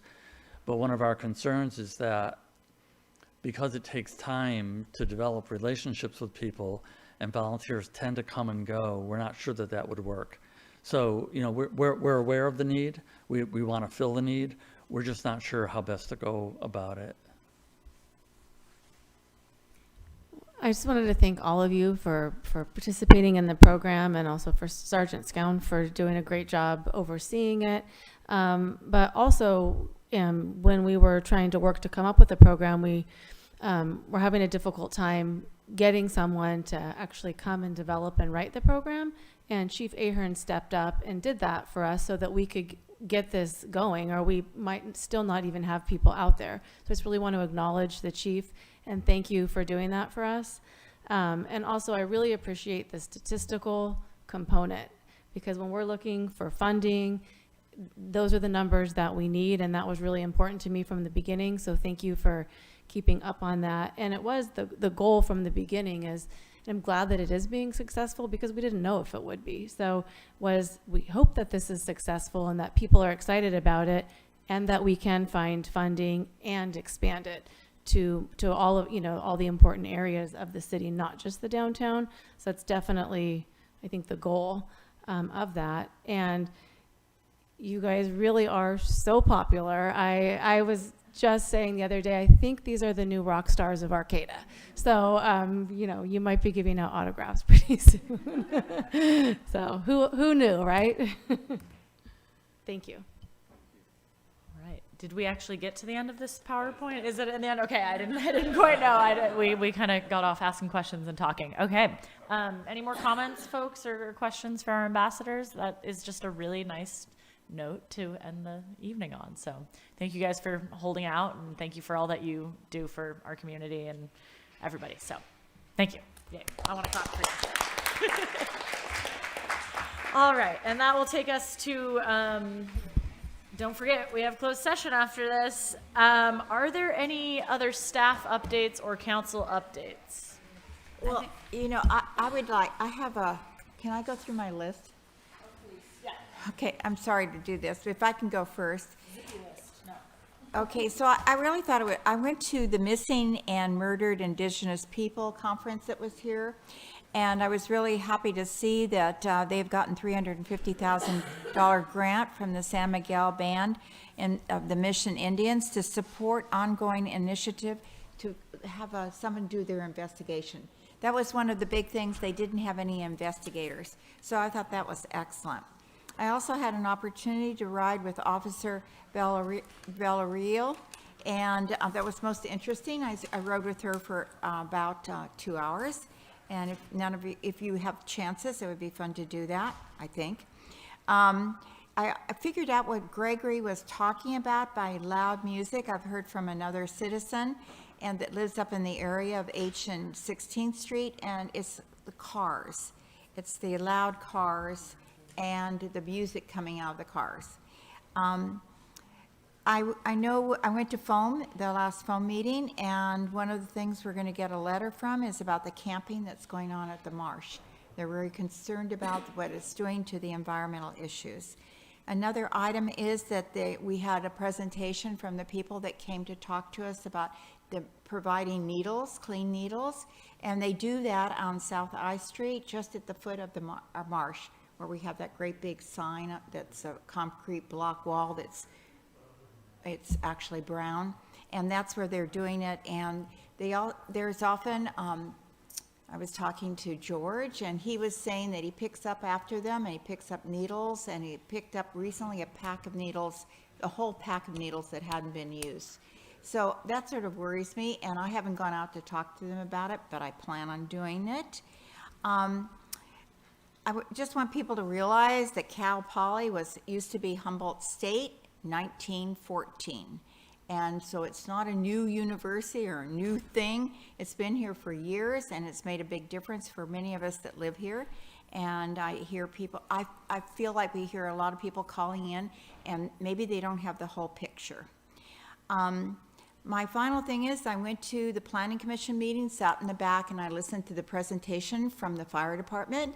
And I felt like after that presentation by our representative in Arcata, Eric Laudenschlasser, or Slager, and is that right now, they can't really handle what we have going on in Arcata, period.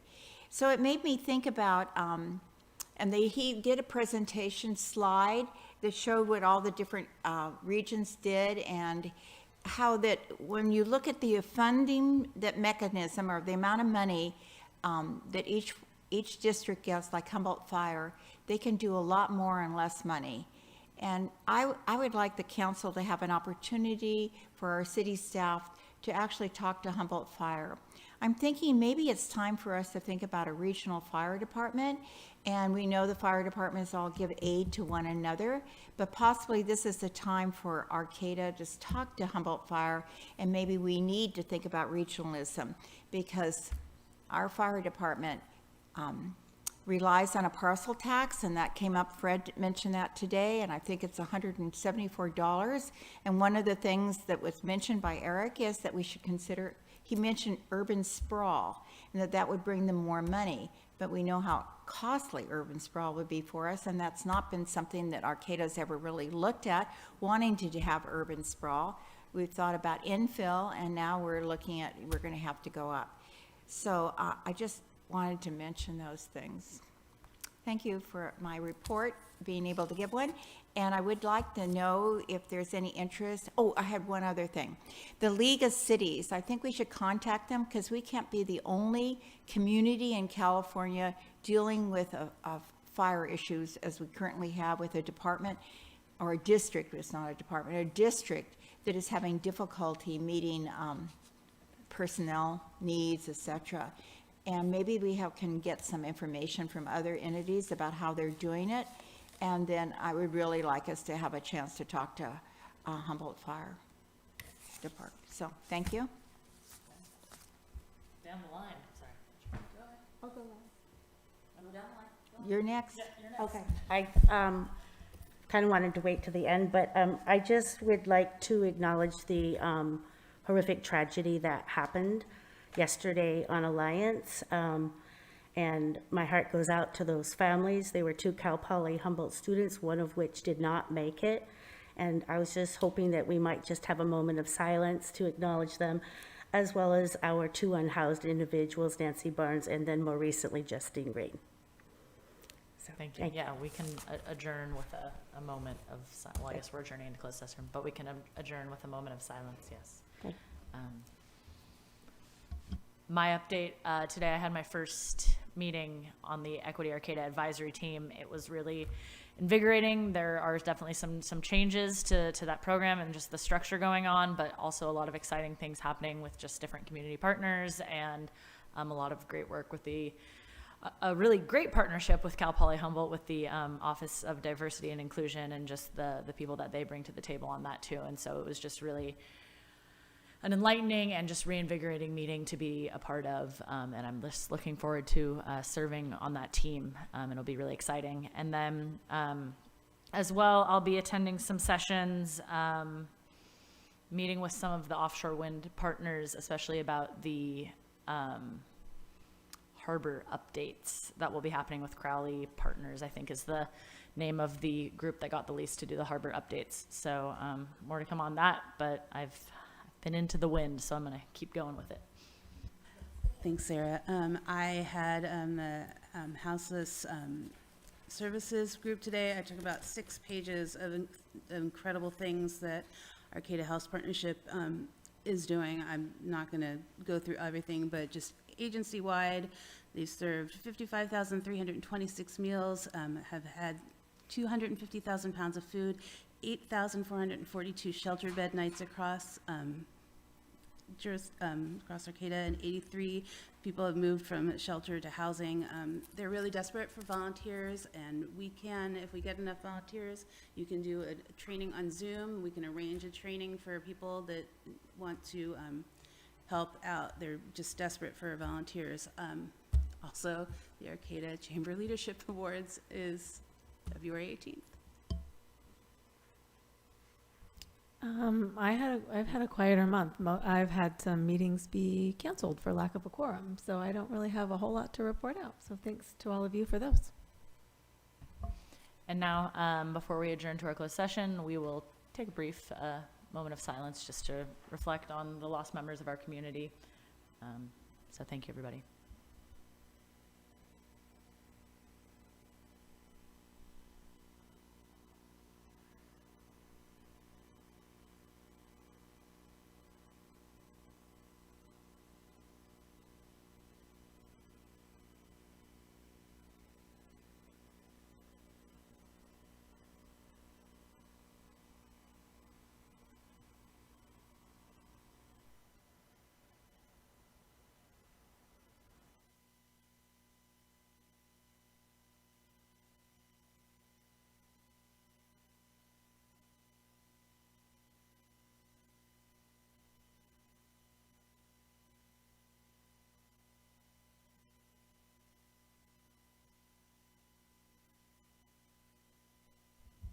Okay, thank you, everybody. And we will now adjourn to our closed session.